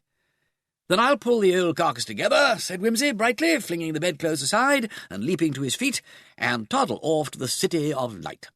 Will you excuse me for a few moments, sir? The bath awaits me. Bunter, put a few things into a suitcase and be ready to come with me to Paris. On second thoughts, Wimsey waited till the next day, hoping, as he explained, to hear from the detective. As nothing reached him, however, he started in pursuit, instructing the head office of Sleuths Incorporated to wire any information received to him at the Hotel Meurice. The next news that arrived from him was a card to Murbles, written on a PLM Express, which said simply, "Quarry gone on to Rome, hard on trail, P.W." The next day came a foreign telegram. "Making for Sicily, faint but pursuing, P.W." In reply to this, Mr. Murbles wired, "Exhumation fixed for day after tomorrow, please make haste." To which Wimsey replied, "Returning for exhumation, P.W." He returned alone. "Where is Robert Fentiman?" demanded Mr. Murbles agitatedly. Wimsey, his hair matted damply and his face white from travelling day and night, grinned feebly. "I rather fancy," he said in a wan voice, "that Oliver is at his old tricks again." "Again?" cried Mr. Murbles, aghast. "But the letter from your detective was genuine." "Oh, yes, that was genuine enough. But even detectives can be bribed. Anyhow, we haven't seen hide or hair of our friends. They've been always a little ahead, like the Holy Grail, you know. Fainter by day, but always in the night blood red, and sliding down the blackened marsh blood red. Perfectly bloody, in fact. Well, here we are. When does the ceremony take place? Quietly, I take it. No flowers." The ceremony took place, as such ceremonies do, under the discreet cover of darkness. George Fentiman, who, in Robert's absence, attended to represent the family, was nervous and depressed. It's trying enough to go to the funeral of one's friends and relations, amid the grotesque pomps of glass hearses and black horses and wreaths and appropriate hymns, beautifully rendered by well-paid choristers. But as George irritably remarked, the people who grumble over funerals don't realise their luck. However depressing the thud of earth on the coffin lid may be, it is music compared to the rattle of gravel and the thump of spades which herald a premature and unreverent resurrection, enveloped in clouds of formalin and without benefit of clergy. Dr. Pemberthy also appeared abstracted and anxious to get the business over. He made the journey to the cemetery, ensconced in the farthest corner of the big limousine, and discussed thyroid abnormalities with Dr. Horner, Sir James Lubbock's assistant, who had come to help with the autopsy. Mr. Murbles was naturally steeped in gloom. Wimsey devoted himself to his accumulated correspondence, out of which one letter only had any bearing on the Fentiman case. It was from Marjorie Phelps, and ran, "If you want to meet Anne Dorland, would you care to come along to a do at Rushworth's Wednesday week? It'll be very deadly, because Naomi Rushworth's new young man is going to read a paper on ductless glands which nobody knows anything about. However, it appears that ductless glands will be news in next to no time, ever so much more up-to-date than vitamins, so the Rushworths are all over glands. In the social sense, I mean. Anne D. is certain to be there, because, as I told you, she's taking to this Healthy Bodies for All stunt, or whatever it is, so you'd better come. It'll be company for me, and I've got to go anyway, as I'm supposed to be a friend of Naomi's. Besides, they say that if one paints or sculpts or models, one ought to know all about glands, because of the way they enlarge your jaw and alter your face or something. Do come, because if you don't, I shall be fastened on by some deadly bore or other, and I shall have to hear all Naomi's raptures about the man, which will be too awful." Wimsey made a note to be present at this enlivening party, and looking round saw that they were arriving at the necropolis, so vast, so glittering with crystal-globed wreaths, so towering with skyscraping monuments that no lesser name would serve it. At the gate they were met by Mr. Pritchard in person, acidulated in his manner and elaborately polite to Mr. Murbles, and by the Home Office representative, suave and bland and disposed to see reporters lurking behind every tombstone. A third person, coming up, proved to be an official from the cemetery company, who took charge of the party and guided them along the neat gravelled walks to where digging operations were already in process. The coffin, being at length produced and identified by its brass plate, was then carefully borne to a small outbuilding close at hand, which appeared to be a potting shed in ordinary life, converted by a board and a couple of trestles into a temporary mortuary. Here a slight halt and confusion was caused by the doctors demanding in aggressively cheerful and matter-of-fact tones more light and space to work in. The coffin was placed on a bench. Somebody produced a mackintosh sheet and spread it on the trestle table. Lamps were brought and suitably grouped, after which the workmen advanced, a little reluctantly, to unscrew the coffin lid, preceded by Dr. Pemberthy scattering formalin from a spray, rather like an infernal thurifer at some particularly unwholesome sacrifice. "Ah, very nice indeed," said Dr. Horner appreciatively, as the corpse was disengaged from the coffin and transferred to the table. "Excellent! Ah, not much difficulty over this job. That's the best of getting on to it at once. How long has he been buried, did you say? 3 or 4 weeks. Ah, well, he doesn't look it. Will you make the autopsy, or shall I?" "Oh, just as you like. Yeah, oh, very well, very well, very well. Now then, where did I put my bag? Ah, thank you. Mr. An unpleasantly occupied pause, during which George Fentiman escaped, murmuring that he thought he'd have a smoke outside. "Undoubted heart trouble, of course. I don't see any unusual appearances, do you? I suppose we'd better secure the stomach as it stands. Pass me the gut, would you? Thank you. Do you mind holding while I get this ligature on? Ta. Snip, snip. The jars are just behind you. Thank you. Look out, you'll have it over. That was a near thing. Yes, reminds me of Palmer, and Cook's stomach. Always think that a very funny story, yes.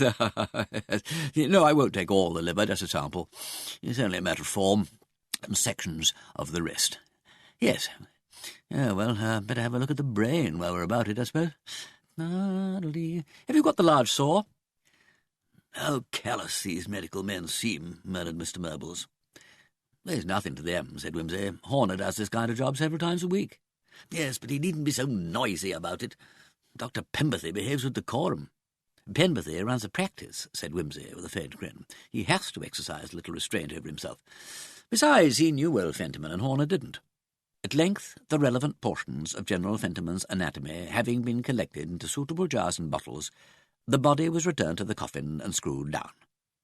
Penberthy came across to Wimsey and took his arm. "We ought to be able to get a pretty good idea of what you want to know," he said. "Decomposition is very little advanced, owing to an exceptionally well-made coffin. By the way," he dropped his voice, that leg, you know, did it ever occur to you, or rather, did you ever discover any explanation of that?" "I did have an idea about it," admitted Wimsey, "but I don't yet know whether it was the right one. I shall probably know for certain in a day or two." "You think the body was interfered with?" said Penberthy, looking him steadily in the face. "Yes, and so do you," replied Wimsey, returning the gaze. "I've had my suspicions all the time, of course. I told you so, you know. I wonder whether... You don't think I was wrong to give the certificate, do you?" "Not unless you suspected anything wrong with the death itself," said Wimsey. "Have you and Horner noticed anything queer?" "No, but, well, having a patient dug up always makes me worried, you know. It's easy to make a mistake, and one looks an awful fool in court. I'd hate to be made to look a fool just at present," added the doctor, with a nervous laugh. "I'm thinking of... Oh, great Scott, man, how you startled me." Dr. Horner had brought a large, bony hand down on his shoulder. He was a red-faced, jovial man, and he smiled as he held up his bag before them. "All packed up and ready," he announced. "Got to be getting back now. Got to be getting back." "Have the witnesses signed the labels?" asked Penberthy, rather shortly. Yes, quite all right.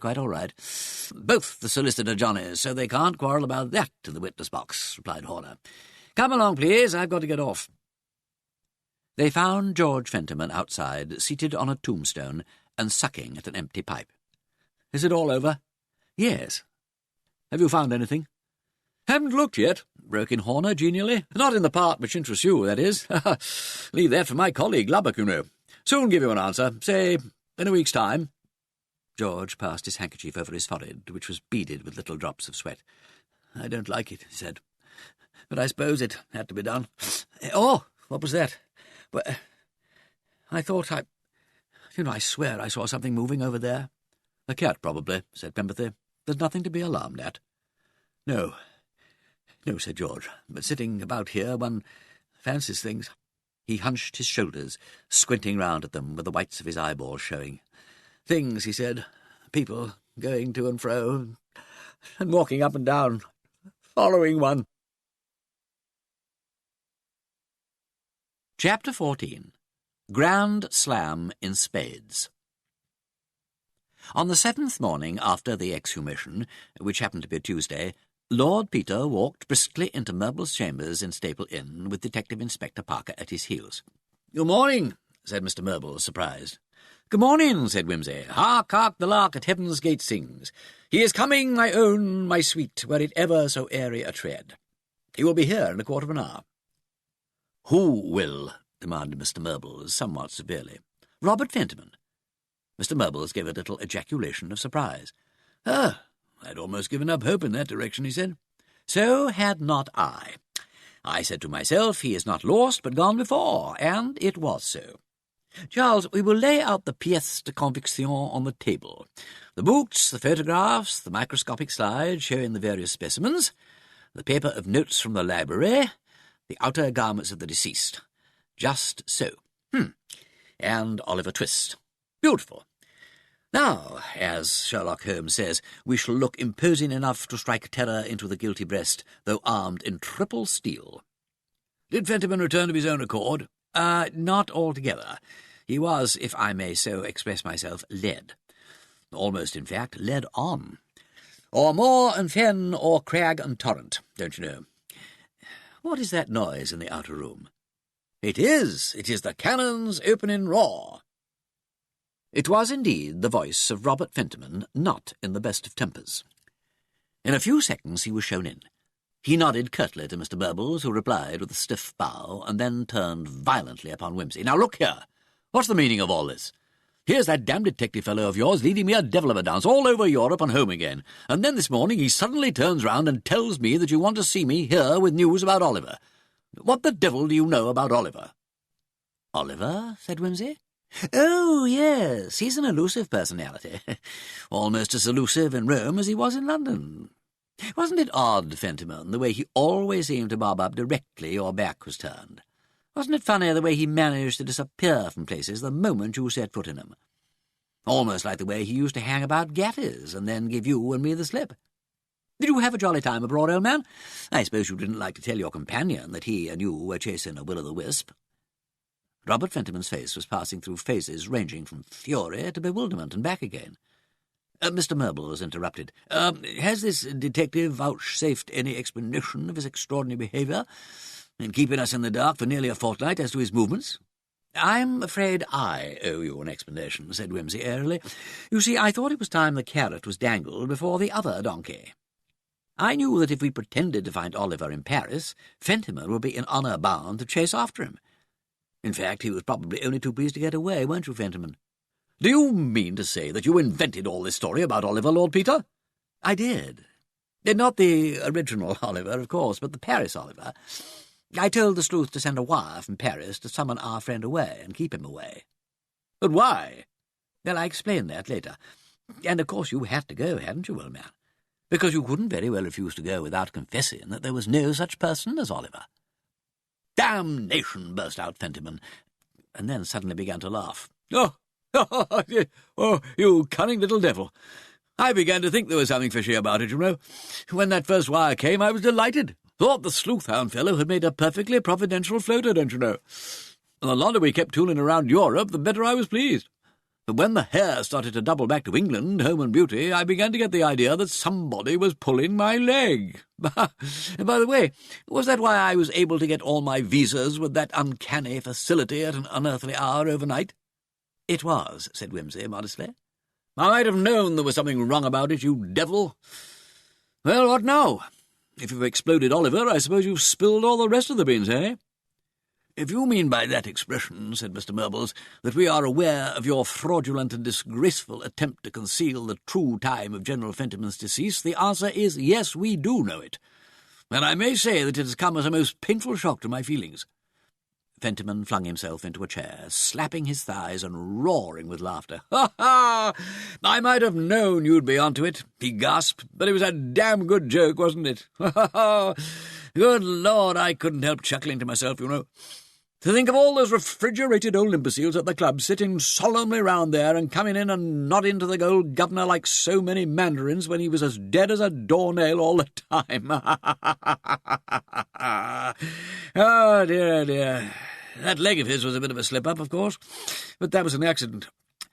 Did you ever find out where he was all the time? Oh, yes, pretty conclusively. You left your marks on the cabinet, you know. No, did we? Hell. Yes. And when you stuck the old boy's overcoat back in the cloakroom, you forgot to stick a poppy in it. Oh, Lord, that was a bloomer. Oh. You know, I never thought of that. Oh, well, I suppose I couldn't hope to carry it off with a confounded bloodhound like you on the trail. But it was fun while it lasted. Even now, the thought of old Bunter solemnly calling up 2.5 columns of Olivers made me shout with joy. Oh, it's almost as good as getting the $500,000. That reminds me, said Wimsey. One thing I don't know is how you knew about the $500,000. Did Lady Dormer tell you about her will, or did you hear it from George? George? Great Scott, no. George knew nothing about it. The old boy told me himself. General Fentiman? Of course. When he came back to the club that night, he came straight up to see me. Ah, we never thought of that, said Wimsey, crushed. Too obvious, I suppose. You can't be expected to think of everything, said Robert condescendingly. I think you did very well take it all round. Yes, the old boy toddled up to me and told me all about it. He said I wasn't to tell George because he wasn't quite satisfied with George. About Sheila, you know. And he wanted to think it over and see what was best to be done in the way of making a new will, you see. Just so. And he went down to the library to do it. That's right. And I went down and had some grub. Well, then, afterwards I thought perhaps I hadn't said quite enough on behalf of old George. I mean, the governor need to have it pointed out to him that George's queerness was caused a great deal by being dependent on Sheila and all that. And if he'd had some tin of his own, he'd be much better tempered, you get me? So I hopped through to the library to find the gov, and there he was, dead. What time was that? Somewhere round about 8ish, I should think. Well, I was staggered. Of course, my first idea was to call for help, but it wasn't any go. He was quite dead. And then it jolly well came over me all at once how perfectly damnably we'd missed the train. Just to think of that awful Dorland woman walking into all those thousands. I tell you, it made me so bally wild I could have exploded and blown the place up. And then, I began to get a sort of creepy feeling, alone there with the body and nobody in the library at all. We seemed cut off from the world, as the writing fellow says. And then it just seemed to take hold of my mind. Why should he have died like that? I did have a passing hope that the old girl might have pegged out first, and I was just going along to the telephone to find out when, thinking of the telephone cabinet, you see, the whole thing popped into my head, ready-made, as you might say. In 3 minutes I'd lugged him along and stuck him up on the seat, and then I hopped back to write a label for the door. I thought I was jolly smart to remember not to blot that label on the library blotting paper. Believe me, said Wimsey, I appreciated that point. Good. Yeah, I'm glad you did. Well, it was pretty plain sailing after that. I got the governor's togs from the cloakroom and took him up to my room, and then I thought about old Woodward sitting up waiting for him. So I trundled out and went down to Charing Cross. How do you think? By bus? Not quite as bad as that. By underground. I did realise it wouldn't work to call a taxi. You show quite a disposition for fraud, Fentiman. Yes, don't I? Well, all that was easy. I must say I didn't pass a frightfully good night. You'll take it more calmly another time. Yes, it was my maiden effort in crime, of course. The next morning, young man, said Mr. Murbles in an awful voice, we will draw a veil over the next morning. I have listened to your shameless statement with a disgust which words cannot express. But I cannot, and I will not, sit here and listen while you congratulate yourself, with a cynicism at which you should blush, on having employed those sacred moments when every thought should have been consecrated— Oh, punk, interrupted Robert rudely. My old pal's none the worse because I did a little bit of self-help. I know fraud isn't altogether the clean potato, but dash it all, surely we have a better right to the old boy's money than that girl. I bet she never did anything in the Great War, Daddy. Well, it's all gone bust, but it was a darn good stunt while it lasted. I perceive, replied Mr. Murbles icily, that an appeal to your better feelings will be a waste of time. I imagine, however, you realise that fraud is a penal offence. Yes, that's a nuisance, isn't it? What are we going to do about it? Do I have to go and eat humble pie to old Pritchard?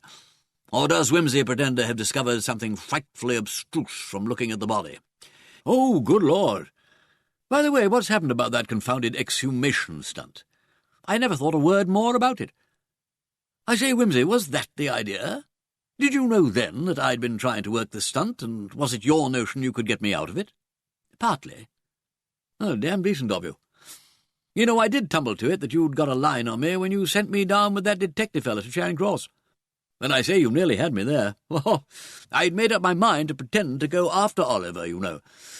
And then I spotted that second bloodhound of yours on the train with me.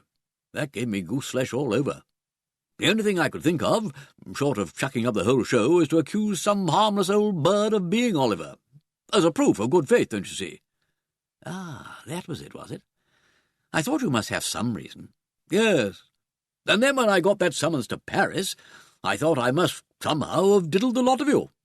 But I suppose that was all arranged for. I say, Wimsey, why? Did you just want to get your own back, or what? Why did you want me out of England? Yes, indeed, Lord Peter, said Mr. Murbles gravely. I think you owe me at least some explanation on that point. Don't you see, said Wimsey, Fentiman was his grandfather's executor. If I got him out of the way, you couldn't stop the exhumation.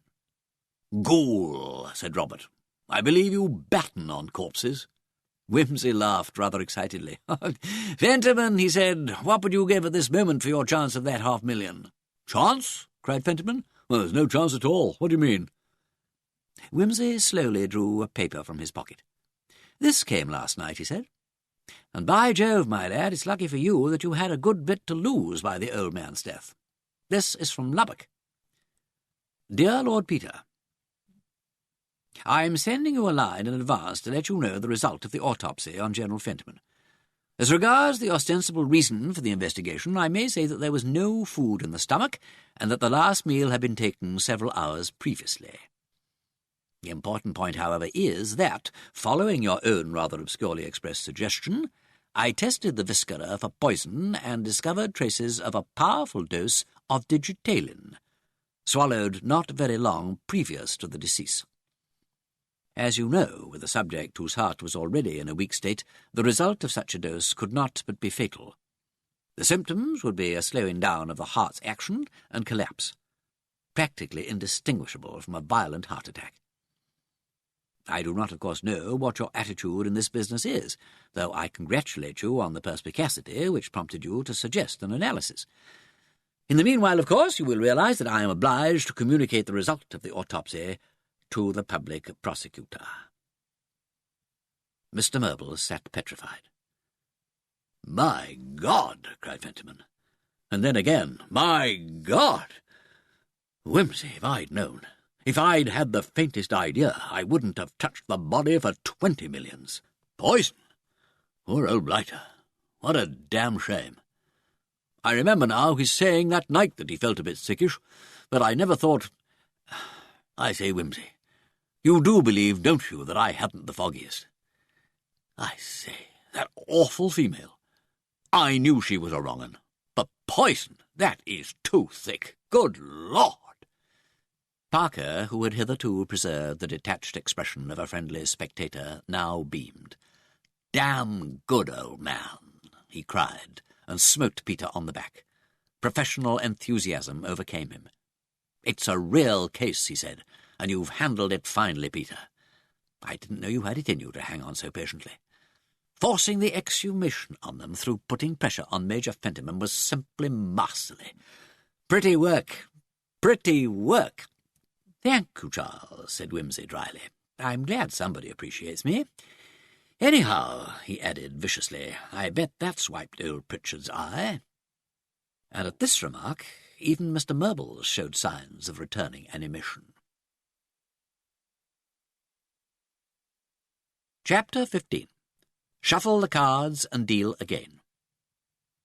A hasty consultation with the powers that be at Scotland Yard put Detective Inspector Parker in charge of the Fentiman case, and he promptly went into consultation with Wimsey. "What put you onto this poison business?" he asked. "Aristotle, chiefly," replied Wimsey. "He says, you know, that one should always prefer the probable impossible to the improbable possible. It was possible, of course, that the General should have died off in that neat way at the most confusing moment, but how much nicer and more probable that the whole thing had been stage-managed. Even if it had seemed much more impossible, I should have been dead nuts on murder, and there really was nothing impossible about it. Then there was Pritchard and the Dorland woman.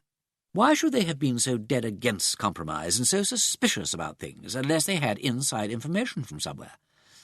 After all, they hadn't seen the body, as Pempathy and I did. That leads on to the question of who did it. Miss Dorland's the obvious suspect, naturally. She's got the biggest motive. Yes. Well, let's be methodical. Old Fentiman was apparently as right as rain up till about 3:30 when he started off for Portman Square, so that the drug must have been given him between then and 8ish, when Robert Fentiman found him dead.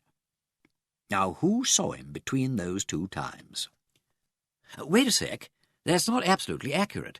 He must have taken the stuff between those two times, but it might have been given him earlier. Suppose, for instance, somebody had dropped a poison pill into his usual bottle of soda mints or whatever he used to take. That could have been worked at any time. Well, not too early on, Peter.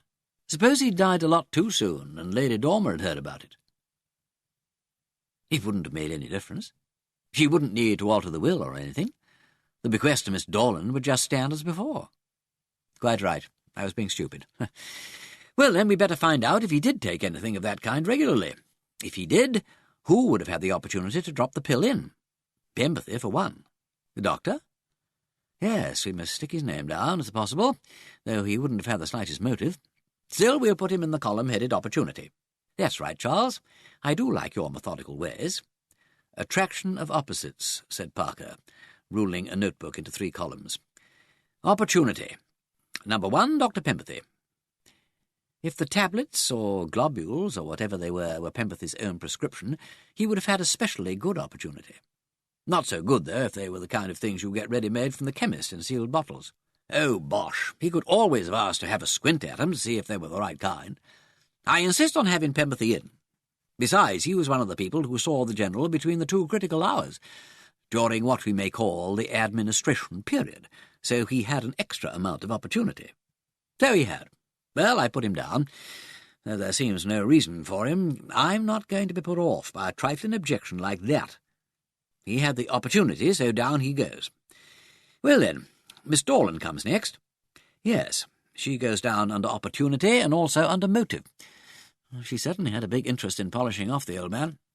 She saw him during the period of administration, and she very likely gave him something to eat or drink while he was in the house. So she is a very likely subject. The only difficulty with her is the difficulty of getting hold of the drug. You can't get digitalin just by asking for it, you know. No, at least not by itself. You can get it mixed up with other drugs quite easily. I saw an ad in the Daily Views only this morning, offering a pill with half a grain of digitalin in it. Did you? Where? Oh, that. Yes, but it's got nux vomica in it too, which is supposed to be an antidote. At any rate, it bucks the heart up by stimulating the nerve so as to counteract the slowing down action of the digitalin. Well, put down Miss Dorland under means with a query mark. Oh, of course.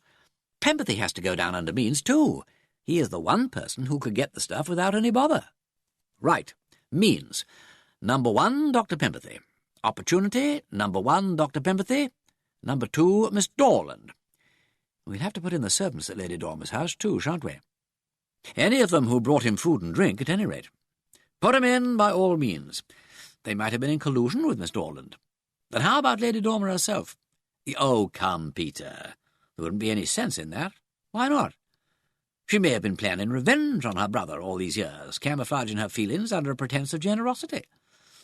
It would be rather fun to leave a terrific legacy to somebody you loathed, and then, just when he was feeling nice and grateful and all over coals of fire, poison him to make sure he didn't get it. We simply must have Lady Dormer. Stick her down under opportunity and under motive. I refuse to do more than opportunity and motive query. Well, have it your own way. Well, now, our friends, the 2 taxi drivers. I don't think you can be allowed those. It would be awfully hard work poisoning a fare, you know. I'm afraid it would. I say, I've just got a ripping idea for poisoning a taxi-man, though. You give him a dud half-crown, and when he bites it, he dies of lead poisoning. That one has got whiskers on it. Juggins. You poison the half-crown with prussic acid. Splendid. And he falls down foaming at the mouth. Oh, that's frightfully brilliant. Do you mind giving your attention to the matter in hand? You think we can leave out the taxi drivers, then? I think so. Right-ho, I'll let you have them. That brings us, I'm sorry to say, to George Fentiman. You've got rather a weakness for George Fentiman, haven't you? Yes, I like old George. He's an awful pig in some ways, but I quite like him. Well, I don't know George, so I shall firmly put him down. Opportunity number 3 he is. He'll have to go down under motive too, then. Why? Why did he stand to gain by Miss Dorland's getting the legacy? Nothing, if he knew about it. But Robert says emphatically that he didn't know. So does George. And if he didn't, don't you see, the General's death meant that he would immediately step into that 2,000 quid which Dougal McStuart was so pressing about. McStuart? Oh, yes, the moneylender. Oh, that's one up to you, Peter. I'd forgotten him. That certainly does put George on the list of the possibles. He was pretty sore about things too, wasn't he? Very. And I remember his saying one rather unguarded thing, at least down at the club, on the very day the murder, or rather the death, was discovered. That's in his favour, if anything, said Parker cheerfully, unless he's very reckless indeed. It won't be in his favour with the police, grumbled Wimsey. My dear man, oh, I beg your pardon. I was forgetting for the moment. I'm afraid you're getting a little above your job, Charles. So much intelligence will spell either an assistant commissionership or ostracism if you aren't careful. I'll chance that. Come on, now get on with it. Who else is there? Well, there's Woodward. Nobody could have had a better opportunity of tampering with the General's pillboxes. And I suppose his little legacy might have been a motive. Or he may have been in the enemy's pay. Sinister manservants so often are, you know. Look what a boom there's been lately in criminal butlers and thefts by perfect servants. That's a fact.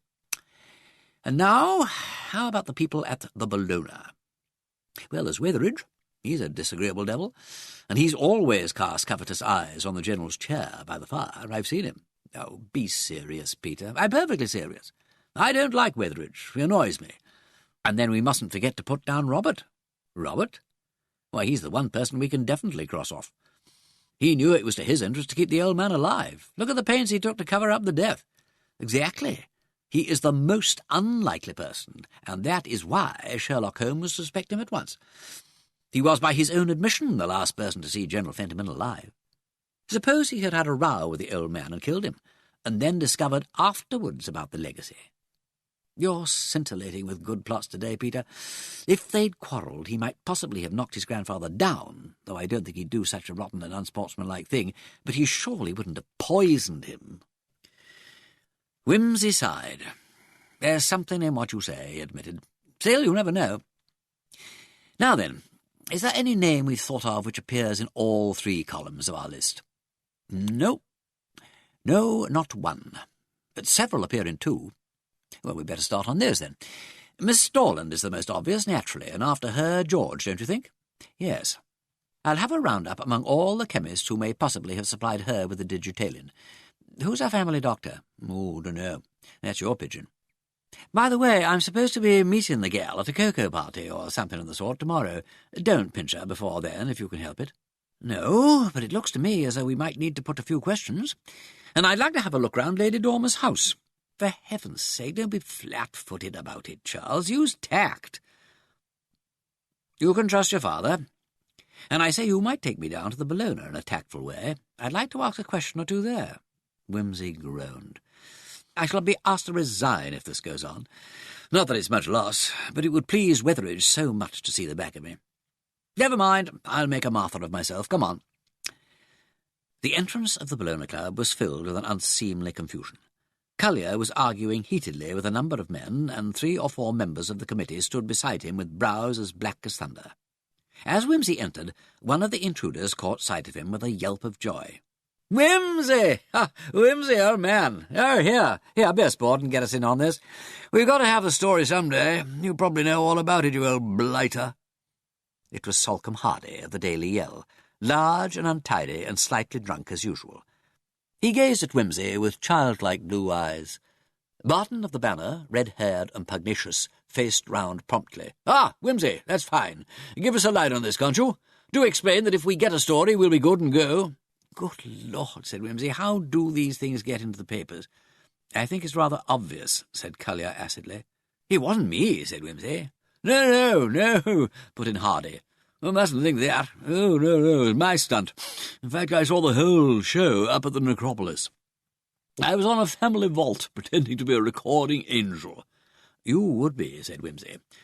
Look, just a moment, Collier. He drew the secretary aside. Look, see here. I'm damned annoyed about this, but it can't be helped. You can't stop these boys when they're after a story. And anyway, it's all got to come out. It's a police affair now. This is Detective Inspector Parker of Scotland Yard. What's the matter? Demanded Collier.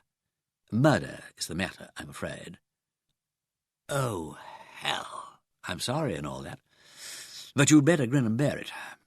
Charles, give these fellows as much story as you think they ought to have and get on with it. And Salcombe, if you'll call off your £3, we'll let you have an interview and a set of photographs. Oh, that's the stuff, said Hardy. I'm sure, agreed Parker pleasantly, that you lads don't want to get in the way, and I'll tell you all that's advisable. Show us a room, Captain Collier, and I'll send out a statement, and then you'll let us get to work. This was agreed, and, a suitable paragraph having been provided by Parker, the Fleet Street gang departed, bearing Wimsey away with them like a captured Sabine maiden to drink in the nearest bar in the hope of acquiring picturesque detail. But I wish you'd kept out of it, Sally, mourned Peter. Oh, God, said Salcombe, nobody loves us. It's a forsaken thing to be a poor bloody reporter. He tossed a lank black lock of hair back from his forehead and wept. Parker's first and most obvious move was to interview Penberthy, whom he caught at Harley Street after surgery hours. "Now, I'm not going to worry you about that certificate, Doctor," he began pleasantly. "We're all liable to make mistakes, and I understand that a death resulting from an overdose of digitalin would look very like a death from heart failure." "It would be a death from heart failure," corrected the doctor patiently. Doctors are weary of explaining that heart failure is not a specific disease like mumps or housemaid's knee. It is this incompatibility of outlook between the medical and the lay mind which involves counsel and medical witnesses in a fog of misunderstanding and mutual irritation. "Just so," said Parker. "Now, General Fenderman had got heart disease already, hadn't he? Is digitalin a thing one takes for heart disease?" "Yes, in certain forms of heart disease. Digitalin is a very valuable stimulant." "Stimulant? I thought it was a depressant." "It acts as a stimulant at first. In later stages it depresses the heart's action." "Oh, I see." Parker did not see very well, since, like most people, he had a vague idea that each drug has one simple effect appropriate to it, and is, specifically, a cure for something or other. It first speeds up the heart, and then slows it down. Well, not exactly. It strengthens the heart's action by retarding the beat, so that the cavities can be more completely emptied and the pressure is relieved. We give it in certain cases of valvular disease, under proper safeguards, of course. Were you giving it to General Fenderman? I had given it to him from time to time. On the afternoon of November the 10th, you remember that he came to you in consequence of a heart attack. Did you give him digitalin then? Dr. Pemberthy appeared to hesitate painfully for a moment. Then he turned to his desk and extracted a large book. "I had better be perfectly frank with you," he said. "I did. When he came to me, the feebleness of the heart's action and the extreme difficulty in breathing suggested the urgent necessity of a cardiac stimulant. I gave him a prescription containing a small quantity of digitalin to relieve this condition. Here is the prescription. I will write it out for you." "A small quantity," repeated Parker. "Quite small, combined with other drugs to counteract the depressing after-effects. It was not as large as the dose afterwards found in the body. Oh, good heavens, no. Oh, no, nothing like it. In a case like General Fenderman's, digitalin is a drug to be administered with the greatest caution. It would not be possible, I suppose, for you to have made a mistake in dispensing, to have given an overdose by error." "That possibility occurred to me at once, but as soon as I heard Sir James Lubbock's figures, I realized that it was quite out of the question. The dose given was enormous, nearly 2 grains. But to make quite certain, I have had my supply of the drug carefully checked, and it is all accounted for." "Who did that for you?" "My trained nurse. I'll let you have the books and chemist's receipts." "Thank you. Did your nurse make up the dose for you, General Fenderman?" "Oh, no. No, it's a preparation I always keep by me, ready made up. If you would like to see her, she will show it to you." "Thank you very much. Now, when General Fenderman came to see you, he'd just had an attack. Could that have been caused by digitalin?" "You mean, had he been poisoned before he came to me?" "Well, of course, digitalin is rather an uncertain drug." "How long would a big dose like that take to act?" "I should expect it to take effect fairly quickly. In the ordinary way, it would cause sickness and vertigo. But with a powerful cardiac stimulant like digitalin, the chief danger is that any sudden movement, such as springing suddenly to one's feet from a position of repose, is liable to cause sudden syncope and death. I should say that this was what occurred in General Fenderman's case." "And that might have happened at any time after the administration of the dose?" "Just so." "Well, I'm very much obliged to you, Dr. Pemberthy. I will see your dispenser and take copies of the entries in your books, if I may." This done, Parker made his way to Portman Square, still a little hazy in his mind as to the habits of the common foxglove when applied internally, a haziness which was in no way improved by a subsequent consultation of the Materia Medica, Pharmacopoeia, Dixon Mann, Taylor, Glaister, and others of those writers who had so kindly and helpfully published their conclusions on toxicology. Chapter 16. Quadrille. "Mrs. Rushworth, this is Lord Peter Wimsey. Naomi, this is Lord Peter. He's fearfully keen on glance and things, so I brought him along.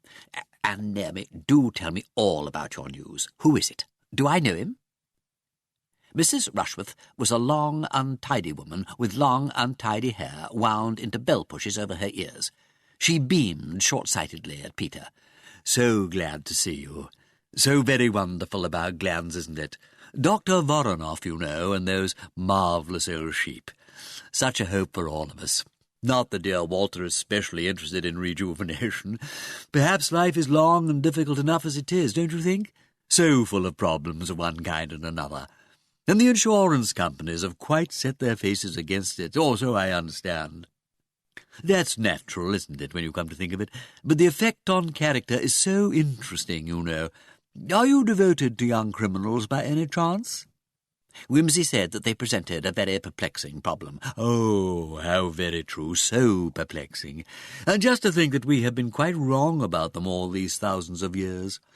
Flogging and bread and water, you know, and Holy Communion, when what they really needed was a little bit of a rabbit gland, or something to make them just as good as gold.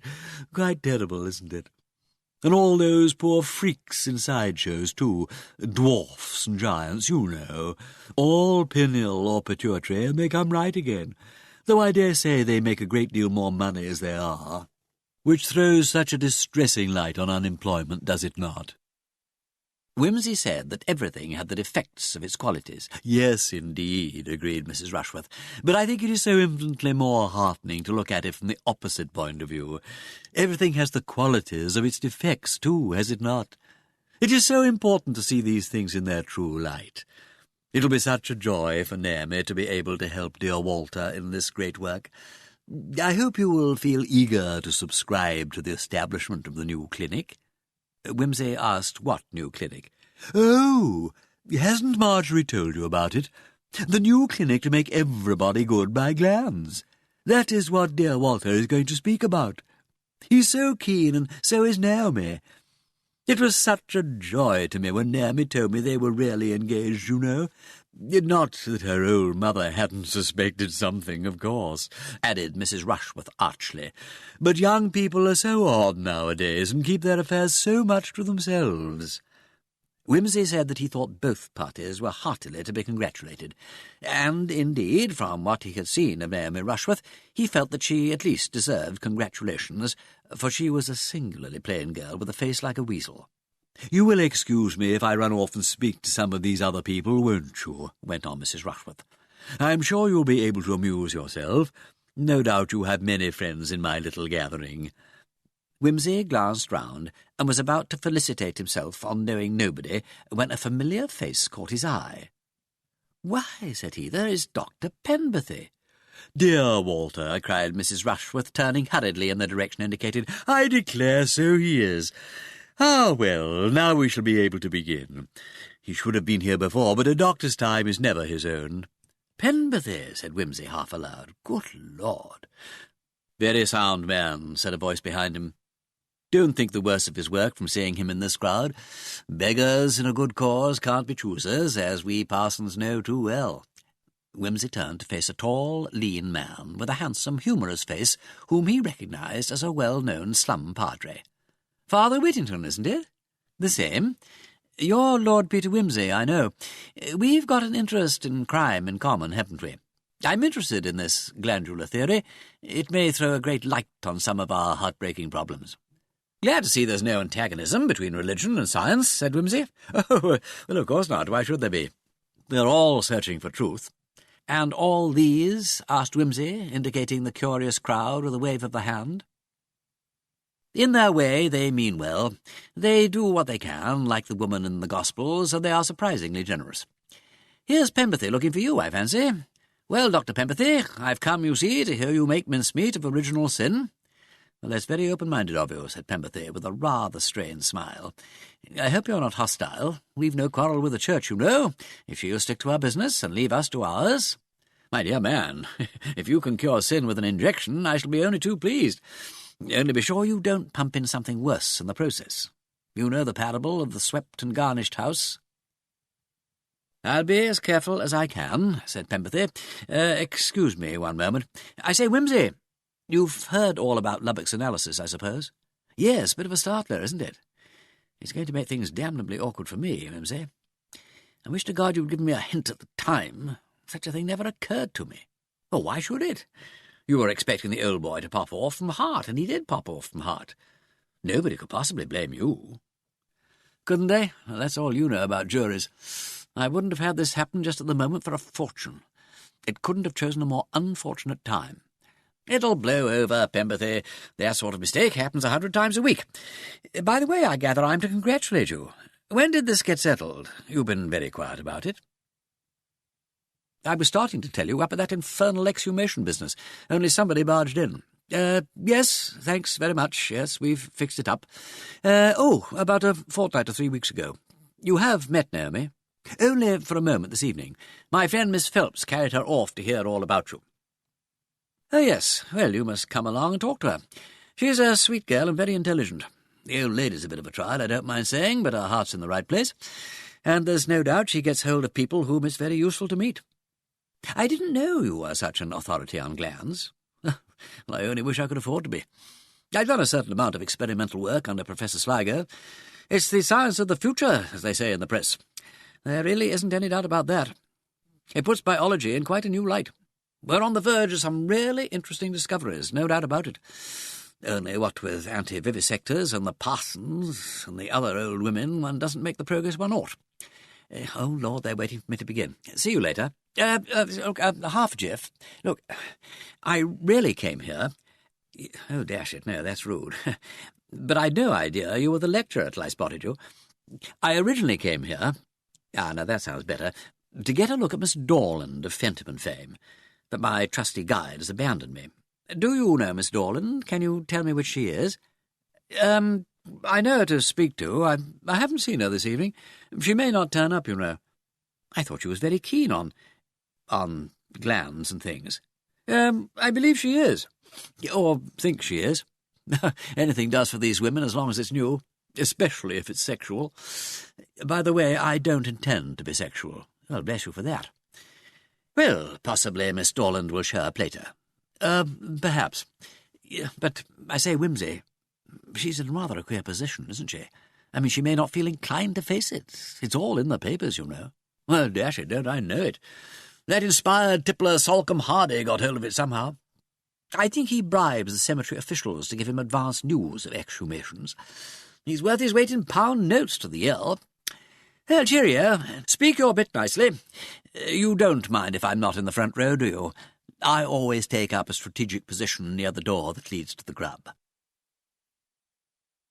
Pemberthy's paper struck Wimsey as being original and well delivered. The subject was not altogether unfamiliar to him, for Wimsey had a number of distinguished scientific friends who found him a good listener, but some of the experiments mentioned were new and the conclusions suggestive. True to his principles, Wimsey made a bolt for the supper-room while polite hands were still applauding. He was not the first, however. A large figure, in a hard-worked-looking dress suit, was already engaged with a pile of savoury sandwiches and a whisky and soda. It turned at his approach and beamed at him from its liquid and innocent blue eyes. Sally Hardy, never quite drunk and never quite sober, was on the job as usual. He held out the sandwich plate invitingly. "Ah, damn good these are," he said. "What are you doing here?" "What are you, if it comes to that?" asked Wimsey. Hardy laid a fat hand on his sleeve. "Two birds with one stone," he said impressively. "Smart fellow, that Pemberthy. Glands are news, you know. He knows it. He'll be one of these fashionable practitioners." Sally repeated this phrase once or twice, as it seemed to have got mixed up with the soda. "He'll be one of these fashionable practitioners before long. Doing us poor bloody journalists out of a job like—" He mentioned two gentlemen whose signed contributions to popular dailies were a continual source of annoyance to the GMC. "Provided he doesn't damage his reputation over this Fentiman affair," rejoined Wimsey, a refined shriek which did duty for a whisper amid the noisy stampede which had followed them up to the refreshment table. "Ah, there you are," said Hardy. "Pemberthy's news in himself. He's a story, don't you see? We'll have to sit on the fence a bit, of course, till we see which way the cat jumps. I'll have a para about it at the end, mentioning that he attended old Fentiman. Presently we'll be able to work up a little thing on the magazine page about the advisability of a PM in all cases of sudden death. You know, even experienced doctors may be deceived. If he comes off badly in cross-examination, There can be something about specialists not always being trustworthy. A kind word for the poor downtrodden GP and all that. Anyhow, it's worth a story. It doesn't matter what you say about him, provided you say something. You couldn't do us a little thing about 800 words, could you, about rigor mortis or something? Only make it snappy. I could not, said Wimsey. I haven't time, and I don't want the money. Why should I? I'm not a dean or an actress. No, but you're news. You can give me the money if you're so beastly flush. Look here, have you got a line on this case at all? That police friend of yours won't give anything away. I want to get something in before there's an arrest, because after that it's contempt. I suppose it's the girl you're after, isn't it? Can you tell me anything about her? No. I came here tonight to get a look at her, but she hasn't turned up. I wish you could dig up her hideous past for me. The Rushworths must know something about her, I should think. She used to paint or something. Can't you get onto that? Hardy's face lighted up. Waffles Newton will probably know something, he said. I'll see what I can dig out. Oh, thanks very much, old man. That's given me an idea. We might get one of her pictures on the back page. The old lady seems to have been a queer old soul. Odd will, wasn't it? Oh, I can tell you about that, said Wimsey. I thought you probably knew. He gave Hardy the history of Lady Dormer as he had heard it from Mr. Murbles. The journalist was enthralled. Oh, great stuff, he said. Oh, that'll get him. Romance there. This'll be a scoop for the Yell. Excuse me, I want to phone it through to him before somebody else gets it. Don't hand it out to any of the others. They can get it from Robert or George Fentiman, warned Wimsey. Not much they won't, said Salcombe Hardy feelingly. Robert Fentiman gave old Barton of the Banner such a clip under the ear this morning that he had to go and see a dentist. And George has gone down to the Bellona, and they won't let anybody in. No, I'm all right on this. If there's anything I can do for you, I will, you bet. So long. He faded away. A hand was laid on Peter's arm. You're neglecting me shockingly, said Marjorie Phelps, and I'm frightfully hungry. I've been doing my best to find things out for you. Oh, that's top hole of you. Look here. Come and sit out in the hall. It's quieter. I'll scrounge some grub and bring it along. He secured a quantity of curious little stuffed buns, 4 petits fours, some dubious claret cup, and some coffee, and brought them with him on a tray, snatched while the waitress's back was turned. Thanks, said Marjorie. I deserve all I can get for having talked to Naomi Rushworth. I cannot like that girl. She hints things. What, particularly? Well, I started to talk about Anne Dorland, so she said she wasn't coming. So I said, oh, why? And she said she wasn't well. Who said? Naomi Rushworth said Anne Dorland said she couldn't come because she wasn't well. But she said that was only an excuse, of course. Who said? Naomi said. So I said, was it? And she said, yes, she didn't suppose she felt like facing people very much. So I said, I thought you were such friends. So she said, well, we are, but of course Anne always was a little abnormal, you see. So I said that was the first I'd heard of it, and she gave me one of her catty looks and said, well, there was Ambrose Ledbury, wasn't there? But of course you had other things to think of them, hadn't you? The little beast. She means Compsky. And after all, everybody knows how obvious she's made herself over this man Pemberthy. I'm sorry, I got mixed. Well, I was rather fond of Compsky, and I did almost promise to live with him till I found that his last 3 women had all got fed up with him and left him, and I felt there must be something wrong with a man who continually got left. And I've discovered since that he was a dreadful bully when he dropped that touching lost dog manner of his. Still, seeing that Naomi has been going about for the last year nearly, looking at Dr. Pemberthy like a female spaniel that thinks it's going to be whipped, I can't see why she need throw Compsky in my face. And as for Ambrose Ledbury, anybody might have been mistaken in him. Who was Ambrose Ledbury? Oh, he was the man who had that studio over Bolter's Mews. Powerfulness was his strong suit, and being above worldly considerations. He was rugged and wore homespun, and painted craggy people in bedrooms, but his colour was amazing. He really could paint, and so we could excuse a lot, but he was a professional heartbreaker. He used to gather people up hungrily in his great arms, you know. That's always rather irresistible. But he had no discrimination. It was just a habit, and his affairs never lasted long. But Anne Dorland was really rather overcome, you know. She tried the craggy style herself, but it wasn't at all her line. She hasn't any colour sense, so there was nothing to make up for the bad drawing. I thought you said she didn't have any affairs. Oh, it wasn't an affair. I expect Ledbury gathered her up at some time or other when there wasn't anybody else handy, but he did demand good looks for anything serious. He went off to Poland a year ago with a woman called Natasha somebody. After that, Anne Dorland began to chuck painting. The trouble was she took things seriously. A few little passions would have put her right, but she isn't the sort of person a man can enjoy flirting with. Heavy-handed. I don't think she would have gone on worrying about Ledbury if he hadn't happened to be the one and only episode, because, as I say, she did make a few efforts, but she couldn't bring him off. I see. But that's no reason why Naomi should have turned round like that. The fact is the little brute's so proud of having landed a man and an engagement ring for herself that she's out to patronise everybody else. Oh, yes. Besides, everything is looked at from dear Walter's point of view now, when naturally Walter isn't feeling very loving towards Anne Dorland. Why not? My dear man, you're being very discreet, aren't you? Naturally everybody's saying that she did it. Are they? Well, who else could they think did it? Wimsey realised indeed that everybody must be thinking it. He was exceedingly inclined to think it himself. Probably that's why she didn't turn up. Well, of course it is. She's not a fool. She must know. That's true. Look here, will you do something for me? Something more, I mean. What? From what you say, it looks as though Miss Dorland might find herself rather short of friends in the near future. If she comes to you, I'm not going to spy on her, not if she'd poisoned 50 old generals. I don't want you to, but I want you to keep an open mind and tell me what you think, because I don't want to make a mistake over this, and I'm prejudiced. I want Miss Dorland to be guilty, so I'm very likely to persuade myself that she is when she isn't, see? Why do you want her to be guilty? I oughtn't to have mentioned that. Of course I don't want to find her guilty if she really isn't. All right, I won't ask questions, and I'll try and see Anne. But I won't try to worm anything out of her, that's definite. I'm standing by Anne.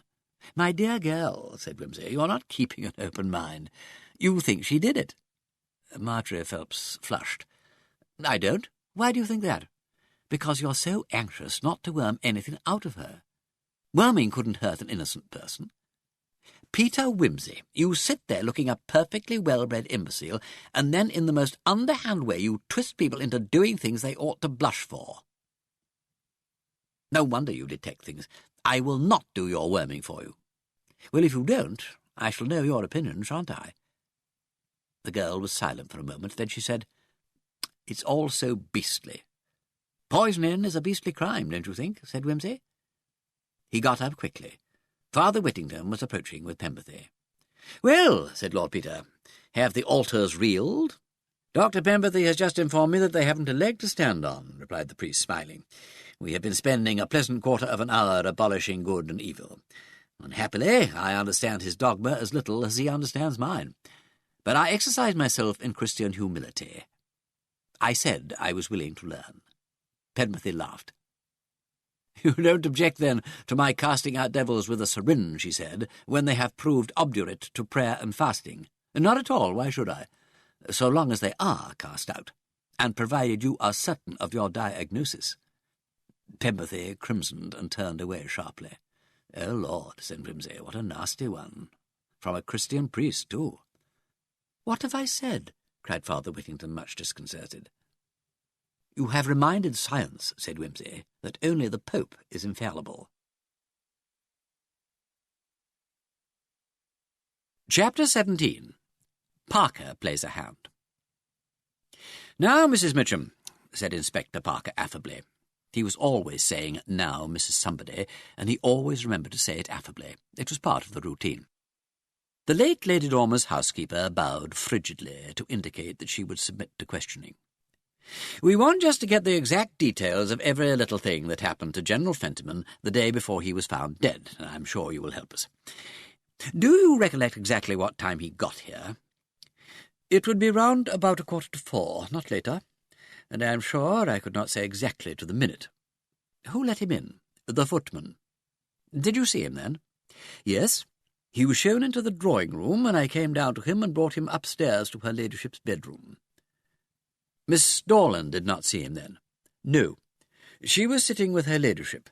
She sent her excuses by me, and begged General Fentiman to come up. Did the General seem quite well when you saw him? So far as I could say, he seemed well, always bearing in mind that he was a very old gentleman and had heard bad news. He wasn't bluish about the lips or breathing very heavily or anything of that kind. Well, going up the stairs tired him rather. Yes, of course it would. He stood still on the landing for a few moments to get his breath. I asked him whether he would like to take something, but he said no, he was all right. Ah, I dare say it would have been a good thing if he had accepted your very wise suggestion, Mrs. Mitcham. No doubt he knew best, replied the housekeeper primly. She considered that in making observations the policeman was stepping out of his sphere. And then you showed him in. Did you witness the meeting between himself and Lady Dormer? I did not, emphatically. Miss Dorland got up and said, "How do you do, General Fentiman?" and shook hands with him, and then I left the room, as it was my place to do. Just so. Was Miss Dorland alone with Lady Dormer when General Fentiman was announced? No, the nurse was there. The nurse, yes, of course. Did Miss Dorland and the nurse stay in the room all the time that the General was there? No. Miss Dorland came out again in about 5 minutes and came downstairs. She came to me in the housekeeper's room, and she looked rather sad. She said, "Poor old dears," just like that. Did she say any more? She said, "They quarrelled, Mrs. Mitcham, ages and ages ago when they were quite young, and they've never seen each other since." Of course, I was aware of that, having been with her ladyship all these years, and so was Miss Dorland. I expect it would seem very pitiful to a young lady like Miss Dorland. No doubt. She is a young lady with feelings, not like some of those you see nowadays. Parker wagged his head sympathetically. And then? Then Miss Dorland went away again after a little talk with me, and presently Nellie came in. That is the housemaid. How long after was that? Oh, some time. I just finished my cup of tea, which I have at 4 o'clock. It would be about past. She came to ask for some brandy for the General, as he was feeling badly. The spirits are kept in my room, you see, and I have the key. Parker showed nothing of his special interest in this piece of news. Did you see the General when you took the brandy? I did not take it. Mrs. Mitcham's tone implied that fetching and carrying was not part of her duty. I sent it by Nellie. I see. So you did not see the General again before he left? No. Miss Dorland informed me later that he had had a heart attack. Well, I'm very much obliged to you, Mrs. Mitcham. Now I should like to ask Nellie a few questions. Mrs. Mitcham touched a bell. A fresh-faced, pleasant-looking girl appeared in answer. Nellie, this police officer wants you to give him some information about that time General Fentiman came here. You must tell him what he wants to know, but remember he is busy and don't start your chattering. You can speak to Nellie here, officer. And she sailed out. End of Disc 4. Disc 5. A bit stiff, isn't she? Murmured Parker in an awestruck whisper. She's one of the old-fashioned sort, I don't mind saying, agreed Nellie with a laugh. Well, she put the wind up me. Now, Nellie, he took up the old formula, I hear you were sent to get some brandy for the old gentleman. Who told you about it? Why, it was like this. After the General had been with Lady Dormer getting on for an hour, the bell rang in her ladyship's room. It was my business to answer that, so I went up, and Nurse Armstrong put her head out and said, "Get me a drop of brandy, Nellie, quick, and ask Miss Dorland to come here. General Fentiman's rather unwell." So I went for the brandy to Mrs. Mitcham, and on the way up with it I knocked at the studio door where Miss Dorland was. Where was that, Nellie? It's a big room on the first floor, built over the kitchen. Used to be a billiard room in the old days, with a glass roof. That's where Miss Dorland does her painting and messing about with bottles and things, and she uses it as a sitting room, too. Messing about with bottles? Well, chemist stuff and things. Ladies have to have their hobbies, you know, not having any work to do. Makes a lot to clear up. Well, I'm sure it does. Well, go on, Nellie. I didn't mean to interrupt. Well, I gave Nurse Armstrong's message, and Miss Dorland said, "Oh, dear, Nelly," she said, "poor old gentleman. It's been too much for him. Give me the brandy, I'll take it along. And run along and get Dr. Penberthy on the telephone." So I gave her the brandy, and she took it upstairs. Sorry, half a moment. Did you see her take it upstairs? Well, no, I don't think I actually saw her go up, but I thought she did. But I was going down to the telephone, so I didn't exactly notice. Oh, of course, why should you? I had to look Dr. Penberthy's number up in the book, of course.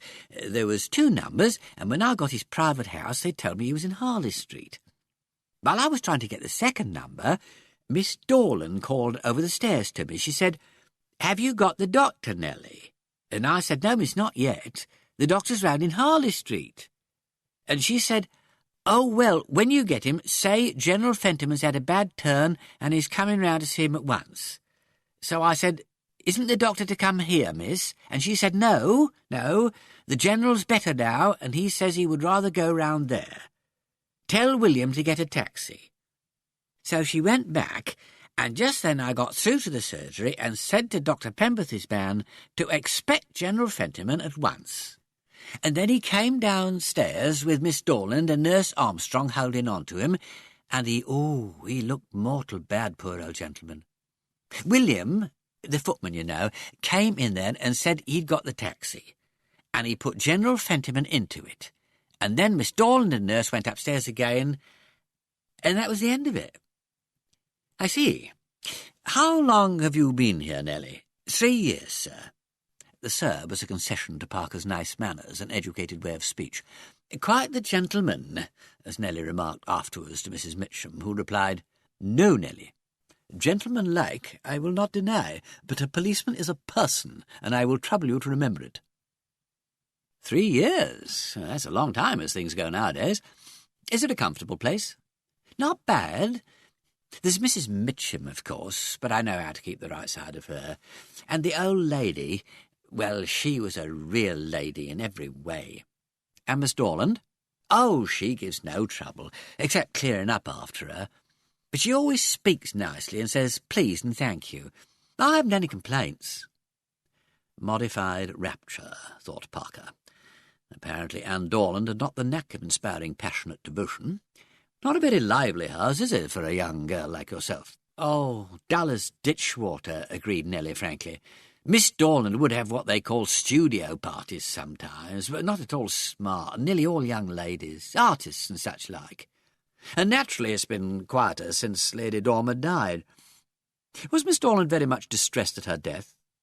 Nelly hesitated. She was very sorry, of course. Her ladyship was the only one she had in the world. And then she was worried with all this lawyer's business. Something about the will. I expect you know, sir. Yes, I know about that. Worried, was she? Yes, and that angry. Oh, you wouldn't believe. There was one day Mr. Pritchard came. I remember particular because I happened to be dusting the hall at the time, you see, and she was speaking that quick and loud I couldn't help hearing. "I'll fight it for all I'm worth," that's what she said, and, something to defraud. What would that be now? Plot? Suggested Parker. No, a conspiracy, that's it. Yes, a conspiracy to defraud. And then I didn't hear any more till Mr. Pritchard came out, and he said to her, "Very well, Miss Dorland, we will make an independent inquiry."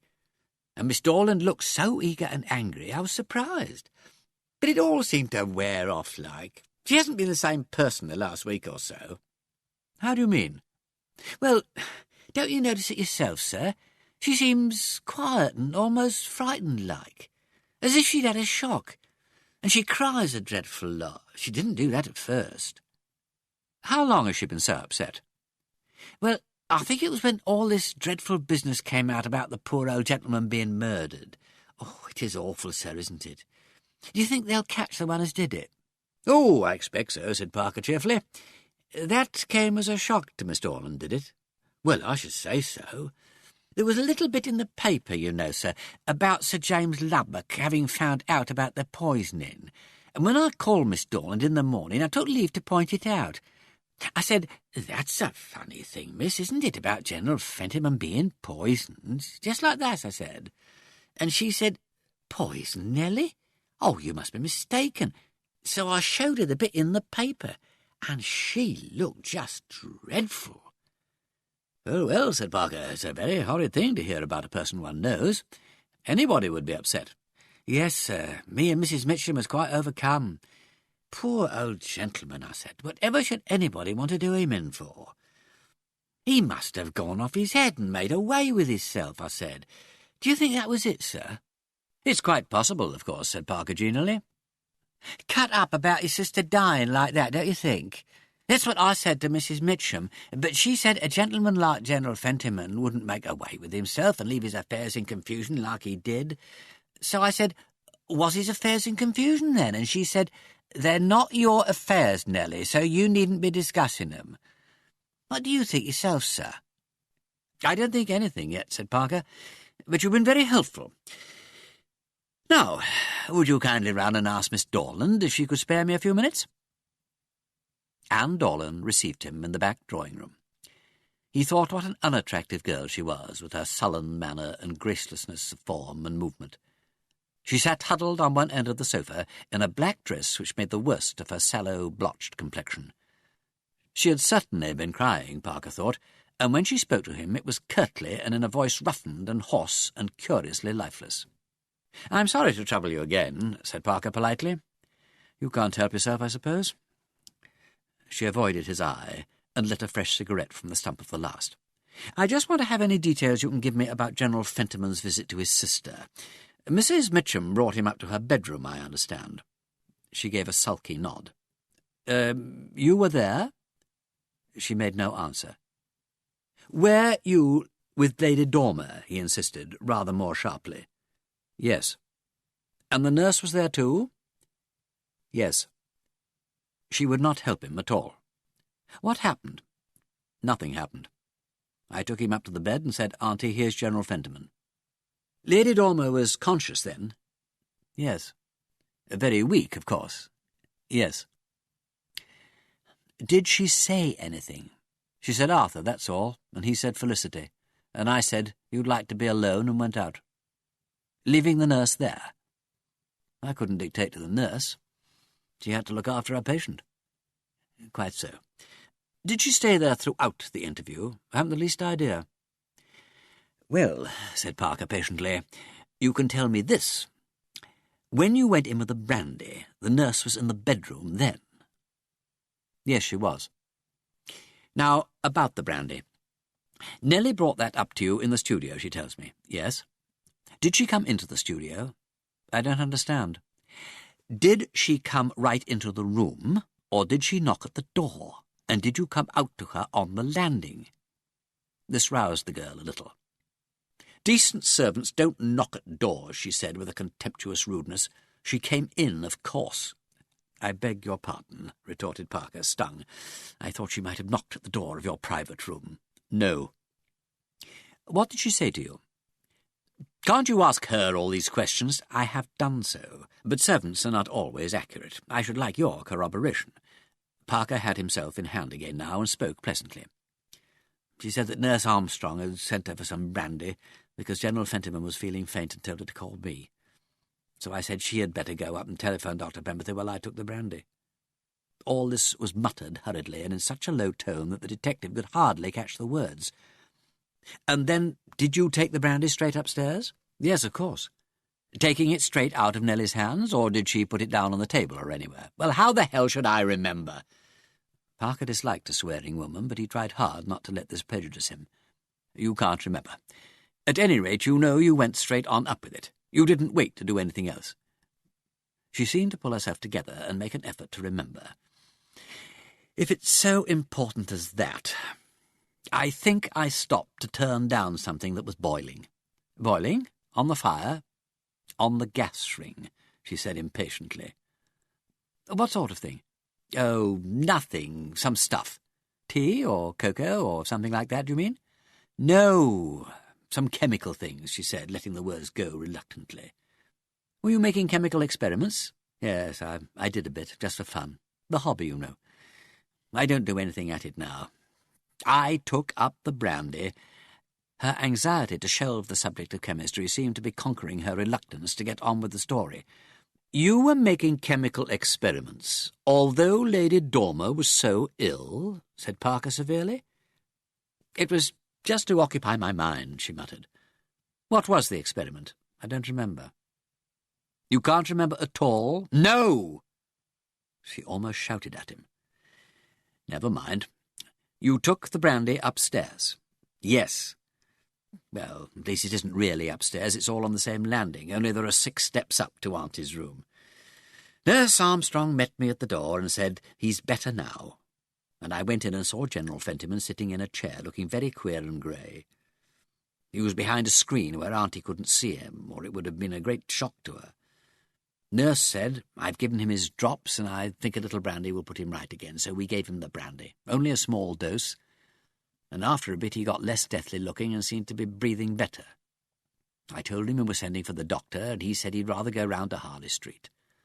I thought it was rash, but Nurse Armstrong said he seemed really better, and it would be a mistake to worry him into doing what he didn't want. So I told Nellie to warn the doctor and send William for a taxi.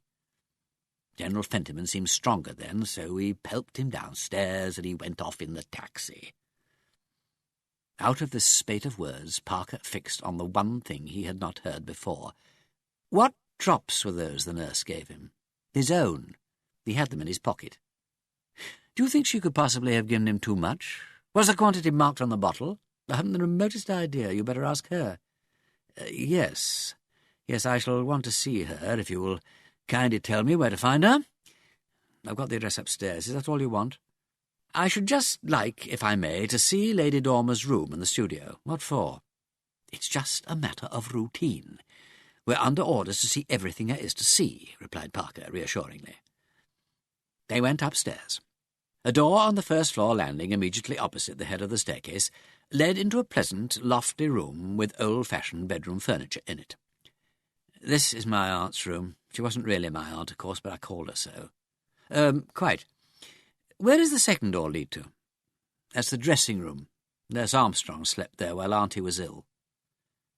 Parker glanced into the dressing-room, took in the arrangements of the bedroom, and expressed himself satisfied. She walked past him without acknowledgment while he held the door open. She was a sturdily built girl, but moved with a languor distressing to watch, slouching, almost aggressively unalluring. You want to see the studio? Please.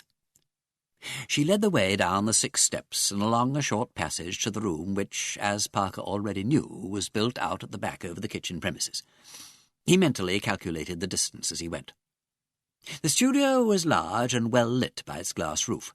One end was furnished like a sitting room. The other was left bare and devoted to what Nellie called mess. A very ugly picture, in Parker's opinion, stood on an easel. Other canvases were stacked round the walls. In one corner was a table covered with American cloth, on which stood a gas ring, protected by a tin plate and a Bunsen burner. "I'll look up that address," said Miss Dorland indifferently. "I've got it here somewhere." She began to rummage in an untidy desk. Parker strolled up to the business end of the room and explored it with eyes, nose, and fingers. The ugly picture on the easel was newly painted. The smell told him that, and the dabs of paint on the palette were still soft and sticky. Work had been done there within the last 2 days, he was sure. The brushes had been stuck at random into a small pot of turpentine. He lifted them out. They were still clogged with paint. The picture itself was a landscape, he thought, roughly drawn and hot and restless in colour. Parker was no judge of art. He would have liked to get Wimsey's opinion. He explored further. The table with the Bunsen burner was bare, but in a cupboard close by he discovered a quantity of chemical apparatus of the kind he remembered using at school. Everything had been tidily washed and stacked away. Nellie's job, he imagined. There were a number of simple and familiar chemical substances in jars and packages, occupying a couple of shelves. They would probably have to be analysed, he thought, to see if they were all they seemed. And what useless nonsense it all was, he thought to himself. Anything suspicious would obviously have been destroyed weeks before. Still, there it was. A book in several volumes on the top shelf caught his attention. It was Quain's Dictionary of Medicine. He took down a volume in which he noticed a paper mark. Opening it at the marked place, his eye fell upon the words rigor mortis, and a little later on, action of certain poisons. He was about to read more when he heard Miss Dorland's voice just behind him. "That's all nothing," she said. "I don't do any of that muck now. It was just a passing craze. I paint, really. What do you think of this?" She indicated the unpleasant landscape. Parker said it was very good. "Aren't these your work too?" he asked, indicating the other canvases. "Yes," she said. He turned a few of them to the light, noticing at the same time how dusty they were. Nellie had scamped this bit of the work, or perhaps had been told not to touch. Miss Dorland showed a trifle more animation than she had done hitherto while displaying her works. Landscape seemed to be rather a new departure. Most of the canvases were figure studies. Mr. Parker thought that, on the whole, the artist had done wisely to turn to landscape. He was not well acquainted with the modern school of thought in painting, and had difficulty in expressing his opinion of these curious figures, with their faces like eggs and their limbs like rubber. "This is the Judgment of Paris," said Miss Dorland. "Oh, yes," said Parker. "Mm-hmm. And this?" Just a study of a woman dressing. It's not very good." "I think this portrait of Mrs. Mitchum is rather decent, though." Parker stared aghast. It might possibly be a symbolic representation of Mrs. Mitchum's character, for it was very hard and spiky, but it looked more like a Dutch doll, with its triangular nose like a sharp-edged block of wood, and its eyes mere dots in an expanse of liver-coloured cheek. "It's not very like her," he said doubtfully. "It's not meant to be. This seems better." I like this better," said Parker, turning the next picture up hurriedly. "Oh, that's nothing, just a fancy head." Evidently this picture, the head of a rather cadaverous man with a sinister smile and a slight cast in the eye, was despised, a Philistine backsliding, almost like a human being. It was put away, and Parker tried to concentrate his attention on a Madonna and Child, which, to Parker's simple evangelical mind, seemed an abominable blasphemy. Happily, Miss Dorland soon wearied, even of her paintings, and flung them all back into the corner. "Do you want anything else?" she demanded abruptly. "Here's that address." Parker took it.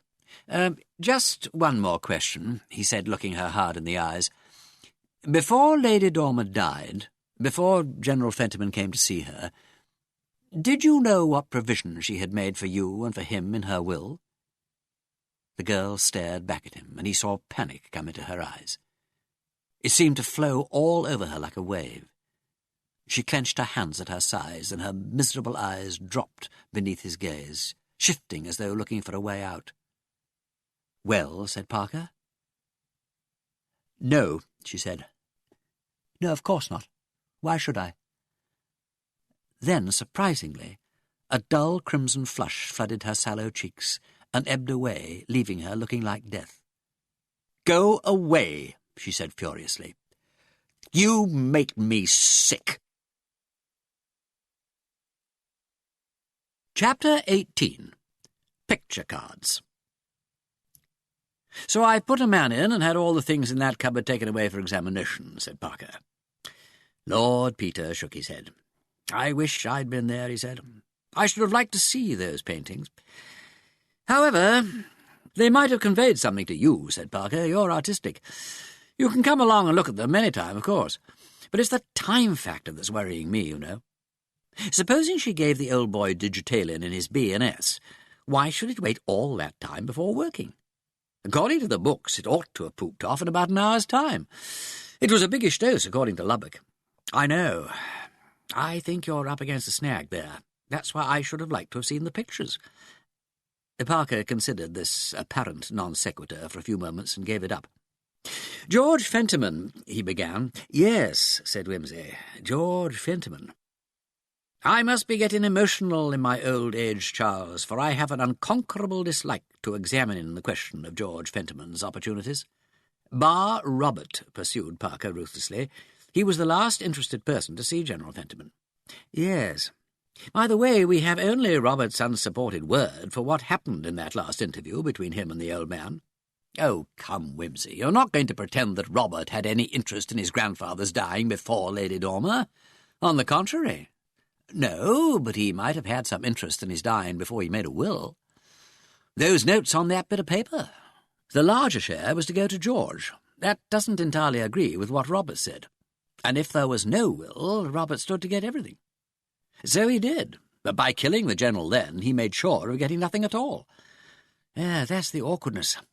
Unless he thought that Lady Dormer was already dead. But I don't see how he could have thought that. Or unless... well, unless he gave his grandfather a pill or something to be taken at some future time, and the old boy took it too soon by mistake. That idea of a delayed action pill is the most tiresome thing about this case. It makes almost anything possible, including, of course, the theory of its being given to him by Miss Dorland. That's what I'm going to interview the nurse about the minute I can get hold of her. But we've got away from George. You're right. Let's face George. I don't want to, though. Like the lady in Metterlink who's running round the table while her husband tries to polish her off with a hatchet. I am not gay. George is the nearest in point of time. In fact, he fits very well in point of time. He parted from General Fentiman at about 6:30, and Robert found Fentiman dead at about 8 o'clock. So, allowing that the stuff was given in a pill, which it would have to be in a taxi, interjected Parker, as you say, in a pill, which would take a bit longer to get working than the same stuff taken in solution, why, then the General might quite well have been able to get to the Bellona and see Robert before collapsing. Very nice, but how did George get the drug? I know, that's the first difficulty. And how did he happen to have it on him just at that time? He couldn't possibly have known that General Fentiman would run across him just at that moment. Even if he'd known of his being at Lady Dormer's, he couldn't be expecting him to go from there to Harley Street. He might have been carrying the stuff about with him, waiting for a good opportunity to use it. And when the old man called him up and started joining him about his conduct and all that, he thought he'd better do the job quick before he was cut out of the will. Then why should George be such a fool, then, as to admit he'd never heard about Lady Dormer's will? If he had heard of it, we couldn't possibly suspect him. He'd only to say the General told him about it in the taxi. I suppose it hadn't struck him in that light. Then George is a bigger ass than I took him for. Well, possibly he is, said Parker dryly. At any rate, I put a man on to him, making inquiries at his home. Oh, have you? I say, do you know, I wish I'd left this case alone. What the deuce did it matter if old Fentiman was pushed painlessly off a bit before his time? He was simply indecently ancient. We'll see if you say that in 60 years' time, said Parker. By that time we shall, I hope, be moving in different circles. I shall be in the one devoted to murderers, and you in the much lower and hotter one devoted to those who tempt others to murder them. I wash my hands of this case, Charles. There's nothing for me to do now you've come into it. It bores and annoys me. Let's talk about something else.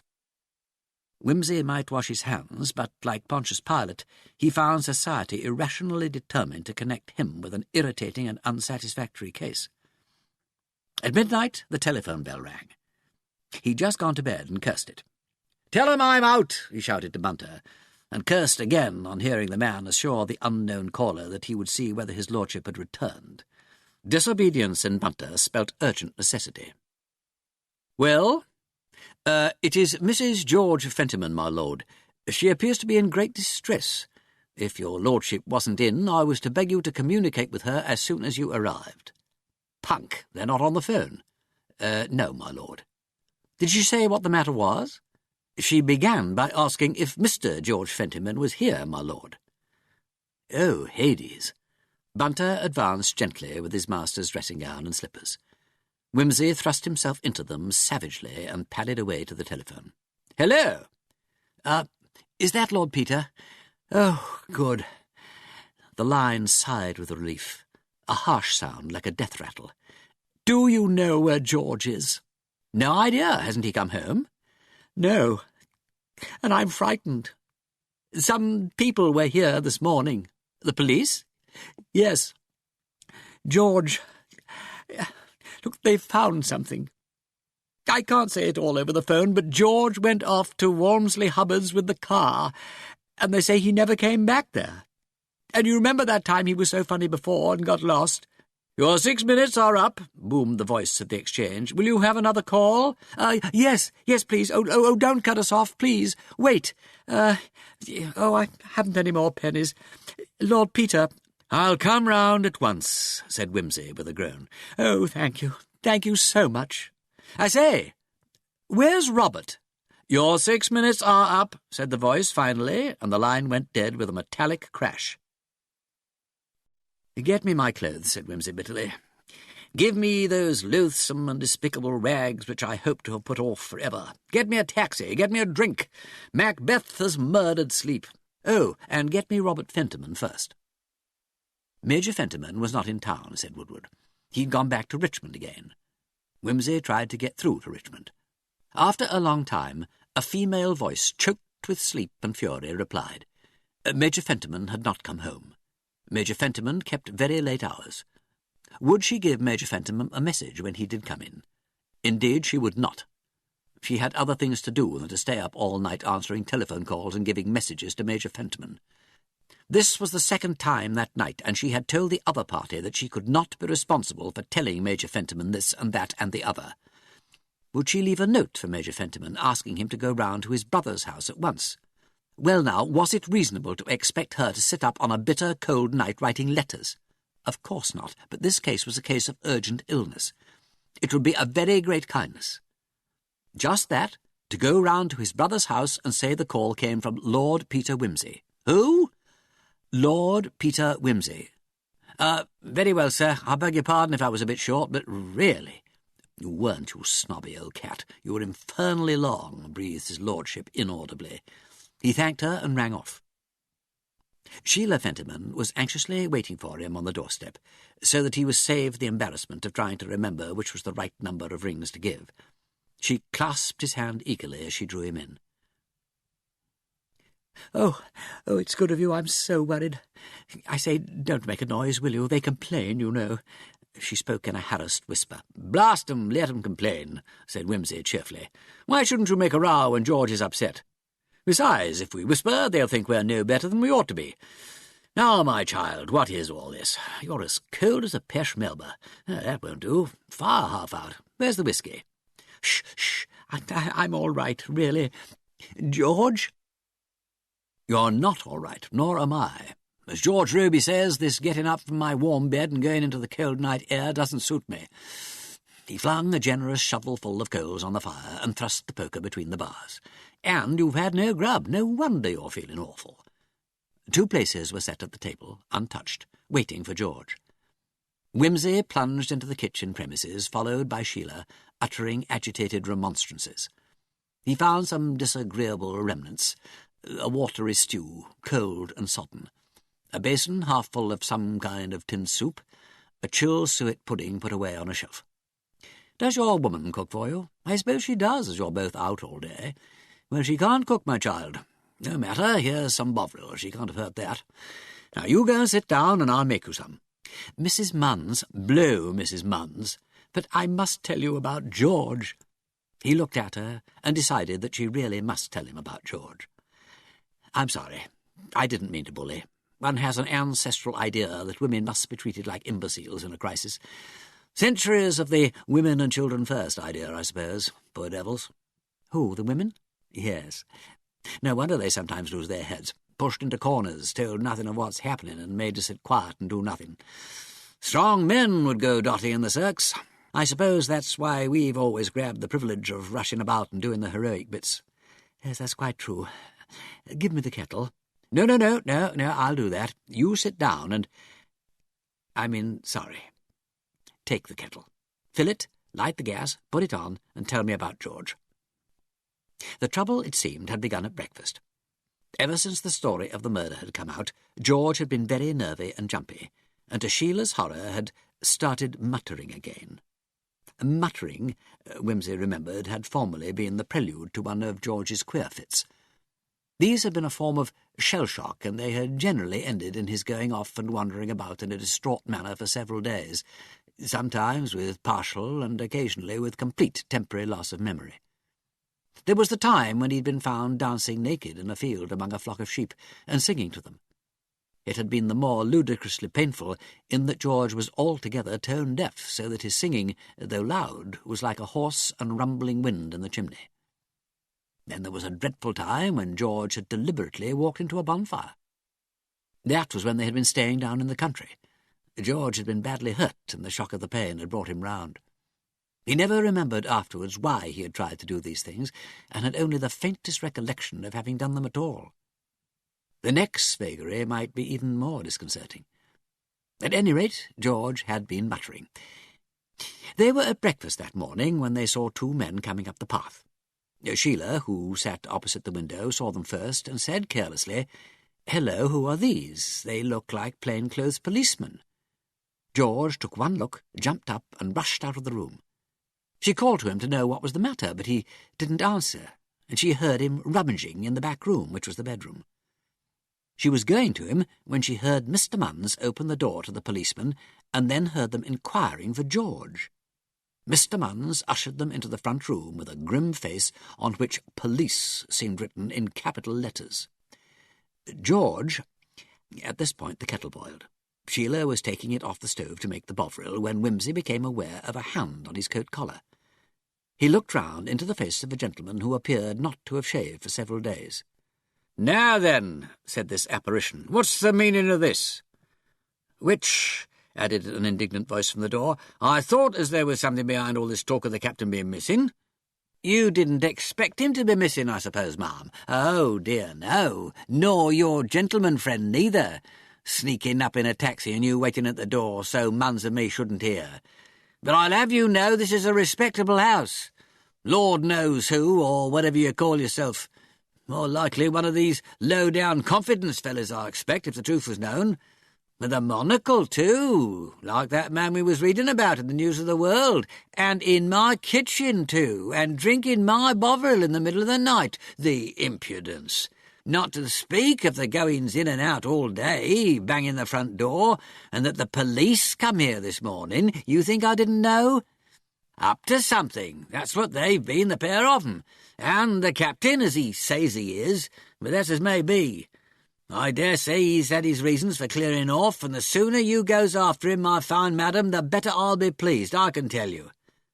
"That's right," said Mr. Munns. "Ow!"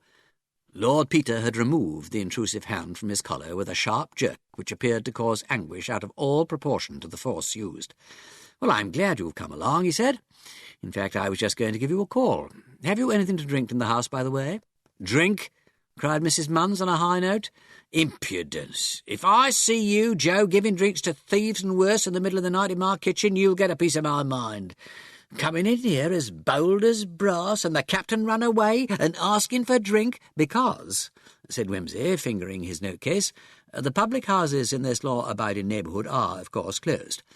Otherwise, a bottle of Scotch—" Mr. Munns appeared to hesitate. "Call yourself a man?" said Mrs. Munns.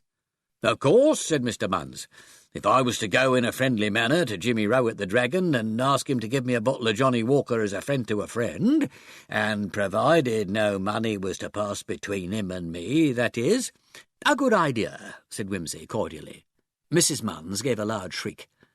"The ladies," said Mr. Munns, "get nervous at times." He shrugged his shoulders. "I dare say a drop of Scotch wouldn't do Mrs. Munns' nerves any harm," said Wimsey. "If you dare, Joe Munns," said the landlady, "if you dare to go out at this time of night hobnobbing with Jimmy Rowe and making a fool of yourself with burglars and such—" Mr. Munns executed a sudden volte-face. "You shut up," he shouted. "Always sticking your face in where you aren't wanted." "Are you speaking to me?" "Yes, shut up." Mrs. Munns sat down suddenly on a kitchen chair and began to sniff. "I'll just hop round to the Dragon now, sir," said Mr. Munns, "before old Jimmy goes to bed, and then we'll go into this here." He departed. Possibly he forgot what he said about no money passing, for he certainly took the note which Wimsey absent-mindedly held out to him. "Your drink's getting cold," said Wimsey to Sheila. She came across to him. "Can't we get rid of these people? In half a jiff. It's no good having a row with them. I do it like a shot, only you see you've got to stay on here for a bit in case George comes back." "Of course. I'm sorry for all this upset, Mrs. Munns," she added a little stiffly, "but I'm so worried about my husband." "Ha! Husband!" snorted Mrs. Munns. There are a lot husbands are to worry about. Look at that Joe. Off he goes to the dragon. Never mind what I say to him. They're dirt, that's what husbands are, the whole pack of 'em. But I don't care what anybody says. Are they? Said Wimsey. Well, I'm not one, yet, so you needn't mind what you say to me. It's the same thing, said the lady viciously. Husbands and parricides, there are a halfpenny to choose between 'em. Only parricides aren't respectable, but then they're easier got rid of. Oh, replied Wimsey, but I'm not a parricide either. Not Mrs. Fentiman's parricide, at any rate, I assure you. Hello, here's Joe. Did you get the doings, old man? You did? Ah, good work. Now, Mrs. Munns, have just a spot with us. You'll feel all the better for it. And why shouldn't we go into the sitting-room where it's warmer? Mrs. Munns complied. Oh, well, she said, here's friends all round. But you'll allow it all looked a bit queer now, didn't it? And the police this morning asking all those questions and emptying the dustbins all over the backyard. Whatever did they want with the dustbin? Lord knows. And that Cummins woman looking on all the time over the wall, I can tell you I was vexed. Why, Mrs. Munn, she said, have you been poisoning people, she said. I always told you, she said, your cooking would do for somebody one of these days. The nasty cat. What a rotten thing to say, said Wimsey sympathetically. Oh, just jealousy, I expect. What did the police find in the dustbin? Find? Them find anything? Well, I should like to see them finding things in my dustbin. The less I sees of their interfering ways, the better I'm pleased. I told them so. I said, if you want to come upsetting my dustbin, I said, you'll have to come with a search warrant, I said. That's the law, and they couldn't deny it. They said Mrs. Fentiman had given them leave to look, so I told them Mrs. Fentiman had no leave to give them. It was my dustbin, I told them, not hers. So they went off with a flea in their ear. That's the stuff to give them, Mrs. Munns. Not but what I'm respectable. If the police come to me in a right and lawful manner, I'll gladly give them any help they want. I don't want to get into trouble, not for any number of captains. But interference with a free-born woman and no search warrant I will not stand. And they can either come to me in a fitting way, or they can go and whistle for their bottle. What bottle? Asked Wimsey quickly.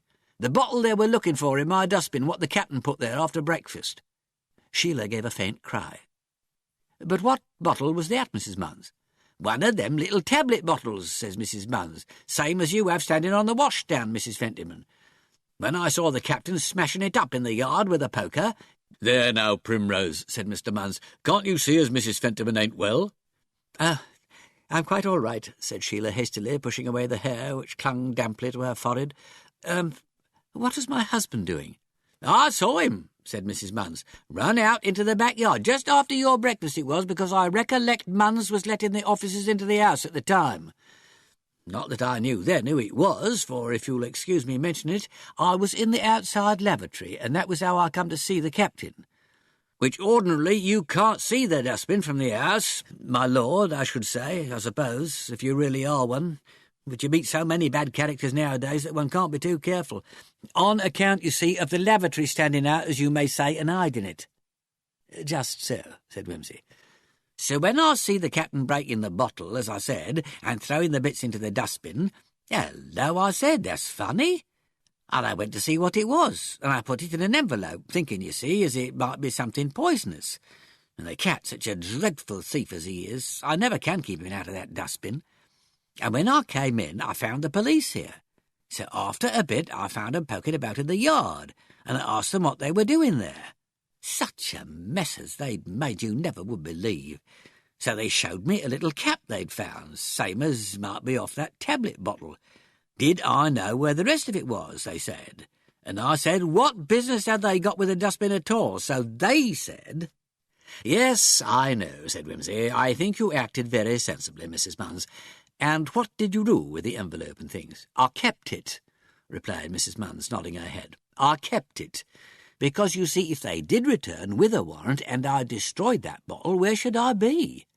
Quite right, said Wimsey, with his eye on Sheila. Always keep on the right side of the law, agreed Mr. Munns, and nobody can't interfere with you. That's what I say. I'm a conservative, I am. I don't hold with these socialist games. Have another? Not just now, said Wimsey, and we really must not keep you or Mrs. Munns up any longer. But look here. You see, Captain Fentiman had shell shock after the war, and he is liable to do these little odd things at times. Break things up, I mean, and lose his memory and go wandering about. So Mrs. Fentiman is naturally anxious about his not having turned up this evening. "Aye," said Mr. Munns with relish. "I knew a fellow like that. Went clean off his rocker, he did one night. Smashed up his family with a beetle. A pavior he was by profession, and that's how he came to have a beetle in the house. Pounded him to a jelly, he did. His wife and 5 little children. He went off and drowned himself in the Regent's Canal, and what's more, when they got him out, he didn't remember a word about it, not one word. So they sent him to, what's that place? Dartmoor? No, Broadmoor, that's it, where Ronnie True went to with his little toys and all." "Shut up, you fool," said Wimsey savagely. "Haven't you got feelings?" demanded his wife. Sheila got up and made a blind effort in the direction of the door. "Come and lie down," said Wimsey. "You're worn out." "Hello, there's Robert, I expect. I left a message for him to come round as soon as he got home." Mr. Munns went to answer the bell. "We better get her to bed as quickly as possible," said Wimsey to the landlady. Have you got such a thing as a hot water bottle?" Mrs. Munns departed to fetch one, and Sheila caught Wimsey's hand. "Look, can't you get hold of that bottle? Make her give it to you. You can. You can do anything. Make her." "Better not," said Wimsey. "Look suspicious. Look here, Sheila. What is the bottle?" "My heart medicine. I missed it. It's something to do with digitaling." "Oh, Lord," said Wimsey, as Robert came in. "It's all pretty damnable," said Robert. He thumped the fire gloomily. It was burning badly. The lower bars were choked with the ashes of a day and night. "I've been having a talk with Frobisher," he added. "All this talk in the club and the papers. Naturally, he couldn't overlook it." "Was he decent?" "Oh, very decent. But of course I couldn't explain the thing. I'm sending in my papers." Wimsey nodded. Colonel Frobisher could scarcely overlook an attempted fraud. Not after things had been said in the papers. If only I'd let the old man alone. Well, too late now. He'd have been buried. Nobody would have asked questions. "I didn't want to interfere," said Wimsey, defending himself against the unspoken reproach. "Oh, I know, I'm not blaming you. People, money oughtn't to depend on people's deaths. Old people with no use for their lives, it's a devil of a temptation. Look here, Wimsey, what are we to do about this woman?" "The Munns female?" "Yes. It's the devil and all she should have got hold of the stuff. If they find out what it's supposed to be, we shall be blackmailed for the rest of our lives." "No," said Wimsey. "I'm sorry, old man, but the police have got to know about it." Robert sprang to his feet. "My God, you wouldn't—" "Sit down, Fentiman." "Yes, I must. Don't you see I must? We cannot suppress things. It always means trouble. It's not even as though they hadn't got their eye on us already. They're suspicious." "Yes, and why?" burst out Robert violently. "Who put it into their heads? For God's sake, don't start talking about law and justice. Law and justice! You'd sell your best friend for the sake of making a sensational appearance in the witness box, you infernal little police spy." "Chuck that, Fentiman." "I'll not chuck it. You'd go and give away a man to the police when you know perfectly well he isn't responsible, just because you can't afford to be mixed up in anything unpleasant. I know you. Nothing's too dirty for you to meddle in, provided you can pose as the pious little friend of justice. You make me sick." "I tried to keep out of this." "You tried? Oh, don't be a blasted hypocrite. You get out of it now and stay out, do you hear?" "Yes, but listen a moment." "Get out," said Robert. Wimsey stood up. "I know how you feel, Fentiman." "Don't stand there being righteous and forbearing, you sickening prig. For the last time, are you going to shut up, or are you going to trot round to your police friend and earn the thanks of a grateful country for splitting on George? Get on! Which is it to be?" "You won't do George any good." "Never mind that. Are you going to hold your tongue?" "Be reasonable, Fentiman." "Reasonable be damned. Are you going to the police? No shuffling, yes or no?" "Yes." "You dirty little squirt," said Robert, striking out passionately. Wimsey's return blow caught him neatly on the chin and landed him in the waste-paper basket. "Now look here," said Wimsey, standing over him, hat and stick in hand. "It's no odds to me what you do or say. You think your brother murdered your grandfather. I don't know whether he did or not, but the worst thing you can do for him is to try and destroy evidence. And the worst thing you can possibly do for his wife is to make her a party to anything of the sort. And next time you try to smash anybody's face in, remember to cover up your chin. That's all. I can let myself out. Goodbye. He went round to 12 Great Ormond Street and routed Parker out of bed. Parker listened thoughtfully to what he had to say. "I wish we'd stopped Fentiman before he bolted," he said. "Yes, why didn't you?" "Well, Dykes seems to have muffed it rather. I wasn't there myself. But everything seemed all right. Fentiman looked a bit nervy, but many people do when they're interviewed by the police. Think of their hideous past, I suppose, and wonder what's coming next. Or else it's just stage fright. He stuck to the same tale he told you, said he was quite sure the old general hadn't taken any pills or anything in the taxi. Didn't attempt to pretend he knew anything about Lady Dormer's will. There was nothing to detain him for. He said he had to get to his job in Great Portland Street, so they let him go. Dykes sent a man to follow him up, and he went along to Walmsley Hubbard's all right. Dykes said might he just have a look round the place before he went in, and Mrs. Fentiman said certainly. He didn't expect to find anything, really. Just happened to step into the backyard and saw a bit of broken glass. He then had a look round, and there was the cap of the tablet bottle in the dustbin. Well, then, of course, he started to get interested, and was just having a hunt through the rest of it when old Mother Munns appeared and said the dustbin was her property. So they had to clear out. But Dykes oughtn't to have let Fentiman go till they'd finished going over the place. He phoned through to Walmsley Hubbard's at once and heard that Fentiman had arrived and immediately gone out with the car to visit a prospective customer in Herts. The fellow who was supposed to be trailing Fentiman got carburettor trouble just beyond St. Albans, and by the time he was fixed, he'd lost Fentiman. Did Fentiman go to the customer's house? Not he. Disappeared completely. We shall find the car, of course. It's only a matter of time. Yes, said Wimsey.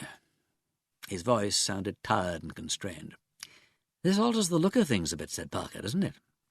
Yes. What have you done to your face, old man? Wimsey glanced at the looking-glass and saw that an angry red flush had come up on the cheekbone. Had a bit of a dust-up with Robert, he said. Oh. Parker was aware of a thin veil of hostility drawn between himself and the friend he valued. He knew that for the first time Wimsey was seeing him as the police.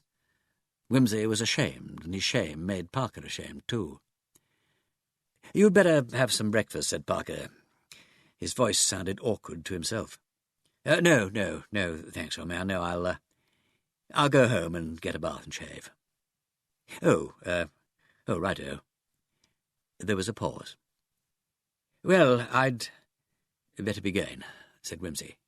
"Ah, yes," said Parker again. "Yes, righto." "Cheerio," said Wimsey at the door. "Cheerio," said Parker. The bedroom door shut. The flat door shut. The front door shut. Parker pulled the telephone towards him and called up Scotland Yard. The atmosphere of his own office was bracing to Parker when he got down there. For one thing, he was taken aside by a friend and congratulated in conspiratorial whispers. "Your promotion's gone through," said the friend. "Dead certain. The chief's no end pleased. Between you and me, of course. But you've got your chief inspectorship all right. Damn good." Then at 10 o'clock, the news came through that the missing Walmsley Hubbard had turned up. It had been abandoned in a remote Hertfordshire lane. It was in perfectly good order. The gear lever in neutral and the tank full of petrol. Evidently Fentiman had left it and wandered away somewhere, but he could not be far off. Parker made the necessary arrangements for combing out the neighbourhood. The bustle and occupation soothed his mind. Guilty or insane, or both, George Fentiman had to be found. It was just a job to be done. The man who had been sent to interview Mrs. Munns, armed this time with a warrant, returned with the fragments of the bottle and tablets. Parker duly passed these along to the police analyst. One of the detectives who were shadowing Miss Dorland rang up to announce that a young woman had come to see her, and that the two had then come out carrying a suitcase and driven away in a taxi. Madison, the other detective, was following them. Parker said, "All right, stay where you are for the present," and considered this new development. The telephone rang again. He thought it would be Madison, but it was Wimsey. A determinedly brisk and cheerful Wimsey this time. "I say, Charles, I want something." "What?" "I want to go and see Miss Dorland." "Well, you can't. She's gone off somewhere. My man hasn't reported yet." Oh, well, look, never mind her. What I really want to see is her studio." "Yes? Oh, well, there's no reason why you shouldn't." "Will they let me in?" "Probably not. I'll meet you there and take you in with me. I was going out anyway. I've got to interview the nurse. We've just got hold of her." "Oh, thanks awfully. Sure you can spare the time?" Yes, I'd like your opinion." "Oh, well, I'm glad somebody wants it. I'm beginning to feel like a pelican in the wilderness." "Rot. I'll be round in 10 minutes. "Of course," explained Parker as he ushered Wimsey into the studio. "We've taken away all the chemicals and things. There's not much to look at, really." "Well, you can deal best with all that. It's the books and paintings I want to look at. Books, you know, Charles, are like lobster shells. We surround ourselves with them, and then we grow out of them and leave them behind as evidence of our earlier stages of development." "That's a fact," said Parker. "I've got rows of schoolboy stuff at home. Never touch it now, of course. And W.J. Locke. Read everything he wrote once upon a time. And Lecoeur and Conan Doyle and all that stuff. And now you read theology. And what else?" "Well, I read Hardy a good bit, and when I'm not too tired I have a go at Henry James. The refined self-examinations of the infinitely sophisticated. Well now, let's start with the shelves by the fireplace. Dorothy Richardson, Virginia Woolf, E.B.C. Jones, May Sinclair, Catherine Mansfield.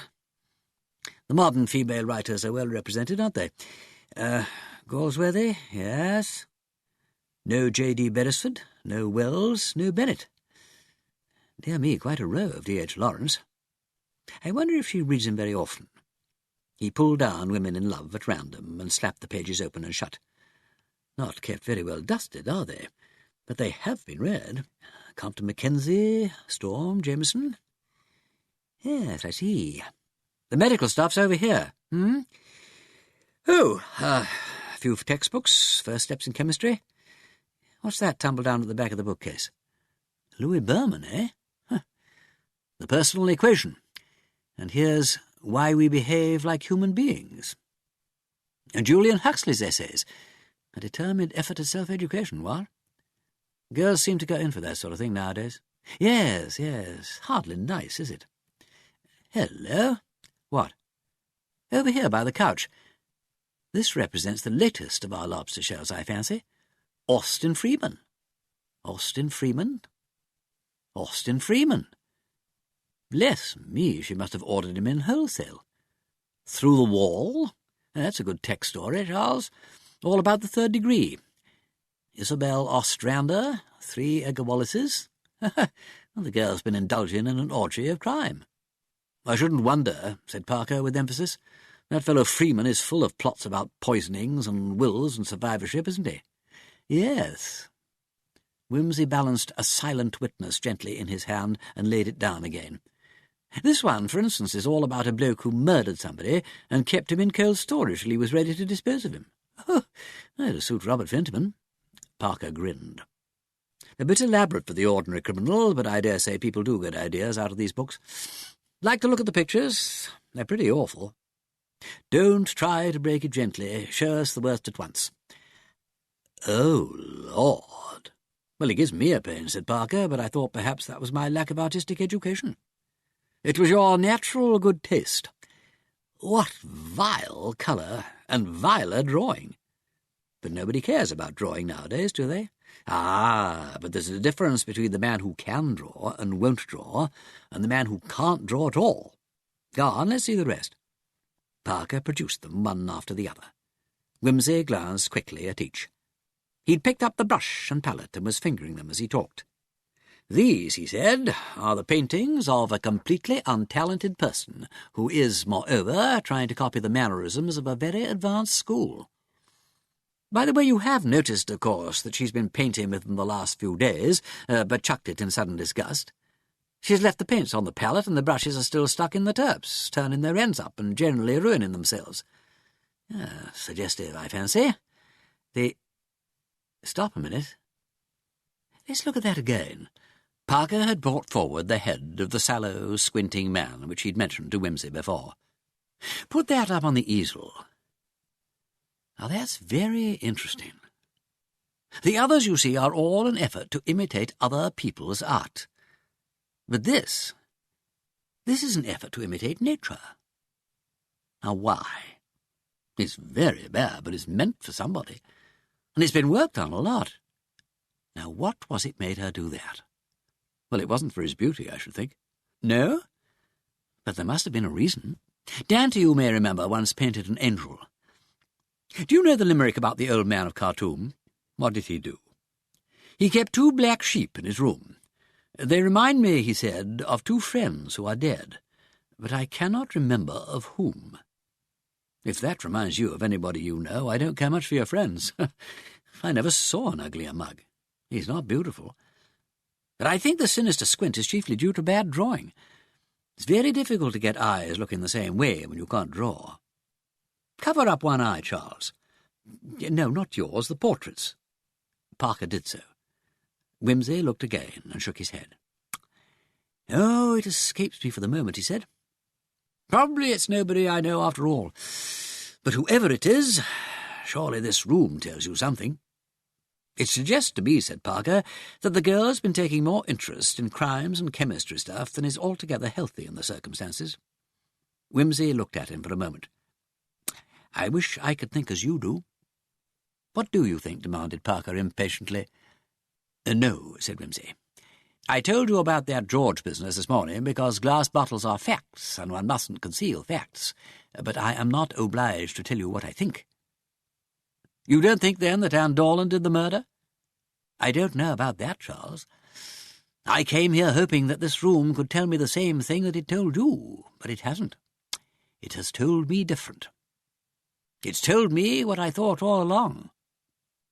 "A penny for your thoughts, then," said Parker, trying desperately to keep the conversation on a jocular footing. "Not even for 30 pieces of silver," replied Wimsey mournfully. Parker stacked the canvases away without another word. Chapter 19. Lord Peter Plays Dummy. "Do you want to come with me to the Armstrong woman?" "May as well," said Wimsey. "You never know." Nurse Armstrong belonged to an expensive nursing home in Great Wimpole Street. She had not been interviewed before, having only returned the previous evening from escorting an invalid lady to Italy. She was a large, good-looking, imperturbable woman, rather like the Venus of Milo, and she answered Parker's questions in a cheerful, matter-of-fact tone, as though they'd been about bandages or temperatures. "Oh, yes, Constable. Yes, I remember the poor old gentleman being brought in perfectly." Parker had a natural dislike to being called Constable. However, a detective must not let little things like that irritate him. "Was Miss Dorland present at the interview between your patient and our brother?" "Only for a few moments. She said good afternoon to the old gentleman and led him up to bed, and then, when she saw them comfortable together, she went out." "How do you mean, comfortable together?" "Well, the patient called the old gentleman by his name, and he answered, and then he took her hand and said, 'I'm sorry, Felicity, forgive me,' or something of that sort, and she said, 'There's nothing to forgive. Don't distress yourself, Arthur.' Crying he was, the poor old man, so he sat down on the chair by the bed, and Miss Dorland went out." "Nothing was said about the will?" "Not while Miss Dorland was in the room, if that's what you mean." "Suppose anybody had listened at the door afterwards. Could they have heard what was said?" "Oh, no. The patient was very weak and spoke very low.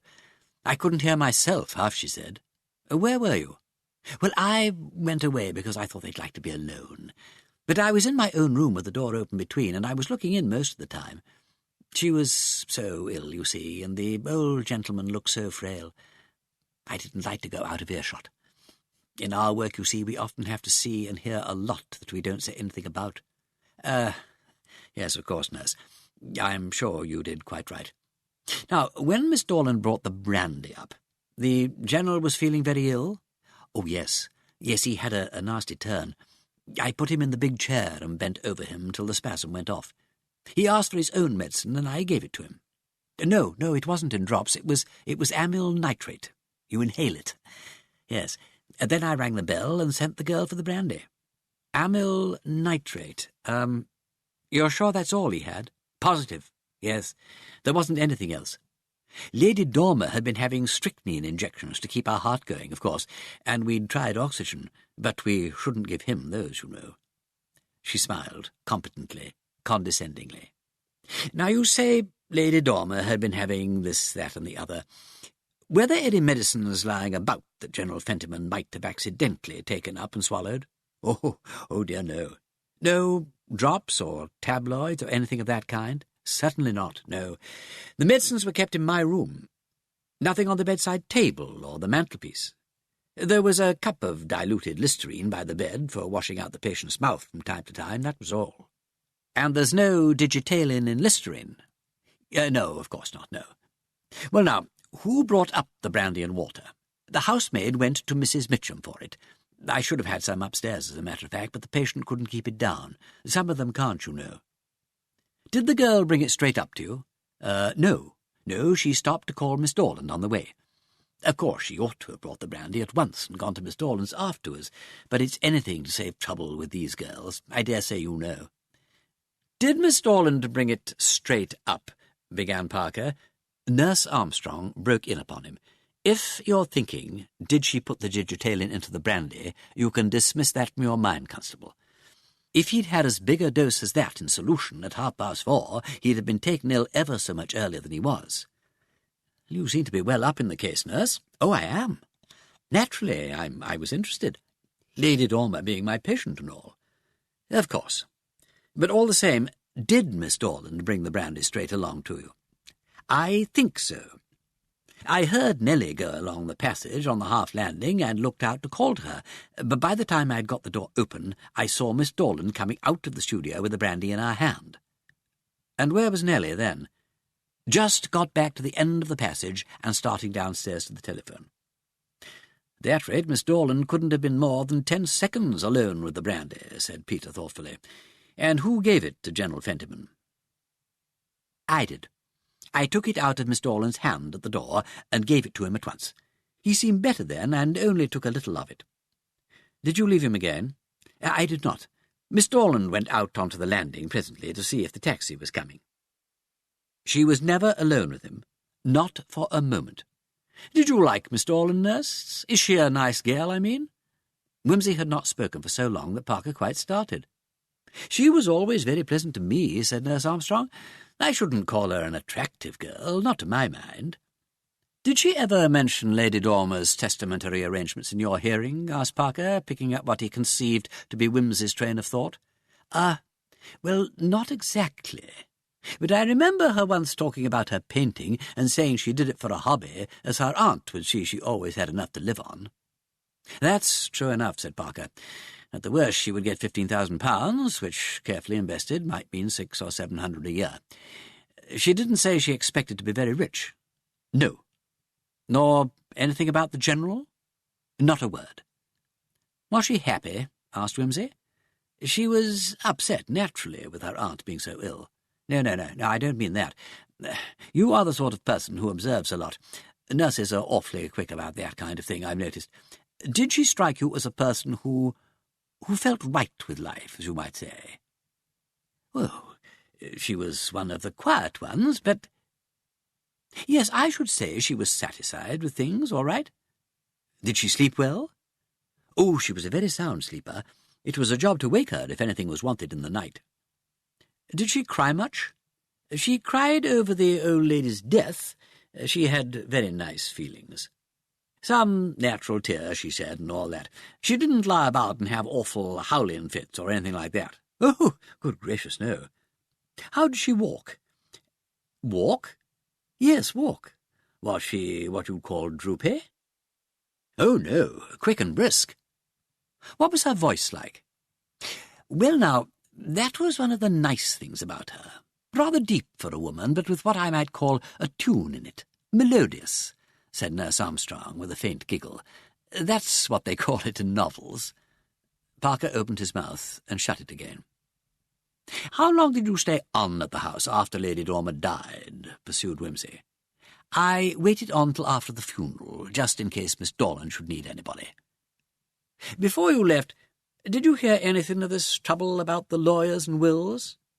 They were talking about it downstairs. Miss Dorland said nothing to me herself. Did she seem worried? Not to notice. Had she any friends with her at the time? Not staying in the house. She went out to see some friends one evening, I think. I think the evening before I left. She didn't say who they were. I see. Well, thank you, nurse. Parker had no more questions to put, and they took their leave. Well, said Parker, how anybody could admire that girl's voice. You noticed that? Yes, my theory is coming out right, Charles. I wish it wasn't. I'd rather be wrong. I should like to have you look pitifully at me and say, I told you so. I can't speak more strongly than that. Hang your theories, said Parker. It looks to me as if we shall have to wash out the idea that General Fentiman got his dose in Portman Square. By the way, didn't you say you'd met the Dorland girl at the Rushworths? No, I said I went hoping to meet her, but she wasn't there. Oh, I see. Well, that'll do for the moment. How about a spot of lunch? At which point they turned the corner and ran slap into Salcombe Hardy, emerging from Harley Street. Wimsey clutched Parker's arm suddenly. Ah, I've remembered, he said. What? Who that portrait reminds me of. Tell you later. Sally, it appeared, was also thinking of grub. He was, in fact, due to meet Waffles Newton at the Falstaff. It ended in their all going to the Falstaff. And how's it all going? Demanded Sally, ordering boiled beef and carrots. He looked limpidly at Parker, who shook his head. Discreet man, your friend, said Sally to Peter. I suppose the police are engaged in following up a clue, or have we reached the point when they are completely baffled? Or do we say that an arrest is imminent, eh? Tell us your own version, Sally. Your opinion is as good as anybody's. Oh, mine? Oh, mine's the same as yours, same as everybody's. The girl was in league with the doctor, of course. Pretty obvious, isn't it? Maybe, said Parker cautiously, but that's a hard thing to prove. We know, of course, that they both sometimes went to Mrs. Rushworth's house, but there's no evidence that they knew each other well. But you ass, she... Wimsey blurted out. He shut his mouth again with a snap. No, I won't. Fish it out for yourselves. Illumination was flooding in on him in great waves. Each point of light touched off a myriad others. Now a date was lit up, and now a sentence. The relief in his mind would have been overwhelming had it not been for that nagging central uncertainty. It was the portrait that worried him most. Painted as a record, painted to recall beloved features, thrust face to wall and covered with dust. End of Disc 5. Disc 6. Sally and Parker were talking. Moral certainty is not the same thing as proof. Unless we can show that she knew the terms of the will. Why wait till the last minute? It could have been done safely at any time. Well, they probably thought it wasn't necessary. The old lady looked like seeing him into his grave easily, if it hadn't been for the pneumonia. Even so, they had 5 days. Yes, well, say she didn't know till the very day of Lady Dormer's death. She might have told her then. Explained, seeing the thing had become a probability. And the Dorland girl arranged for the visit to Harley Street. Plain as the nose on your face. Hardy chuckled. They must have got a thundering shock when the body turned up the next morning at the Bellona. I suppose you gave Pemberthy a good gruelling about that rigor. Pretty fair.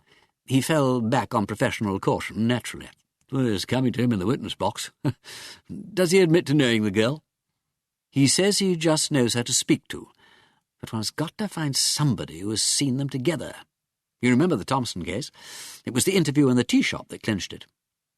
What I want to know, said Wimsey, is why... Why what? Why didn't they compromise? It was not what he'd been going to say, but he felt defeated, and those words would end the sentence as well as any others. What's that? Asked Hardy quickly. Peter explained. When the question of survivorship came up, the Fentimans were ready to compromise and split the money. Why didn't Miss Dorland agree? If your idea's the right one, it was much the safest way. But it was she who insisted on an inquiry. Well, I didn't know that, said Hardy. He was annoyed. All kinds of stories were coming his way today, and tomorrow there would probably be an arrest, and he wouldn't be able to use them. "They did agree to compromise in the end," said Parker. "When was that?" "After I told Pemberthy there was going to be an exhumation," said Wimsey, as though in spite of himself. "So there you are. They saw it was getting too dangerous. Do you remember how nervous Pemberthy was at the exhumation?" said Parker. "That man, what's his name, his joke about Palmer knocking over the jar." "What was that?" demanded Hardy again. Parker told him, and he listened, grinding his teeth.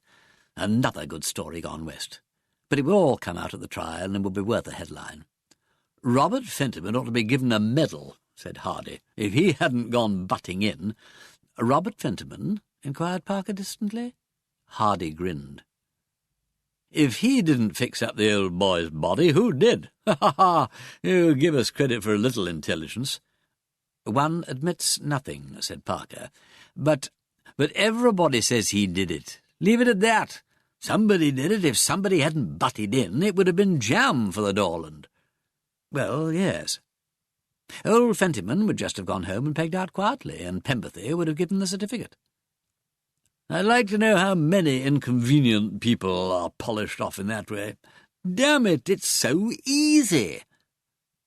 "I wonder how Pemberthy's share of the boodle was to be transferred to him." "I don't," said Hardy. "Look here. Here's this girl. Calls herself an artist. Paints bad pictures, right? Then she meets this doctor fella. He's mad on glands. Shrewd man. Knows there's money in glands. She starts taking up glands. Why?" "But that was a year ago." "Precisely. Pemberthy isn't a rich man. Retired army surgeon with a brass plate in a consulting room in Harley Street. Shares the house with two other hard-up brass platers. Lives on a few old dodderers down at the Bellona. Has an idea. If only he could start one of these clinics for rejuvenating people, he could be a millionaire. All these giddy old goats who want their gay time over again. Why, they're a perfect fortune to the man with a bit of capital and a hell of a lot of cheek. Then this girl comes along. Rich old woman's heiress. And he goes after her. It's all fixed up. He's to accommodate her by removing the obstacle to the fortune, and she obligingly responds by putting the money into his clinic. In order not to make it too obvious, she has to pretend to get a dickens of an interest in glands. So she drops painting and takes to medicine. What could be clearer? But that means, put in Wimsey, that she must have known all about the will at least a year ago. Why not? Well, that brings us back to the old question, why the delay? And he gives us the answer, said Parker. They waited till the interest in the glands and things was so firmly established and recognised by everybody that nobody would connect it with the General's death. Of course, said Wimsey. He felt that matters were rushing past him at a bewildering rate, but George was safe anyhow. How soon do you think you'll be able to take action? Asked Hardy. I suppose you'll want a bit more solid proof before you actually arrest him. I'd have to be certain that they don't wriggle out of it, said Parker slowly. It's not enough to prove that they were acquainted. There may be letters, of course, when we go over the girl's things. Or Pemberthy's, though he's hardly the man to leave compromising documents lying about. You haven't detained Miss Dorland? No, we've let her loose, on a string. I don't mind telling you one thing. There's been no communication of any kind with Pemberthy. Well, of course there hasn't, said Wimsey. They've quarrelled. The others stared at him. How do you know that? Demanded Parker, annoyed. Oh, well, it doesn't matter. I think so, that's all. And anyway, they would take jolly good care not to communicate once the alarm was given. Hello, broke in Hardy. Ha-ha, here's Waffles, late again, Waffles. What have you been doing, old boy? Interviewing the Rushworths, said Waffles, edging his way into a chair by Hardy. He was a thin, sandy person with a tired manner. Hardy introduced him to Wimsey and Parker. Got your story in? Oh, yes. Awful lot of cats, these women are. Ma Rushworth, she's the sloppy sort of woman with her head in the clouds all the time, who never sees anything till it's stuck right under her nose. She pretends, of course, that she's always thought Anne Dorland was an unwholesome kind of girl. I nearly asked why, in that case, she had her about the house, but I didn't. Anyway, Mrs. Rushworth said they didn't know her very intimately. They wouldn't, of course. Wonderful how these soulful people sheer off at the least suggestion of unpleasantness. Did you get anything about Pemberthy? Oh, yes, I got something. Good? Oh, yes. Hardy, with Fleet Street's delicate reticence towards a man with an exclusive story, did not press the question. The talk turned back and went over the old ground. Waffles Newton agreed with Salcombe Hardy's theory. The Rushworths must surely know something. Not the mother, perhaps, but the girl. If she's engaged to Pemberthy, she'll have noticed any other woman who seemed to have an understanding with him. Women see these things. You don't suppose that they're going to confess that dear Dr. Pemberthy ever had an understanding with anybody but dear Naomi? Retorted Newton. Besides, they aren't such fools as not to know that Pemberthy's connection with the Dorland girl must be smothered up at all costs. They know she did it all right, but they aren't going to compromise him. Of course not, said Parker rather shortly. Their mother probably knows nothing anyway. It's a different matter if we get the girl in the witness box. You won't, said Waffles Newton. At least you'll have to be jolly quick. Why? Newton waved an apologetic hand. They're being married tomorrow, he said. Special licence. I say that's not to go further, Sally. That's all right, old man. Married, said Parker. Good Lord, that forces our hand a bit.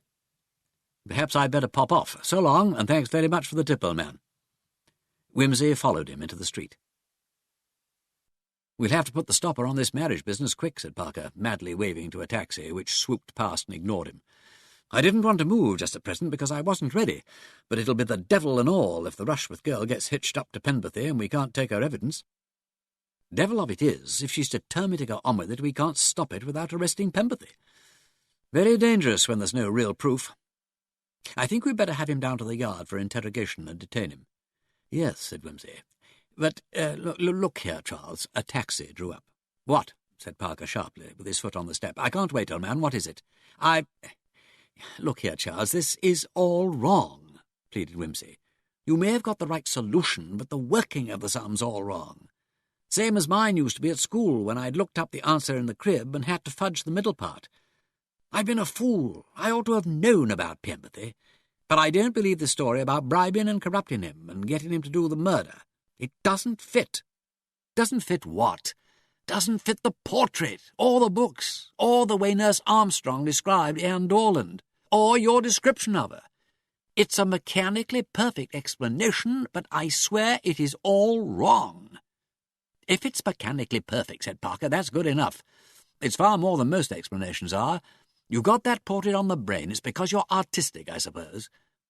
For some reason, the word artistic produces the most alarming reactions in people who know anything about art. Artistic be damned, said Wimsey, spluttering with fury. It's because I'm an ordinary person and I've met women and talked to them like ordinary human beings. You and your women, said Parker rudely. Well, I am my women. What about it? One learns something. You're on the wrong track about this girl. I've met her, and you haven't, objected Parker. Unless you're suppressing something, you keep on hinting things. Anyway, I've met the girl, and she impressed me as being guilty. And I haven't met her, and I'll swear she isn't guilty. You must know, of course. I do happen to know about this. I'm afraid your unsupported opinion will hardly be sufficient to refute the weight of evidence. You haven't any real evidence if it comes to that. You don't know that they were ever alone together. You don't know that Anne Dorland knew about the will. You can't prove that Pemberthy administered the poison. I don't despair of getting all the evidence necessary, said Parker coldly, provided you don't keep me here all day. And he slammed the taxi door. Ah, what a beast of a case this is, thought Wimsey. That makes 2 silly, sordid rows today. Well, what next? He considered a moment. My spirit needs soothing, he decided. Feminine society is indicated. Virtuous feminine society. No emotions. I'll go and have tea with Marjorie Phelps. Chapter 20. Anne Dorland Goes Misère. The studio door was opened by a girl he didn't know. She was not tall, but compactly and generously built. He noticed the wide shoulders and the strong swing of the thighs before he'd taken in her face. The uncurtained window behind her threw her features into shadow. He was only aware of thick black hair cut in a square bob, with a bang across the forehead. "Miss Phelps is out." "Oh, will she be long?" "Don't know. She'll be in to supper." "Do you think I might come in and wait?" "I expect so, if you're a friend of hers." The girl fell back from the doorway and let him pass. He laid his hat and stick on the table and turned to her. She took no notice of him, but walked over to the fireplace and stood with one hand on the mantelpiece. Unable to sit down, since she was still standing, Wimsey moved to the modelling board and raised the wet cloth that covered the little mound of clay. He was gazing with an assumption of great interest at the half-modelled figure of an old flower-seller when the girl said, "I say." She had taken up Marjorie Phelps's figurine of himself and was twisting it over in her fingers. "Is this you?" Yes. Rather good of me, don't you think?" "What do you want?" "Want? You've come here to have a look at me, haven't you?" "I came to see Miss Phelps." "I suppose the policeman at the corner comes to see Miss Phelps too." Wimsey glanced out at the window. There was a man at the corner, an elaborately indifferent lounger. "I am sorry," said Wimsey, with sudden enlightenment. "I'm really awfully sorry to seem so stupid and so intrusive. But honestly, I had no idea who you were till this moment." "Hadn't you?" "Oh, well, it doesn't matter. Shall I go?" "You can please yourself." "If you really mean that, Miss Dorland, I should like to stay. I've been wanting to meet you, you know." "That was nice of you," she mocked. "First you want to defraud me, and now you're trying to—" "To what?" She shrugged her wide shoulders. "Yours is not a pleasant hobby, Lord Peter Wimsey." "Will you believe me," said Wimsey, "when I assure you that I was never a party to the fraud? In fact, I showed it up. I did, really." "Oh, well, it doesn't matter now. But do please believe that." "Very well, if you say so, I must believe it." She threw herself on the couch near the fire. "That's better," said Wimsey. "Napoleon or somebody said that you could always turn a tragedy into a comedy by sitting down. Perfectly true, isn't it? Let's talk about something ordinary till Miss Phelps comes in, shall we?" "What do you want to talk about?" "Oh, well, well, that's rather embarrassing. Books." He waved a vague hand. "What have you been reading lately?" "Nothing much." "Don't know what I should do without books. In fact, I always wonder what people did in the old days. Just think of it, all sorts of bothers going on. Matrimonial rows, love affairs, prodigal sons and servants and worries, and no book to turn to. People worked with their hands instead. Yes, that's frightfully jolly for people who can do it. I envy them myself. You paint, don't you?" "I try to." "Portraits?" "Oh, no. Figure and landscape, chiefly." "Oh, a friend of mine. Well, it's no use disguising it. He's a detective. You've met him, I think." "That man? Oh, yes. Quite a polite sort of detective. He told me he'd seen some stuff of yours. It rather surprised him, I think. He's not exactly a modernist. He seemed to think your portraits were your best work." "There weren't many portraits. A few figure studies. They worried him a bit." Wimsey laughed. The only thing he understood, he said, was a man's head in oils. "Oh, that. Just an experiment. A fancy thing. My best stuff is some sketches I did of the Wiltshire Downs a year or two ago. Direct painting without any preliminary sketch." She described a number of these works. "They sound ever so jolly," said Wimsey. "Great stuff. I wish I could do something of that kind." As I say, I have to fall back on books for my escape.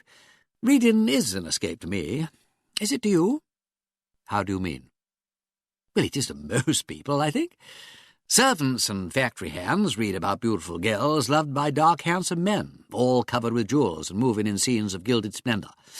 And passionate spinsters read Ethel M. Dell, and dull men in offices read detective stories. They wouldn't if murder and police entered into their lives." "I don't know," she said. "When Crippen and Leneve were taken on the steamer, they were reading Edgar Wallace." Her voice was losing its dull harshness. She sounded almost interested. "Leneve was reading it," said Wimsey, "but I've never believed she knew about the murder. I think she was fighting desperately to know nothing about it. Reading horrors and persuading herself that nothing of that kind had happened or could happen to her. I think one might do that, don't you?" "I don't know," said Anne Dorland. "Of course a detective story keeps your brain occupied. Rather like chess." "Do you play chess?" "No good at it. I like it, but I keep on thinking about the history of the various pieces and the picturesqueness of the moves, so I get beaten. I'm not a player." "Nor am I. I wish I were." Yes, that would keep one's mind off things with a vengeance. Drafts or dominoes or patience would be even better. No connection with anything. I remember, added Wimsey, one time when something perfectly grinding and hateful had happened to me. I played patience all day. I was in a nursing home with shell shock and other things. I only played one game, the very simplest, the demon. A silly game with no ideas in it at all. I just went on laying it out and gathering it up, 100 times in an evening, so as to stop thinking. Then you, too. Wimsey waited, but she did not finish the sentence. It's a kind of drug, of course. That's an awfully trite thing to say, but it's quite true. Yes, quite. I read detective stories, too. They were about the only thing I could read. All the others had the war in them. Or love, or some damn thing I didn't want to think about. She moved restlessly. You've been through it, haven't you? Said Wimsey gently. Me? Well, all this. It isn't pleasant, you know. The police and everything. You're not really worried about the police, are you? She had cause to be if she only knew it, but he buried this knowledge at the bottom of his mind, defying it to show itself. Everything's pretty hateful, isn't it? Something's hurt you, all right. Don't talk about it if you don't want to. A man? It usually is a man, isn't it? Her eyes were turned away from him, and she answered with a kind of shamefaced defiance. Practically always, said Wimsey. Fortunately, one gets over it. Depends what it is. One gets over everything, repeated Wimsey firmly, particularly if one tells somebody about it. One can't always tell things. I can't imagine anything really untellable. Some things are so beastly. Oh, yes, quite a lot of things. Birth is beastly, and death, and digestion, if it comes to that. Sometimes when I think of what's happening inside me to a beautiful supreme de soul, with the caviar in boats and the crouton and the jolly little twists of potato and all the gadgets, I could cry. But there it is, don't you know. Anne Dorland suddenly laughed. That's better, said Wimsey. Look here, you've been brooding over all this, and you're seeing it all out of proportion. Let's be practical and frightfully ordinary. Is it a baby? Oh, no. Well, that's rather a good thing, because babies, though no doubt excellent in their way, take a long time and come expensive. Is it blackmail? Good heavens, no. Good, because blackmail is even longer and more expensive than babies. Is it Freudian, or sadistic, or any of those popular modern amusements? I don't believe you'd turn a hair if it was. Why should I? I can't think of anything worse to suggest, except what Rose Macaulay refers to as nameless orgies. Or diseases, of course. It's not leprosy or anything. What a mind you've got, she said, beginning to laugh. No, it's not leprosy. Well, what did the blighter do? Anne Dorland smiled faintly. "It's nothing, really.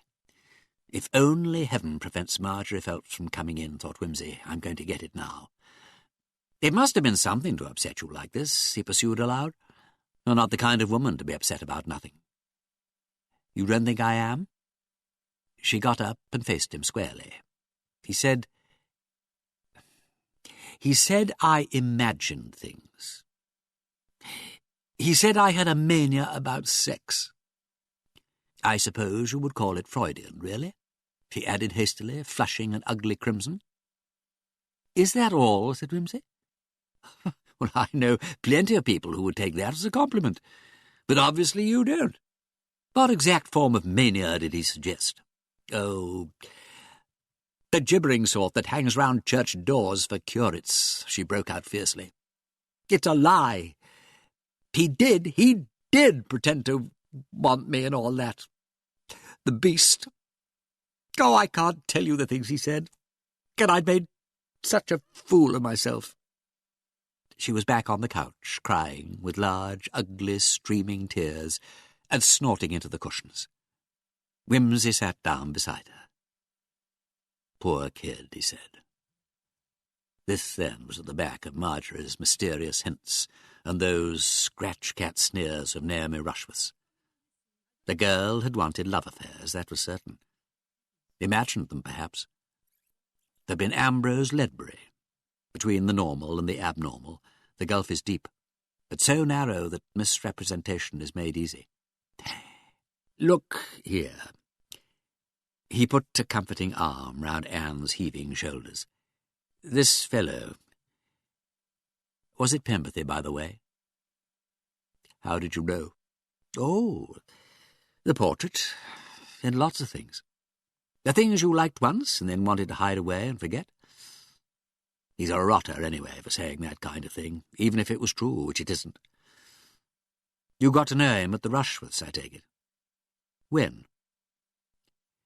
"Nearly 2 years ago." "Were you keen on him then?" "No, I was keen on somebody else. Only that was a mistake, too. He was one of those people, you know." "Well, they can't help themselves," said Wimsey soothingly. "When did the changeover happen?" "The other man went away, and later on Dr. Pemberthy... Oh, I don't know. He walked home with me once or twice, and then he asked me to dine with him, in Soho. Had you at that time told anyone about this comic will of Lady Dormer's?" "Well, of course not. How could I? I never knew anything about it till after she died." Her surprise sounded genuine enough. "What did you think? Did you think the money would come to you?" "Well, I knew some of it would. Auntie told me she would see me provided for. There were grandsons, of course. Yes, I thought she would leave most of it to them. It's a pity she didn't, poor dear. Then there wouldn't have been all this dreadful bother. People so often seem to lose their heads when they make wills. So you were a sort of dark horse at that time." "Did this precious Pemberthy ask you to marry him?" "I thought he did, but he said he didn't.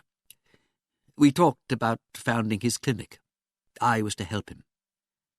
And that was when you chucked paint in for books about medicine and first aid classes. Did your aunt know about the engagement?" "He didn't want her told. It was to be our secret till he got a better position. He was afraid she might think he was after the money." "I dare say he was." "He made out he was fond of me," she said miserably. "Of course, my dear child. Your case is not unique." "Didn't you tell any of your friends?" "No." Wimsey reflected that the Ledbury episode had probably left a scar. Besides, did women tell things to other women? He'd long doubted it. "You were still engaged when Lady Dormer died, I take it?" "As engaged as we ever were." "Of course, he told me that there was something funny about the body. He said you and the Fentimans were trying to defraud me of the money. I shouldn't have minded for myself. It was more money than I should have known what to do with. But it would have meant the clinic, you see." Yes, you could start a pretty decent clinic with $500,000. So that was why you shot me out of the house. He grinned and then reflected a few moments. Look here, he said. I'm going to give you a bit of a shock, but it'll have to come sooner or later. Has it ever occurred to you that it was Penberthy who murdered General Fentiman? I wondered, she said slowly. I couldn't think who else. But you know they suspect me. Oh, well, cui bono and all that. They couldn't overlook you. They have to suspect every possible person, you know. I don't blame them at all, but I didn't, you know. Of course not. It was Penberthy. I look at it like this. Penberthy wanted money. He was sick of being poor, and he knew you would be certain to get some of Lady Dormer's money. He'd probably heard all about the family quarrel with the General and expected it would be the lot. So he started to make your acquaintance. But he was careful. He asked you to keep it quiet, just in case, you see. The money might be so tied up that you couldn't give it to him, or you might lose it if you married, or it might only be quite a small annuity, in which case he'd want to look for somebody richer. We considered those points when we talked over about the clinic. Yes. Well then, Lady Dormer fell ill. The General went round and heard about the legacy that was coming to him. And then he toddled along to Penberthy, feeling very groggy, and promptly told him all about it. You could imagine him saying, "You've got to patch me up long enough to get the money." That must have been a nasty jar for Penberthy. It was. You see, he didn't even hear about my 12,000. Oh? No. Apparently what the General said was, if only I last out poor Felicity, all the money comes to me. Otherwise it goes to the girl, and my boys only get 7,000 apiece. That was why... just a moment. When did Penberthy tell you about that? Why, later, when he said I was to compromise with the Fentimans. Ah, that explains it. I wondered why you gave in so suddenly. I thought then that you... Well, anyhow, Penberthy hears this and gets the brilliant idea of putting General Fentiman out of the way. So he gives him a slow-working kind of pill, probably a powder in a very tough capsule that would take a long time to digest. Good idea, yes, very likely. And then the General, instead of heading straight for home, as he expected, goes off to the club and dies there. And then Robert... He explained in detail what Robert had done, and resumed. Well now, Penberthy was in a bad fix. If he drew attention at the time to the peculiar appearance of the corpse, he couldn't reasonably give a certificate, in which case there would be a post-mortem and an analysis, and the digitalium would be found. If he kept quiet, the money might be lost and all his trouble would be wasted. Maddening for him, wasn't it? So he did what he could.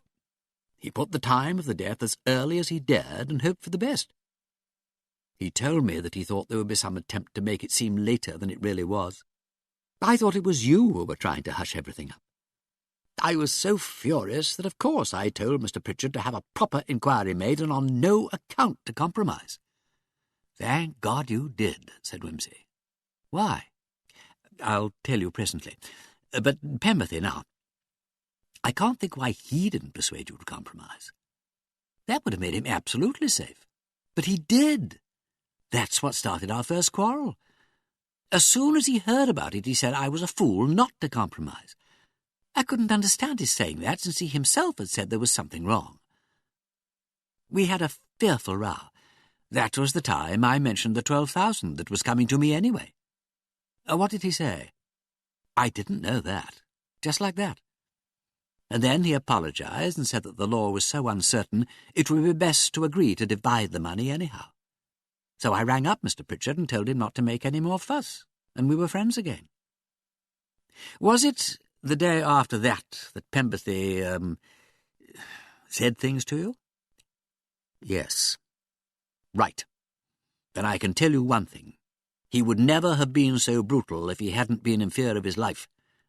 Do you know what had happened in between? She shook her head. I had been on the phone to him and told him there was going to be an autopsy. Oh, yes, now listen. You needn't worry any more about it. He knew that the poison would be discovered, and that if he was known to be engaged to you, he was absolutely bound to be suspected. So he hurried to cut the connection with you, purely in self-defence. But why do it in that brutal way? Because, my dear, he knew that that particular accusation would be the very last thing a girl of your sort would tell people about. He made it absolutely impossible for you to claim him publicly, and he bolstered it up by engaging himself to the Rushworth female. He didn't care how I suffered. He was in a beast of a hole, said Wimsey apologetically. Mind you, it was a perfectly diabolical thing to do. I dare say he's feeling pretty rotten about it. Anne Dorlan clenched her hands. I've been so horribly ashamed. Well, you aren't any more, are you? No, but a thought seemed to strike her. Lord Peter, I can't prove a word of this. Everybody will think I was in league with him, and they'll think that our quarrel and his getting engaged to Naomi was just a put-up job between us to get us both out of a difficulty. You've got brains, said Wimsey admiringly. Now you see why I thank God you've been so keen on an inquiry at first. Pritchard can make it pretty certain that you weren't an accessory before the fact, anyhow. Of course so he can. Oh, I'm so glad. I am so glad. She burst into excited sobs and clutched Wimsey's hand. I wrote him a letter right at the beginning, saying I'd read about a case in which they'd proved the time of somebody's death by looking into his stomach, and asking if General Fentiman couldn't be dug up. Did you? Splendid girl. You have got a head on your shoulders. No, I observe that it's on my shoulders. Go on, have a real good howl. I feel rather like howling myself. I've been quite worried about it all. But it's all right now, isn't it? Oh, I am a fool. But I'm so thankful you came. So am I. Here, have a hanky. Poor old dear. Hello, there's Marjorie. He released her and went out to meet Marjorie Phelps at the door. Lord Peter, good Lord. Thank you, Marjorie, said Wimsey gravely. No, but listen, have you seen Anne? I took her away. She's frightfully queer, and there's a policeman outside. But whatever she's done, I couldn't leave her alone in that awful house. You haven't come to... Marjorie, said Wimsey, don't you ever talk to me again about feminine intuition. You've been thinking all this time that that girl was suffering from guilty conscience. Well, she wasn't. It was a man, my child. A man. How do you know? My experienced eye told me as much at the first glance. It's all right now. Sorrow and sighing have fled away. I'm going to take your friend out to dinner. But why didn't she tell me what it was all about? Because, said Wimsey mincingly, it wasn't the kind of thing one woman tells another. Chapter 21. Lord Peter Calls a Bluff. It's new to me, said Lord Peter, glancing from the back window of the taxi at the other taxi which was following them, to be shadowed by the police, but it amuses them, and it doesn't hurt us. He was revolving ways and means of proof in his mind. Unhappily, all the evidence in favour of Anne Dorlan was evidence against her as well, except, indeed, the letter to Pritchard. Damn Pemberthy. The best that could be hoped for now was that the girl should escape from public inquiry with a verdict of not proven. Even if acquitted, even if never charged with the murder, she would always be suspect. The question was not one which could be solved conveniently by a brilliant flash of deductive logic or the discovery of a blood-stained thumb mark. It was a case for lawyers to argue, for a weighing of the emotional situation by 12 good and lawful persons. Presumably the association could be proved. The couple had met and dined together. Probably the quarrel could be proved, but what next? Would a jury believe in the cause of the quarrel? Would they think it a prearranged blind, perhaps, or mistake it for the falling out of rogues among themselves? What would they think of this plain, sulky, inarticulate girl who had never had any real friends, and whose clumsy and tentative graspings after passion had been so obscure, so disastrous. Pemberthy, too, but Pemberthy was easier to understand. Pemberthy, cynical and bored with poverty, found himself in contact with this girl who might be so well off some day. And Pemberthy the physician would not mistake the need for passion that made the girls such easy stuff to work on. So he carried on, bored with the girl, of course, keeping it all secret till he saw which way the cat was going to jump. Then the old man, the truth about the will, the opportunity, and then, upsettingly, Robert. Did the jury see it like that? Wimsey leaned out of the cab window and told the driver to go to the Savoy. When they arrived, he handed the girl over to the cloakroom attendant. "I'm going upstairs to change," he added, and turning, had the pleasure of seeing his sleuth arguing with the porter in the entrance hall. Bunter, previously summoned by telephone, was already in attendance with his master's dress clothes. Having changed, Wimsey passed through the hall again. The sleuth was there, quietly waiting. Wimsey grinned at him and offered him a drink. "I can't help it, my lord," said the detective. "Of course not. You sent for a bloke in a boiled shirt to take your place, I suppose?" "Yes, my lord." "More power to his elbow. So long." He rejoined his charge, and they went into the dining room. Dressed in a green, which didn't suit her, she was undoubtedly plain. But she had character. He was not ashamed of her. He offered her the menu. "Well, what shall it be?" he asked. "Lobster and champagne?" She laughed at him. "Marjorie says you are an authority on food. I don't believe authorities on food ever take lobster and champagne. Anyway, I don't like lobster much. Surely there's something they do best here, isn't there? Let's have that." "You show the right spirit," said Wimsey. "I will compose a dinner for you." He called the head waiter and went into the question scientifically. "Huître Musgrave. I am opposed on principle to the cooking of oysters, but it is a dish so excellent that one may depart from the rules in its favour. Fried in their shells, Miss Dorland, with little strips of bacon. Shall we try it? The soup must be tortue vrai, of course. The fish? Oh, just a filet de sole, the merest mouthful, a hyphen between the prologue and the main theme. That all sounds delightful. And what is the main theme to be? I think faisan rôti with pomme Byron, and a salad to promote digestion. And waiter, be sure the salad is dry and perfectly crisp. A soufflé glacé to finish up with, and bring me the wine list." They talked. When she was not on the defensive, the girl was pleasant enough in manner, a trifle downright and aggressive perhaps in her opinions, but needing only mellowing. "What do you think of the Romani Conti?" he asked suddenly. "I don't know much about wine. It's good. Not sweet like Sauterne. It's a little, well, harsh, but it's harsh without being thin. Quite different from that horrid Chianti people always seem to drink at Chelsea parties. You're right. It's rather unfinished, but it has plenty of body. It'll be a grand wine in 10 years' time. It's 1915. Now, you see. Waiter, take this away and bring me a bottle of the 1908. He leaned towards his companion.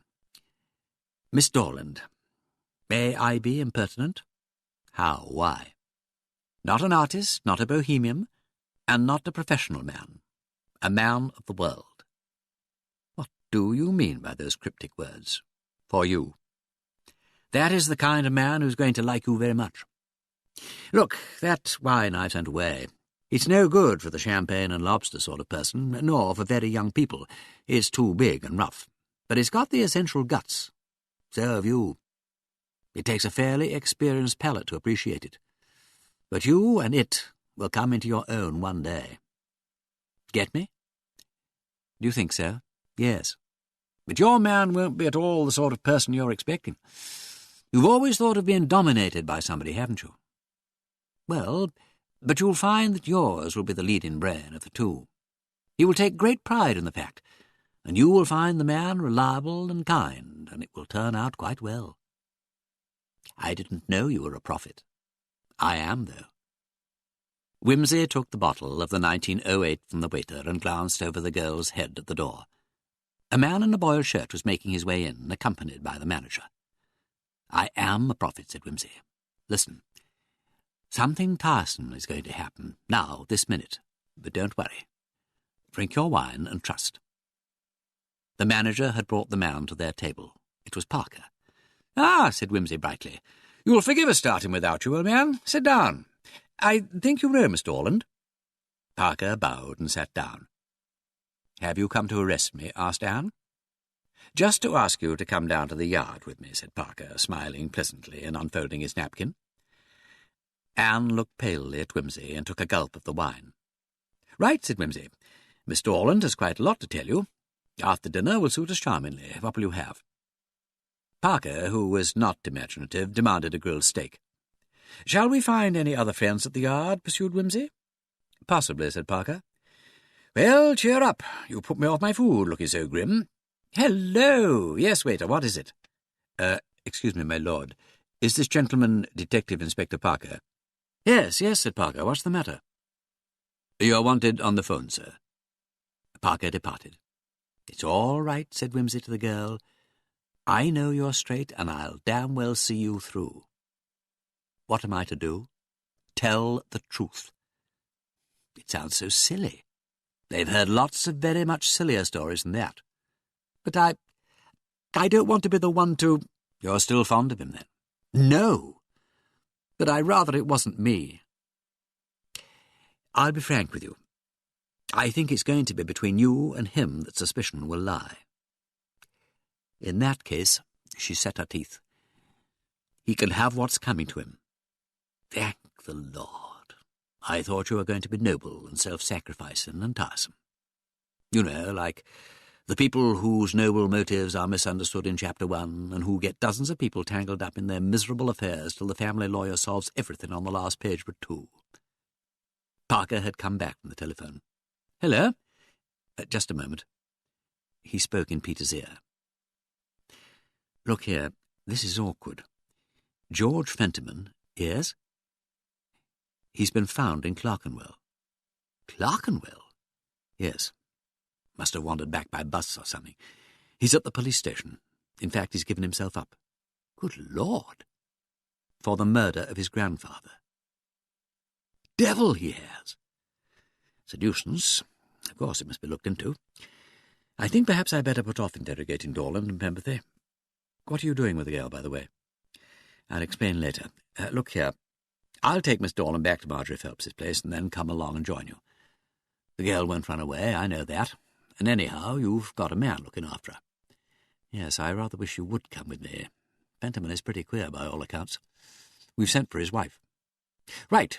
You buzz off and I'll join you in, say, in 3/4 of an hour. What address?" "Ah, yes, righto. Yeah, sorry you're missing your dinner." "It's all in the day's work," growled Parker, and took his leave.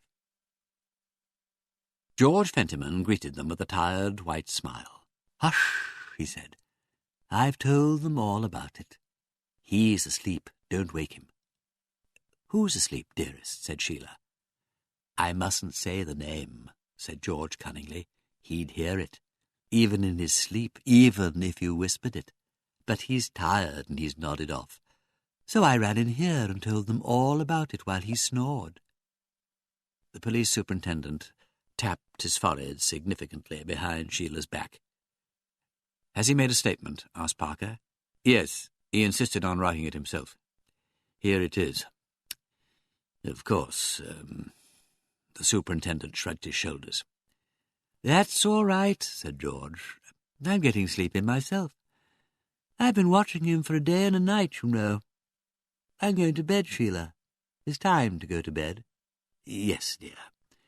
We'll have to keep him here tonight, I suppose," muttered Parker. "Has the doctor seen him?" "We've sent for him, sir." "Well, Mrs. Fentiman, I think if you'd take your husband into the room the officer will show you, that would be the best way. And we'll send the doctor in to you when he arrives. Perhaps it would be as well that he should see his own medical man, too. Whom would you like us to send for?" "Dr. Pemberthy has vetted him from time to time, I think," put in Wimsey suddenly. "Why not send for him?" Parker gasped involuntarily. "He might be able to throw some light on the symptoms," said Wimsey in a rigid voice. Parker nodded. "A good idea," he agreed. He moved to the telephone. George smiled as his wife put her arm about his shoulder. "Tired," he said. "Very tired." Off to bed, old girl." A police constable opened the door to them, and they started through it together. George leaned heavily on Sheila. His feet dragged. "Let's have a look at this statement," said Parker. It was written in a staggering handwriting, much blotted and erased, with words left out and repeated here and there. "I am making the statement quickly while he is asleep, because if I wait he may wake up and stop me. You will say I was moved and seduced by instigation of, but what they will not understand is that he is me and I am him. I killed my grandfather by giving him digitalin. I did not remember it till I saw the name on the bottle, but they have been looking for me ever since, so I know that he must have done it. That is why they began following me about, but he's very clever and misleads them. When he's awake. We were dancing all last night, and that is why he is tired. He told me to smash the bottle so that you shouldn't find out, but they know I was the last person to see him. He's very cunning. But if you creep on him quickly now that he is asleep, you will be able to bind him in chains and cast him into the pit. And then I shall be able to sleep. George Fentiman." "Off his head, poor devil," said Parker. "We can't pay much attention to this. What did he say to you, Superintendent?" "Well, he just came in, sir, and said, 'I'm George Fentiman, and I've come to tell you about how I killed my grandfather.' So I questioned him, and he rambled a good bit, and then he asked for a pen and paper to make his statement. I thought he ought to be detained, and I rang up the yard, sir." "Quite right," said Parker. The door opened, and Sheila came out. "He's fallen asleep," she said. "It's the old trouble come back again. He thinks he's the devil, you know. He's been like that twice before," she added simply. "I'll go back to him till the doctors come." The police surgeon arrived first and went in. Then, after a wait of a quarter of an hour, Penberthy came. He looked worried and greeted Wimsey abruptly. Then he too went into the inner room. The others stood vaguely about, and were presently joined by Robert Fentiman, whom an urgent summons had traced to a friend's house. Presently the two doctors came out again. "A nervous shock with well-marked delusions," said the police surgeon briefly. "Probably be all right tomorrow. Sleeping it off now. Been this way before, I understand." Just so. 100 years ago they'd have called it diabolic possession, but we know better." "Yes," said Parker. "But do you think he's under a delusion in saying he murdered his grandfather? Or did he actually murder him under the influence of this diabolical delusion? That's the point." "Well, can't say just at present. Might be the one, might be the other. Much better wait till the attack passes off. You'll be able to find out better then." "You don't think he's permanently insane, then?" demanded Robert with brusque anxiety. "No, I don't. I think it's what you'd call a nerve storm. That is your opinion too, I believe," he added, turning to Penberthy. "Yes, that is my opinion." "And what do you think about his delusion, Dr. Penberthy?" went on Parker. "Did he do this insane act?" "Well, he certainly thinks he did it," said Penberthy. "I couldn't say for certain whether he has any foundation for the belief. From time to time he undoubtedly gets these fits of thinking that the devil has taken hold of him, and of course it's hard to say what a man might or might not do under the influence of such a delusion." He avoided Robert's distressed eyes and addressed himself exclusively to Parker. "It seems to me," said Wimsey, "if you'll excuse my pushing my opinion forward and all that, it seems to me that's a question of fact that can be settled without reference to Fentiman and his delusions. There's only one occasion on which the pill could have been administered. Would it have produced the effect that was produced at that particular time, or wouldn't it? If it couldn't take effect at 8 o'clock, then it couldn't, and there's an end to it." He kept his eyes fixed on Penberthy, and saw him pass his tongue over his dry lips before speaking. "I can't answer that offhand," he said. "The pill might have been introduced into General Fentiman's stock of pills at some other time," suggested Parker. "So it might," agreed Penberthy. Had it the same shape and appearance as his ordinary pills? Demanded Wimsey, again fixing his eye on Pemberthy. Not having seen the pill in question, I can't say, said the latter. In any case, said Wimsey, the pill in question, which was one of Mrs. Fentiman's, I understand, had strychnine in it as well as digitalin. The analysis of the stomach would no doubt have revealed strychnine if present. That can be looked into. Of course, said the police surgeon. Well, gentlemen, I don't think we can do much more tonight. I have written out a prescription for the patient, with Dr. Pemberthy's entire agreement. He bowed. Pemberthy bowed. I'll have it made up, and you will no doubt see that it is given to him. I shall be here in the morning. He looked interrogatively at Parker, who nodded. Thank you, Doctor. We will ask you for a further report tomorrow morning. You will see that Mrs. Fentiman is properly looked after, Superintendent. If you wish to stay here and look after your brother and Mrs. Fentiman, Major, of course you may, and the Superintendent will make you as comfortable as he can. Wimsey took Pemberthy by the arm. Come round to the club with me for a moment, Pemberthy, he said. I want to have a word with you. Chapter 22. The Cards on the Table. There was nobody in the library at the Bellona Club. There never is. Wimsey led Pemberthy into the farthest bay and sent a waiter for 2 double whiskies. Here's luck, he said. Good luck, replied Pemberthy. What is it? Look here, said Wimsey. You've been a soldier. I think you're a decent fellow. You've seen George Fentiman.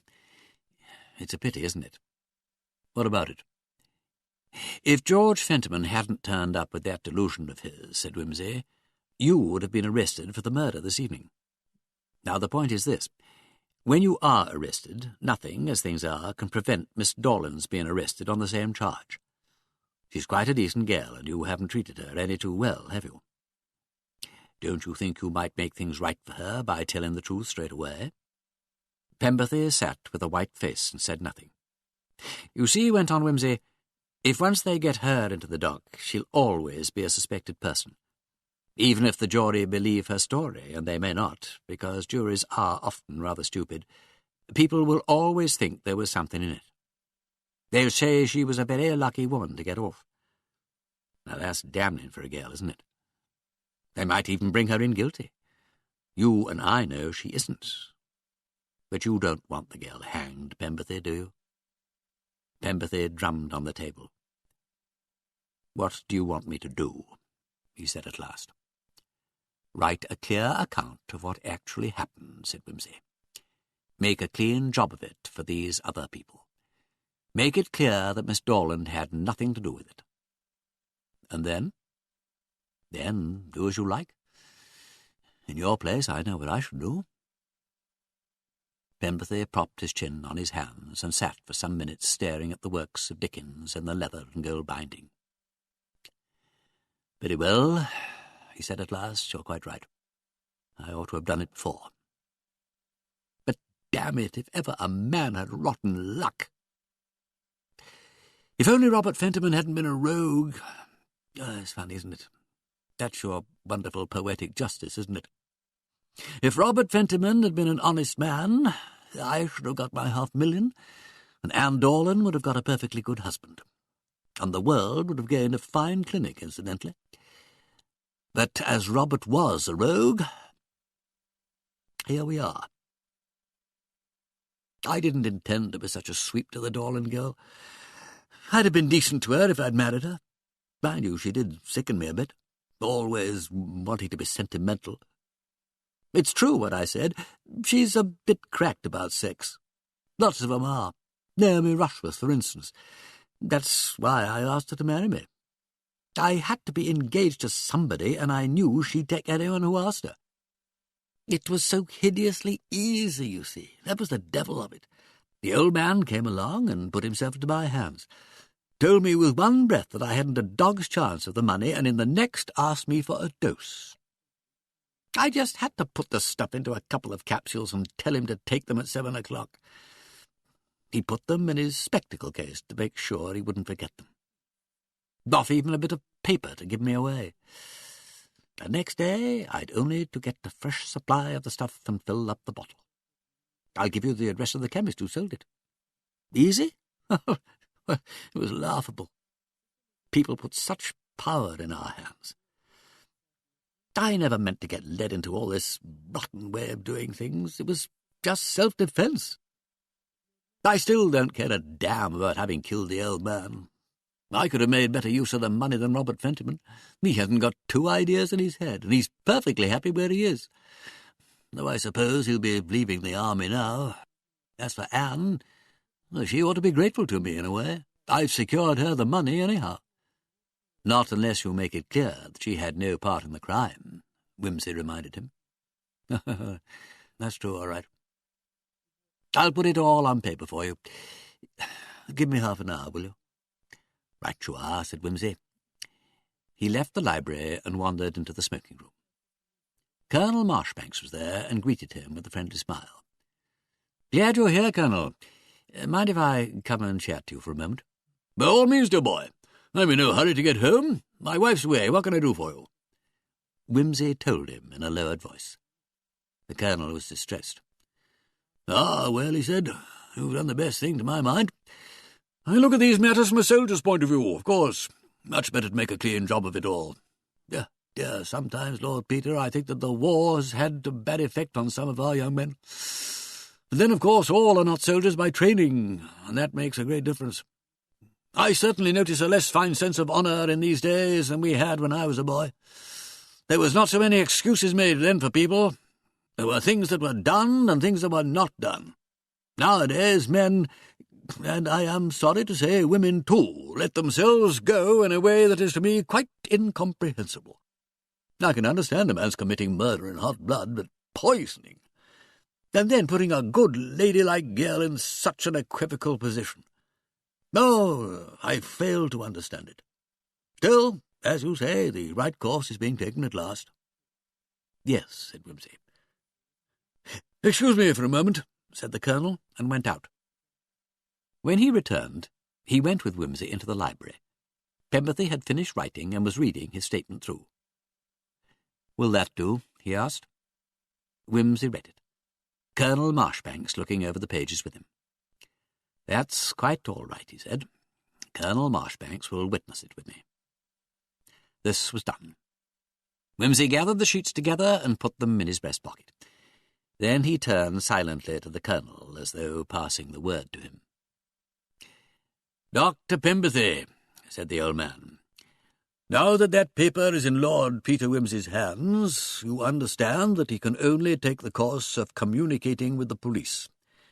But as that would cause a great deal of unpleasantness to yourself and to other people, you may wish to take another way out of the situation. As a doctor, you will perhaps prefer to make your own arrangements. If not, he drew out from his jacket pocket the thing which he had fetched. If not, I happen to have brought this with me from my private locker. I am placing it in here, in the table drawer, preparatory to taking it down into the country tomorrow. It is loaded. Thank you, said Pemberthy.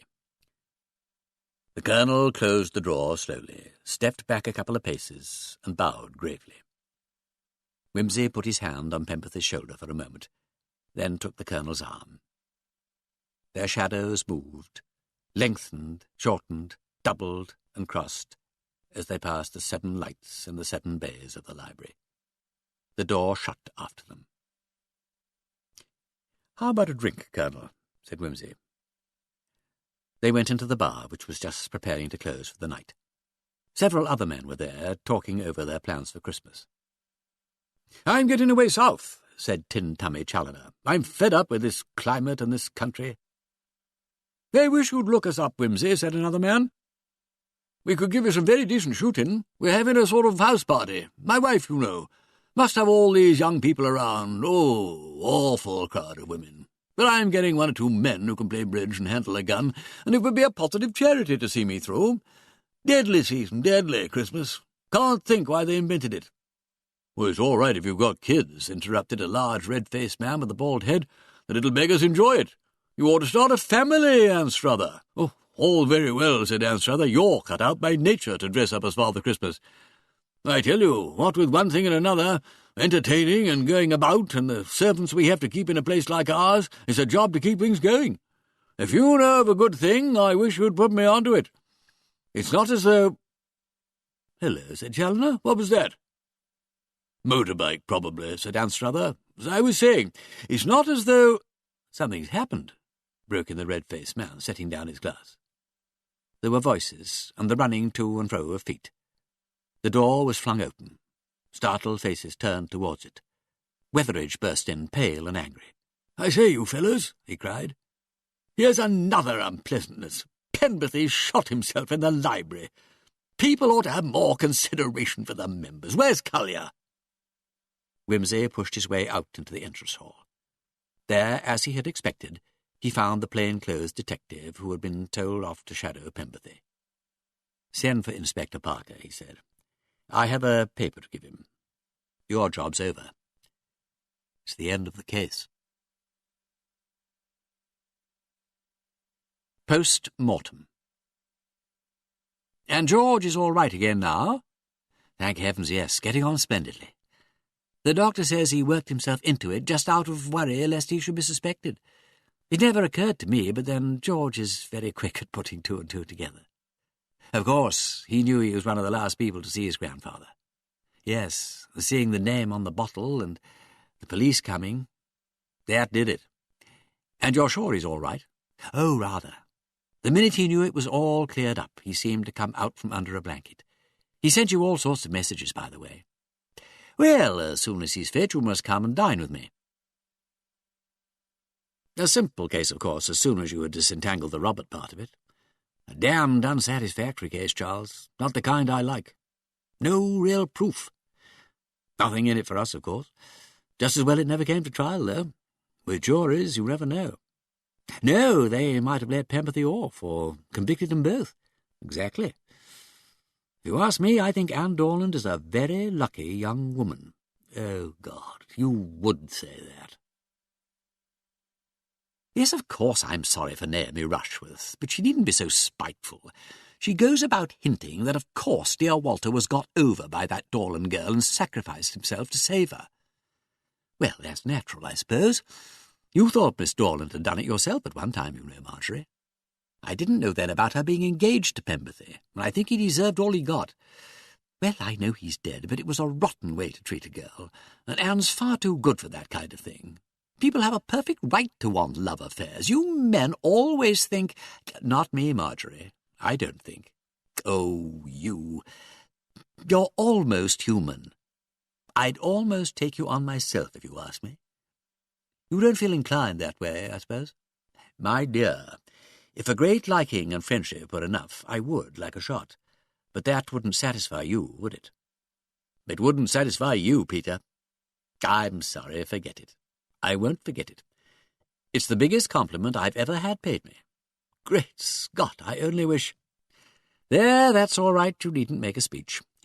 And you won't go away tactfully forever, will you? Not if you don't want me to. And you won't be embarrassed? No, I won't be embarrassed. Portrait of a young man poking the fire to bits to indicate complete freedom from embarrassment. Let's go and feed somewhere, shall we? Well, and how did you get on with the heiress and the lawyers and all that lot? Oh, there was a long argument. Miss Dorland insisted on dividing the money, and I said no, I couldn't think of it. She said it was only hers as the result of a crime, and Pritchard and Merble said she wasn't responsible for other people's crimes, and I said it would look like my profiting by my own attempt at fraud, and she said not at all, and we went on and on and on, don't you know. That's a damn decent girl, Wimsey. Yes, I know. The moment I found she preferred Burgundy to champagne, I had the highest opinion of her. No, really? Oh, well, there's something very fine and straightforward about her. Oh, yes, yes. Not a bad girl at all, though I shouldn't have said she was quite your sort. Why not? Well, arty and all that, and her looks aren't her strong point. You needn't be offensive, Wimsey. Surely I may be allowed to appreciate a woman of intelligence and character. I may not be highbrow, but I have some ideas beyond the front row of the chorus, and what that girl went through with that blighter Penberthy makes my blood boil. Oh, you've heard all about that? I have. She told me, and I respected her for it. I thought it most courageous of her. It's about time somebody brought a little brightness into that poor girl's life. You don't realise how desperately lonely she's been. She had to take up that art business to give her an interest, poor child, which she's really cut out for an ordinary, sensible, feminine life. You may not understand that with your ideas, but she has really a very sweet nature. Sorry, Fenton. She made me ashamed the way she took the whole thing. When I think of the trouble I got her into, owing to my damned dishonest tinkering about with, well, you know. My dear man, you were perfectly providential. If you hadn't tinkered about, as you say, she'd be married to Pemberthy by now. Oh, yeah, that's true. And that makes it so amazing of her to forgive me. She loved that blighter Wimsey. You don't know. It's absolutely pathetic. Well, you'll have to do your best to make her forget it. I look on that as a duty, Wimsey. Just so. Doing anything tonight? Care to come and look at a show? Sorry, I'm booked. Taking Miss Dorland to the new thing at the Palladium, in fact. Thought it'd do her good. Buck her up and so on. Oh? Good work. Well, here's luck. And the cooking is getting perfectly disgraceful. I spoke to Collier about it only yesterday, but he won't do anything. I don't know what's the good of the committee. This club isn't half what it used to be. In fact, Wimsey, I'm thinking of resigning. Oh, don't do that, Witheridge. It wouldn't be the same place without you. Look at all the disturbance there's been lately. Police and reporters, and then Pemberthy blowing his brains out in the library, and the coals all slate. Only yesterday something exploded like a shell. I assure you, exactly like a shell, in the card room.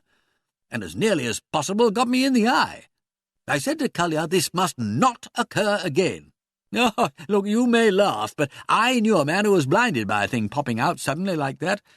These things never happened before the war, and... Great heavens! Great heavens! William! Look at this wine. Smell it. Taste it. Corked? Yes, I should think it was corked. My God, I don't know what's come to this club.